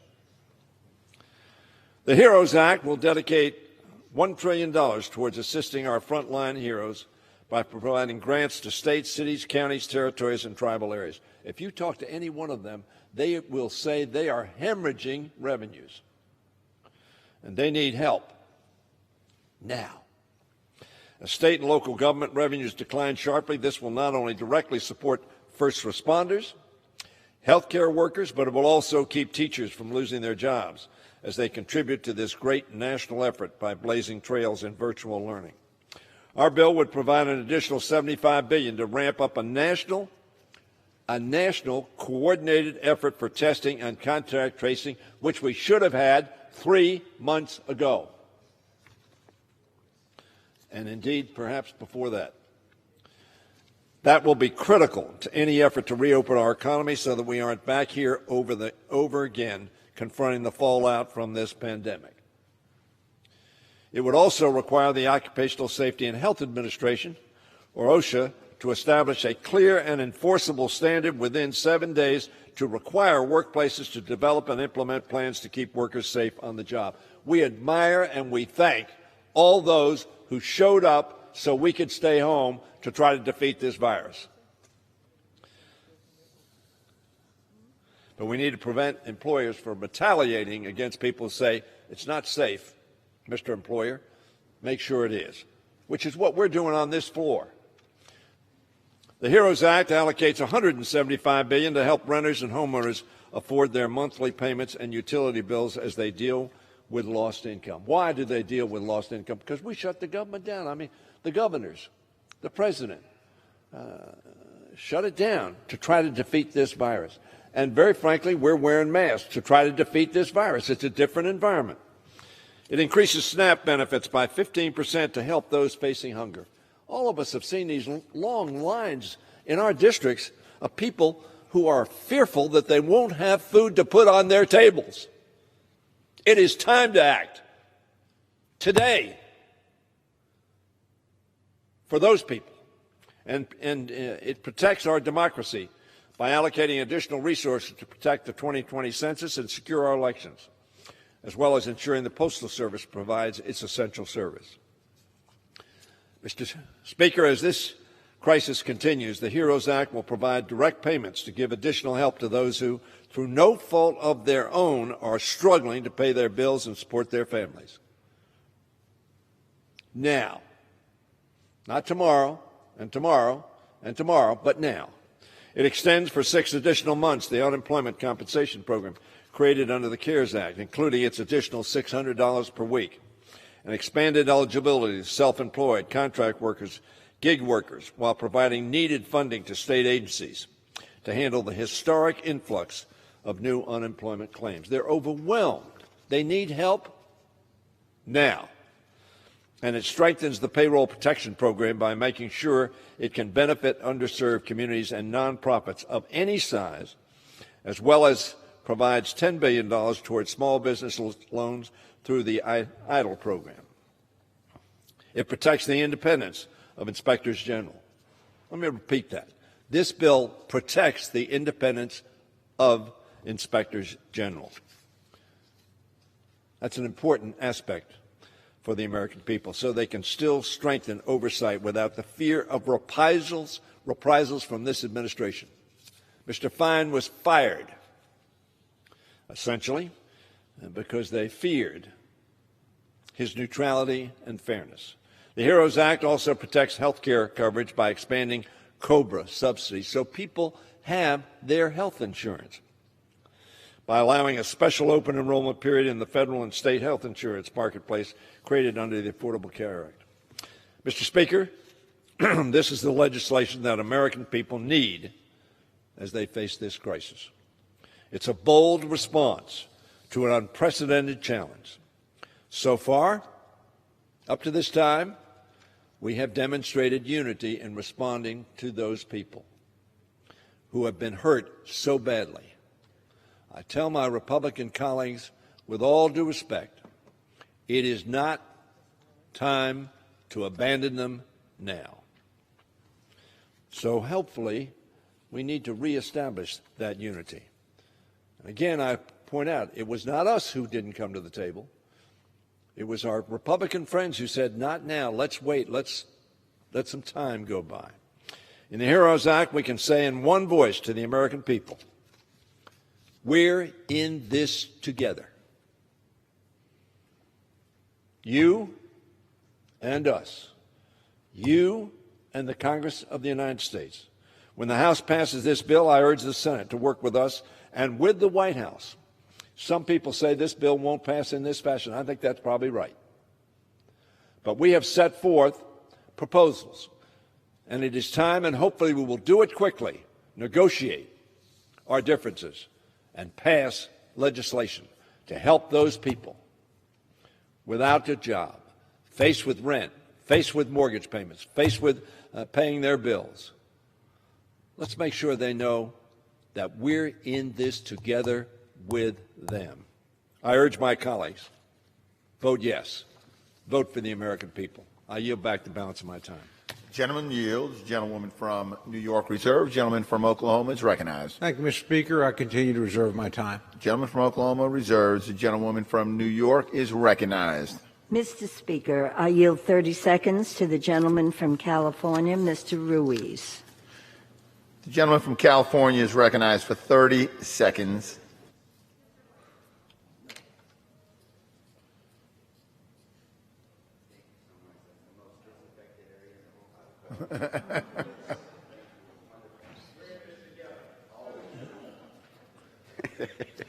Gentleman's recognized. This is an unprecedented crisis that requires an unprecedented, bold response. The HEROES Act will support workers, families, hospitals, and cities in my district struggling to get by. Direct payments for families, extended unemployment benefits, vital funding for police, firefighters, teachers, cities, and tribal governments, and investments in testing, tracing, and treating coronavirus so we can safely get our country back to work. The American people can't wait for their savings to run dry and their businesses to go bankrupt. Vote yes today for the HEROES Act to bring relief to American families as we mitigate this public health crisis. Thank you. I yield back the time. Gentleman from Oklahoma is recognized. Thank you, Mr. Speaker. I continue to reserve my time. Gentleman from Oklahoma reserves. Gentlewoman from New York is recognized.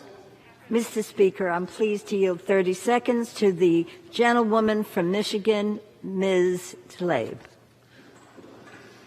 Gentleman from Michigan is recognized for 30 seconds. Thank you so much. Access to clean water and to clean and affordable water is essential to saving lives and stopping the spread of COVID-19. No one deserves, Mr. Speaker, to die because you are too poor to afford water. In my district alone, thousands of low-income households began this pandemic with their water shut off.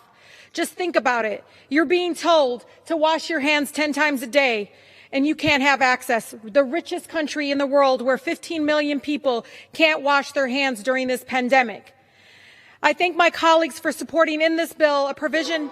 Expired. The gentlewoman from New York reserves. The gentleman from Oklahoma is recognized. Thank you, Mr. Speaker. I continue to reserve my time. Gentleman from Oklahoma reserves. Gentlewoman from New York is recognized. Mr. Speaker, I'm pleased to yield to the gentleman from New Jersey, Mr. Malinowski, 30 seconds. Gentleman from New Jersey is recognized for 30 seconds. Mr. Speaker, I will vote yes on the HEROES Act today because it will help the small towns I represent keep our first responders on the job. And I wish that my colleagues would listen to the Republican and Democratic local leaders who are pleading with us to do that. I'll vote yes because it pays for the testing we desperately need to go back to work safely. I will vote yes because it will help every American exercise our right to vote without jeopardizing our right to life. I don't expect Senator McConnell to agree with everything in this bill, but the time has come for him to say what he would do differently. Gentlewoman start from New York negotiating reserves. and find common ground. The gentleman from Oklahoma is recognized. Thank you, Mr. Speaker. I continue to reserve my time. Gentleman from Oklahoma reserves. Gentlewoman from New York is recognized. Mr. Speaker, I yield 30 seconds to the gentlewoman from Florida, Ms. McCarthy-Powell. No, your time will not begin until you start speaking. The gentlewoman from Florida is recognized for 30 seconds. Full 30. Mr. Speaker, I can't believe what I'm hearing, that this bill is political and that we have to wait and that our constituents don't need help.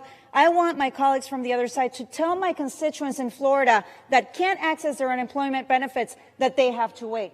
Tell the people that don't have food to feed their families that they have to wait.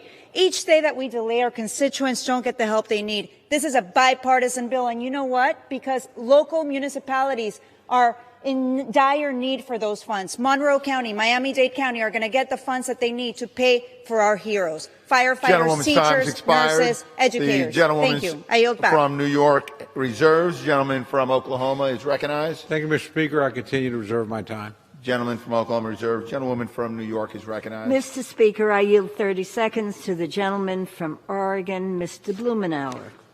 Gentleman from Oregon is recognized for 30 seconds. As we face the challenge even greater than the Great Depression, it is imperative that we pass the HEROES Act today and then continue to fight. Next, I hope we tailor a specific plan to rescue America's 500,000 neighborhood restaurants and their 11 million workers. Without action soon, 80% of them will go out of business this year, causing not just more economic loss and unemployment, but irreparable damage to every community, every neighborhood in America. Gentleman's time. Gentleman yields. Gentlewoman from New York reserves. Gentleman from Oklahoma is recognized. Thank you, Mr. Speaker. I continue to reserve my time. Gentleman from Oklahoma reserves. Gentlewoman from New York is recognized. Mr. Speaker, I'm pleased to yield 30 seconds to the gentleman from California, Mr. Costa. Gentleman from California is recognized for 30 seconds. Thank you, Mr. Speaker. The HEROES Act contains legislation vital to the health of the San Joaquin Valley and throughout the country by providing funding for much-needed medical education. It provides funding to protect farmers and farm workers in our food supply chain that's been turned upside down. Ag markets have shrunk, and for some, they have entirely disappeared. We need to provide support to ensure a true safety net is in place for American agriculture. Our food supply is truly a national security issue. This has never been more evident during this health care crisis. I stand ready to work with my colleagues in both the House and the Senate, to arrive at a bipartisan New York compromise. reserves. Gentleman from Oklahoma is recognized. Thank you very much, Mr. Speaker. I continue to reserve my Gentleman time. from Oklahoma reserves. Gentlewoman from New York is recognized. Wait a minute. Mr. Speaker, I'm pleased to yield 30 seconds to the gentlewoman from California, Ms. Chu. Gentlewoman from California is recognized for 30 seconds. As businesses, families, and entire communities struggle, Congress must step up. The HEROES Act does just that, helping us through this crisis. Our priority is a healthy economy, but there is none without healthy workers. So this bill ensures a plan for testing and contact tracing. State and local governments will be able to pay workers on the front lines. Families will be able to get help to survive unemployment, stay in their homes, and keep their small businesses alive. We cannot afford to wait 1 minute longer. Gentlewoman yields. Gentlewoman from New York reserves. Gentleman from Oklahoma is recognized. Thank you, Mr. Speaker. I continue to reserve. Gentleman from Oklahoma reserves. Gentlewoman from New York is recognized. Mr. Speaker, before I proceed, may I ask how much time we have on each side?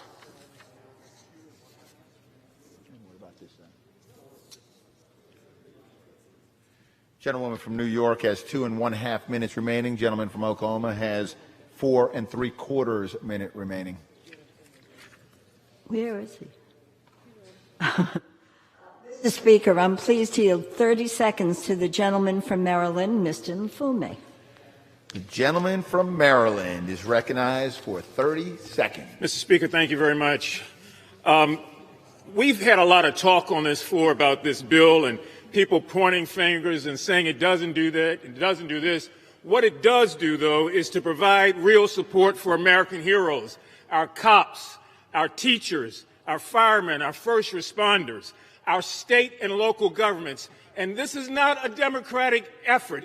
This is an effort that is supported by Republicans, and somebody needs to say that. Republican governors, Republican mayors, and there will be Republican members of that side of the aisle that vote for this because it's the Gentleman's right thing. time's expired. The gentlewoman from New York reserves, and the gentleman from Oklahoma is recognized. Gentleman from Oklahoma is recognized. Thank you, Madam Speaker. I would inquire my good friend, the chairman, are you prepared to close? If not, I'll continue reserve, but if you're prepared to close, I will close. We're prepared to close. In that case, Mr. Speaker, I yield myself the balance of my time. Gentleman from Oklahoma is recognized. Thank you very much, Mr. Speaker. I want to begin by thanking my good friend, the distinguished chairwoman of the Appropriations Committee, for the debate, and I thank her for her very good work. We have in front of us a product that obviously on our side of the aisle we don't agree with. We do not believe we were included in the process. Frankly, this was unveiled without any bipartisan discussions. The Senate has already indicated it's not going to be taken up over there. The President's already indicated that he has a veto threat. There are certainly elements in this bill that I can support.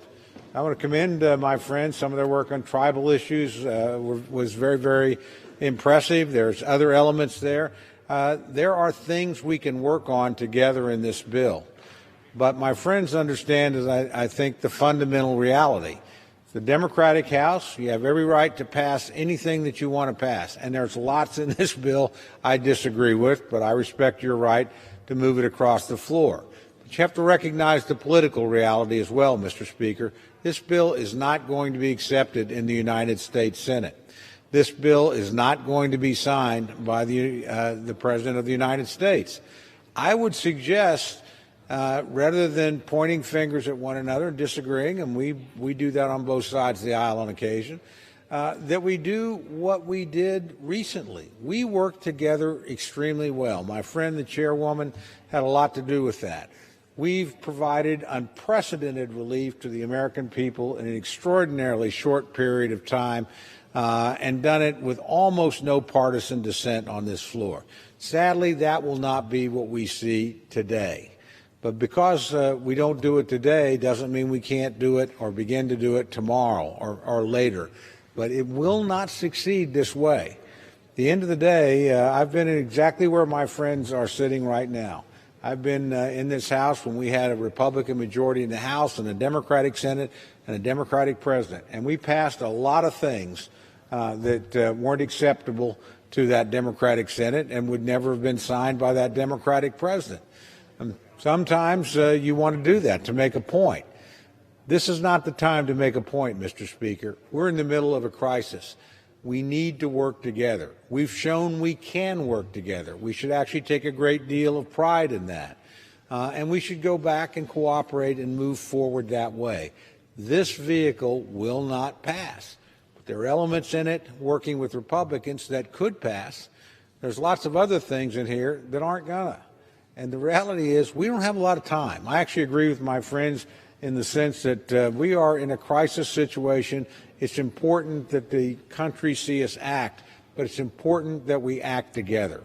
We've done it in a matter of weeks. We can do it again. So I will just end on a hopeful note, Mr. Speaker. We can have this exercise today. I do look on it as a partisan exercise. I do look on it as a messaging exercise. I don't look on it as a serious effort to legislate. Serious efforts to legislate in divided government require consultation and inclusion with the other party. In this chamber, that means, sadly for my friends in the majority, you got to deal with the minority. because your ability to pass here, if anything rolls out of this chamber with Democratic-only votes, essentially, it's just simply not going to have any prospects in the United States Senate. It's never going to be signed by a Republican president. So with that, I commend my friend for all her hard work. I look forward to working with her, as we have so often done in the past, in the weeks ahead, and I hope that we can come together, pass additional relief and additional policy changes that help us through this time that has come upon us through no one's fault in this chamber.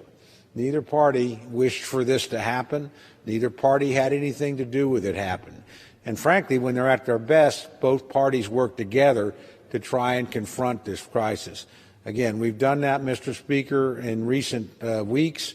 I don't think we've forgotten how to do it, so I hope we put this chapter behind it. I urge rejection of this bill, but I also welcome my friends to the bargaining table and look forward to working with them so that we can come up with a product that not only meets the needs of the American people, but a product that also shows the American people that we can work together and put their good above all else. With that, Mr. Speaker, I would yield back the balance of my time.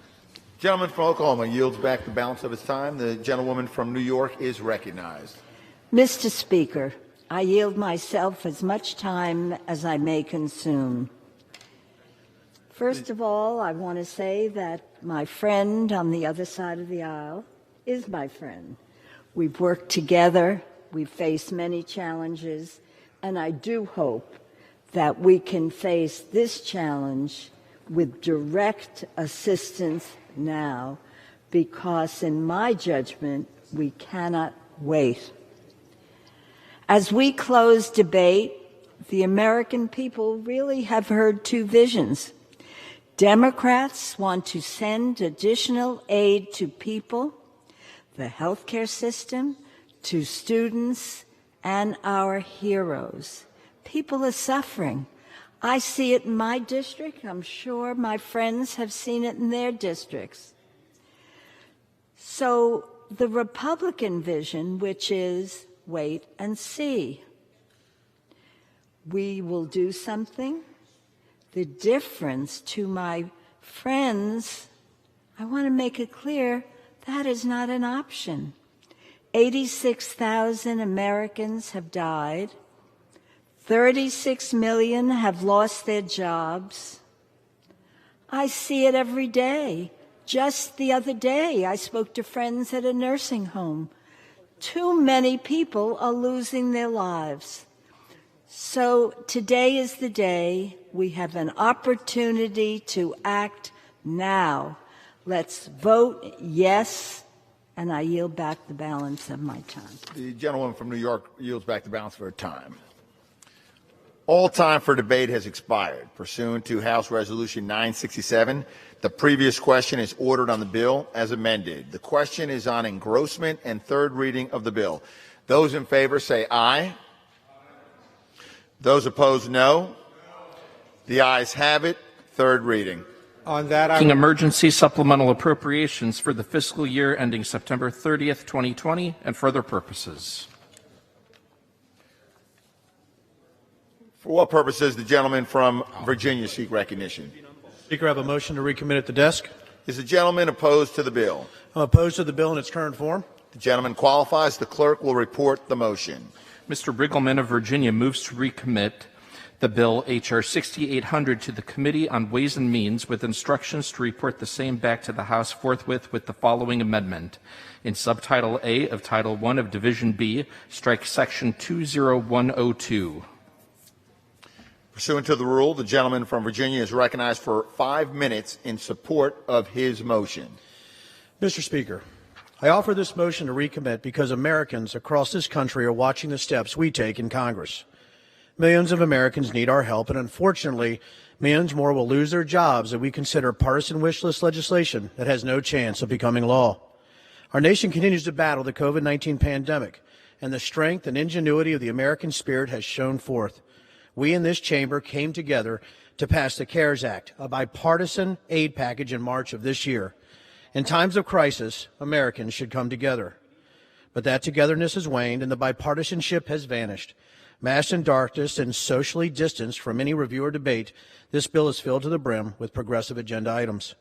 Hidden amongst these poison pills is a provision that will change the ID requirement for the CARES Act rebate checks from Social Security number to taxpayer identification number. This switch will allow illegal immigrants and non-citizens to get checks they aren't eligible for. I didn't think that a global pandemic meant it was time to stop helping American citizens who are desperate for assistance. Now, more than ever, we need to make sure these rebate checks go to Americans who need it. This motion to recommit shouldn't be controversial. Unauthorized immigrants are not eligible for most federal benefits, including SNAP, TANF, and most housing assistance programs. They weren't even eligible to receive this money in the first CARES Act. The reason they are being included now is because this provision is the latest in a grab bag of liberal priorities that Democrats are trying to sneak through in this bill, but not on my watch. That's why I'm proud to offer this motion to recommit. It's time we show Americans that we will stand up and do our jobs in Congress, be the responsible leaders Americans elected us to be, not partisan headline grabbers or those who think messaging bills are more important than sensible legislation for all Americans. The authors of the bill do not intend for this to become law, makes a mockery of our responsibility to govern. Enough of the messaging bills. Let's stop playing politics and start working on solutions that will help the American people. I urge all of my colleagues to join me. Thank you, and I yield back the balance of my time. Gentleman yields back the balance of his time. For what purpose does the gentlewoman from New York seek recognition? Mr. Speaker, I rise to oppose the motion to recommit. The gentlewoman is recognized for 5 minutes. Mr. Speaker, as of this morning, nearly 86,000 people in the United States have died from this virus. More than 1.4 million people have been infected, and those are just the cases we know about because of the frontline workers who are risking their lives to test as many people as possible. Unemployment is at its highest level since the Great Depression. Tens of millions of families are struggling to put food on the table and pay the rent. If you don't understand the suffering, you haven't been paying attention. Just turn on the TV, or better yet, listen to your constituents. They are demanding two things, facts and action. No matter what the president tweets, the facts of this pandemic are clear. And no matter whether Senator McConnell sees urgency or not, the time for action is now. The American people have unprecedented needs, and the federal government must step up to the plate, provide the necessary assistance to meet those needs. However, the Republicans are yet again standing in the way of helping people. They are in the same denial that led to the Trump administration's bungling of this virus. Against the weight of economic expertise, they are saying we need to slow down on spending money. Against the clear desperation of families, they are saying we need to wait and see what happens. Well, we know what's going to happen. We've seen what's going to happen. We've seen what has happened. There will be more cases tomorrow, more deaths this weekend, more economic hardship next week. But instead of worrying about these concerns, the only thing Republicans can offer is regurgitated talking points about immigration. Right now, the American people are focused on their own survival and that of their families. I want to make it very clear. COVID-19 does not discriminate or differentiate on immigration status. Our country doesn't have time for Republicans to relitigate the culture wars, regardless of background or country of origin. We need action today. People are suffering. Every day there are more cases. We need action now without further delay. I strongly oppose the motion to recommit and urge my colleagues to vote no. Gentlewoman yields back the balance for time. Without objection, the previous question is ordered on the motion to recommit. Pursuant to Clause 1C of Rule 19, further consideration of H.R. 6800 is postponed. Pursuant to Clause 8 of Rule 20, the unfinished business is the vote on ordering the previous question on House Resolution 965, on which the yeas and nays are ordered. The clerk will report the title of the resolution. House Calendar Number 78, House Resolution 965, resolution authorizing remote voting by proxy in the House of Representatives and providing for official remote committee proceedings during a public health emergency due to a novel coronavirus and for other purposes. The question is on ordering the previous question. Members will record their votes by electronic device. This is a 15-minute vote.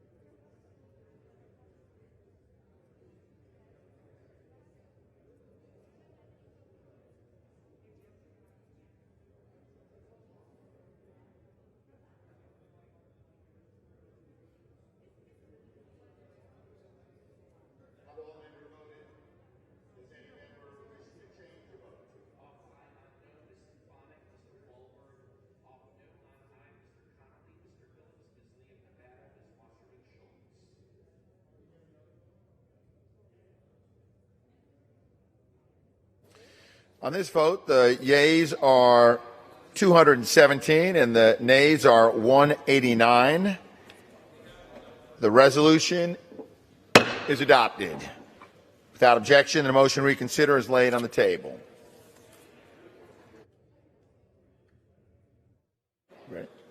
Pursuant to Clause 1C of Rule 19, further consideration of H.R. 6800 will now resume. The clerk will report the title.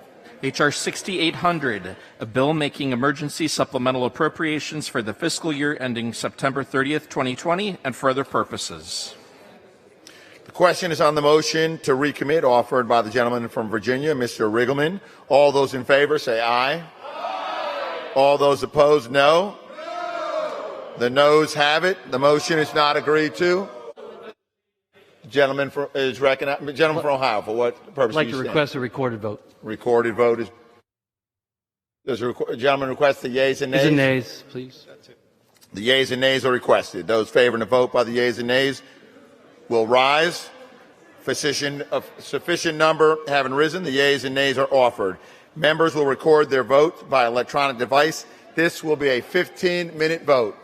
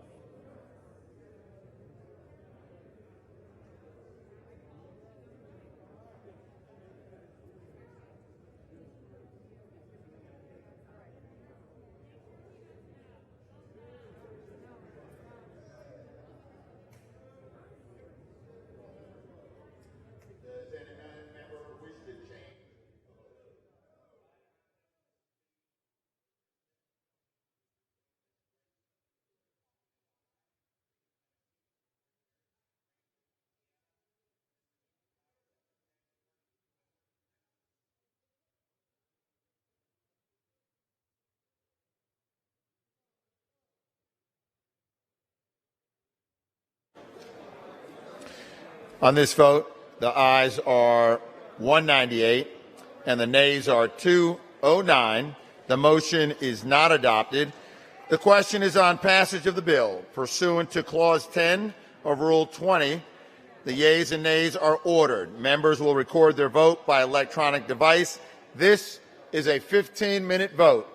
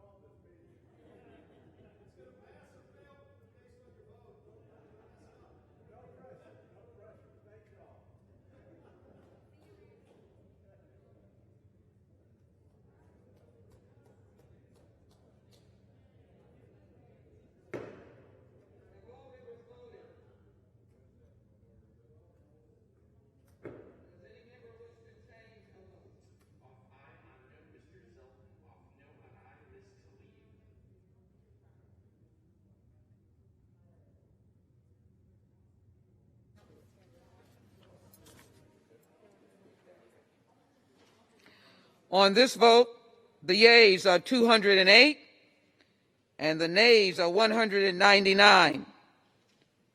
The HEROES bill is passed.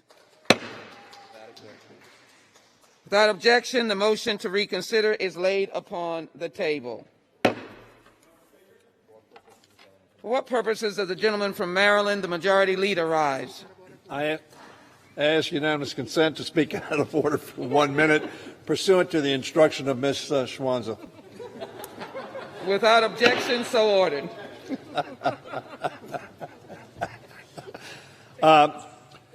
Madam Speaker, I'm going to be yielding to the Republican whip in just a second, but I will announce the schedule for the weeks to come. As we face the crisis of COVID-19 pandemic, the House must do its duty in full and do so in a way that contributes to the safety and welfare of our people, not in any way that harms it.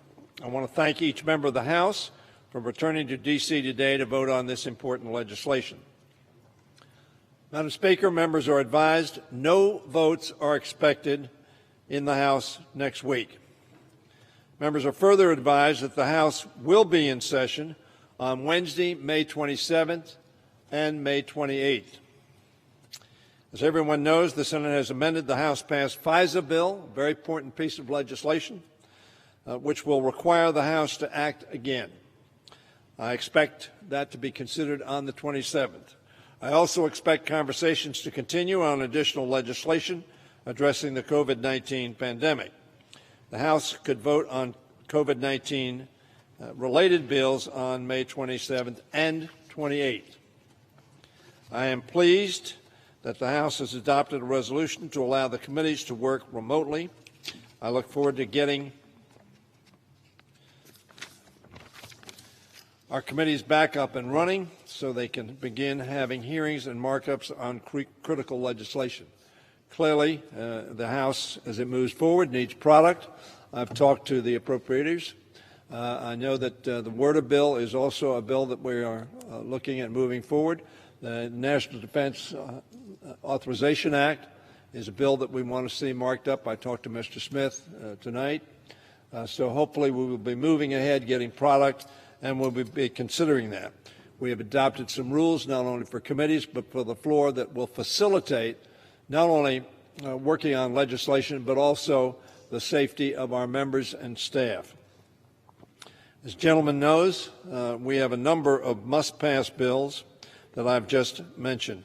I think I did not mention the surface transportation bill, but I did mention WRDA. As committees begin consideration of these bills, I will be in touch with members about when they will be scheduled. Beyond May 27th and May 28th, I want all members to know that they will be given 72 hours notice of when they would need to be returning to Washington, D.C. for any additional votes. I would simply say one of the reasons that we are not meeting next week, we're going to give the staff, not only of the committees, but of the House, the opportunity to determine exactly how the new rules can be carried out, not in any way to adversely affect either our Republican side of the aisle or the Democratic side of the aisle, and to reflect accurately the votes of members, whether they are able to get to Washington during this pandemic or not. And with that, I yield to the gentleman from Louisiana, my friend, Mr. Scalise.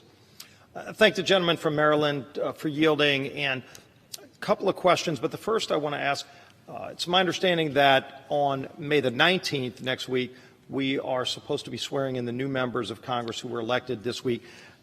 You didn't mention that. Is that still going to move forward here on the House floor? I apologize for not mentioning that.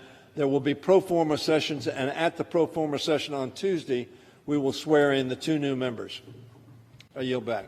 Thank the gentleman for that clarification. As it relates to, obviously we had a full debate on the floor today about this change in the proxy voting. There still were many constitutional questions raised, especially as it relates to Article 1, Section 5, which states that a majority of each House shall constitute a quorum. I would hope, although the rule is clearly passed and your side was able to pass that, doesn't mean it needs to be exercised. Because the Senate's going to be in next week, because we proved today we can come back safely and conduct our business. I would just hope and urge that while it's a now opportunity and option for the majority to use, that we still would continue to do business with a majority of members being present, because if a major piece of legislation were to come to this floor and to pass with a proxy, meaning 20 people holding proxies clearly under your bill would be what your side would claim would be a majority, it would be challenged, or definitely would be eligible for being challenged in court under the Article 1, Section 5 constitutional requirement of a quorum. I would just hope that would be considered, that while it's there in the rule now, doesn't mean it has to be the way the House conducts business. And I would yield. Reclaiming my time, the gentleman's correct. We expect a good turnout of members on both sides of the aisle to be in the chamber when we meet. We do know, however, there are members who, for health reasons, either their own health or the health of one of their family members, transportation issues, as you know, they're more difficult now with the pandemic going on. But our expectation is there will be a good number of members. We do not expect there to be 20 members here. We expect to be many more. And we, as the gentleman knows, when asked to come to the House to pass critically important legislation, members on both sides of the aisle have been here in large numbers. Gentleman, yield back. I yield to the gentleman. Thanks. I think today our total number of members that showed up out of 435 were 406. Of course, we didn't have a full 435. We'll have a few more sworn in next week. But with over 400 members of Congress able to get here safely to do our business, and again, we know the Senate's going to be in next week. We know the President is at the White House working as well with his team. I would just hope that we would continue to lead by example as we're encouraging others to safely reopen. My home state of Louisiana today started entering into phase one of the reopening of our economy, and we saw so many new establishments. Of course, we've got our frontline workers, hospitals and grocery stores that have already been opened, and other establishments. But today we were able to have a full entering of phase one, and from all accounts it went very smoothly. I know the gentleman's state of Maryland is doing the same thing. 36 different states are already entering phase one of reopening, and I would just hope that we would lead by example by showing here in the House that we too can do the people's business safely in person. And do we know when that next time that the House would be convening would be? If it's not going to be next week, do we have a date when? 27th and 28th. And is there any formal legislation or even committee hearings that will be? I already said that, but I'll repeat it. We'll be considering FISA legislation, I believe, on the 27th, and we will be considering other COVID-19 related bills if they're ready. We have not specifically identified those bills, but on the 27th and 28th. We will be meeting 2 days on that week. It is, as you know, Memorial Day on Monday of that week. And then for committees like Armed Services that are going to be hopefully starting their negotiations on the National Defense Authorization Act, obviously those are things that have an opportunity to be bipartisan. Hopefully they will be bipartisan.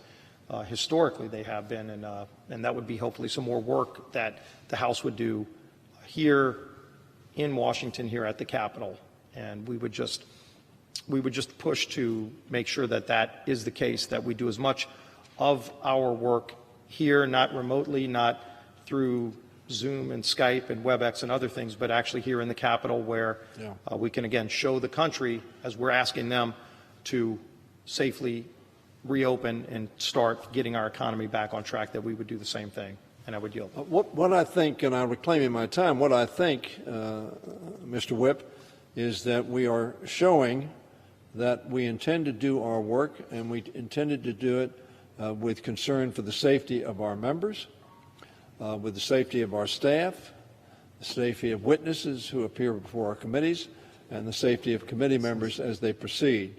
I will tell you that Mr. Smith and I had a discussion, as I said a little earlier.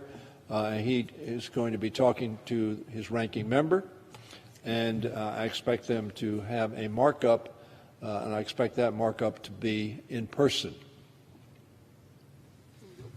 Well, thank you. And I would share the gentleman's hope that that happens. I know there was a lot of concern expressed with the resolution. It authorized pro forma sessions until July 21st, and I sure hope that's not the approach that the House would be taking, that instead of pro forma, we would actually be here in person doing that work of the people. We're in session now, of course, and I expect us to be in session on the 27th and 28th, and I expect in the interim committees will be considering legislation so that we will have product to do. We're behind schedule. I still want to accomplish much of the work that we need to do as a regular order of business in the near term. Thank you. I thank the gentleman, and I yield. I yield back the balance of my time. The gentleman yields back. For what purposes does the gentleman from New Jersey seek recognition? Speaker, I ask unanimous consent to be removed as a co-sponsor of H.R. 6666. The gentleman's request is ordered without objection. Thank you, Speaker.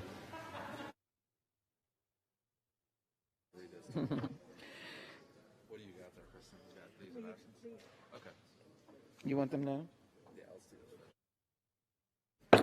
The chair announces that the Speaker's announced policy of April 7, 2020 will remain in effect through July 21, 2020. The chair lays before the House the following personal request. Without objection. Absence requested for Mr. Desjardins of Tennessee for today. Without objection, the request is granted.